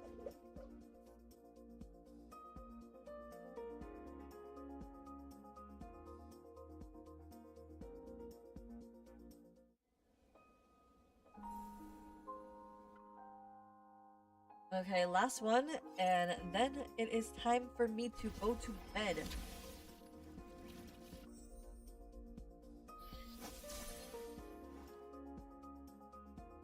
I find this so ironic.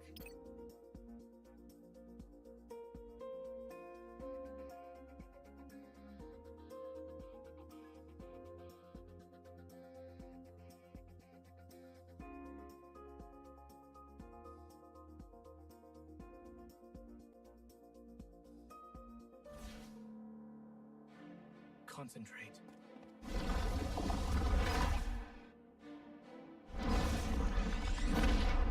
Don't rush. Let's come at me. Together. I'm okay. Let's take it down first.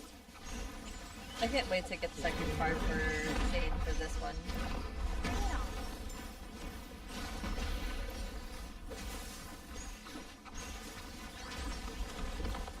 Keep your distance, or else you'll get hurt.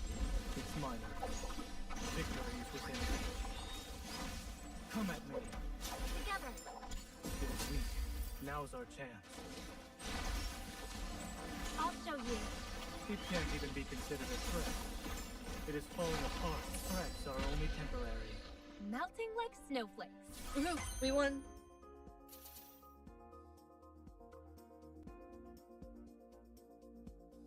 Yay, we won!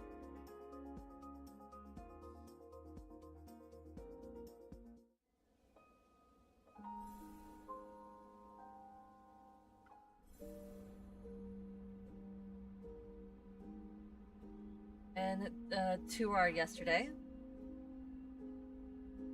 We'll read this, only these 2, on Sunday. We'll read this on Monday, and we'll read this on Tuesday. So, it is time for me to go. It is late for me. I'm not really sure if it's late for others, but it is time for me to go to bed. So with that being said, I wish everybody a good night, good morning, good afternoon, good evening. Until we see each other next time, adios mi amores. Bye bye.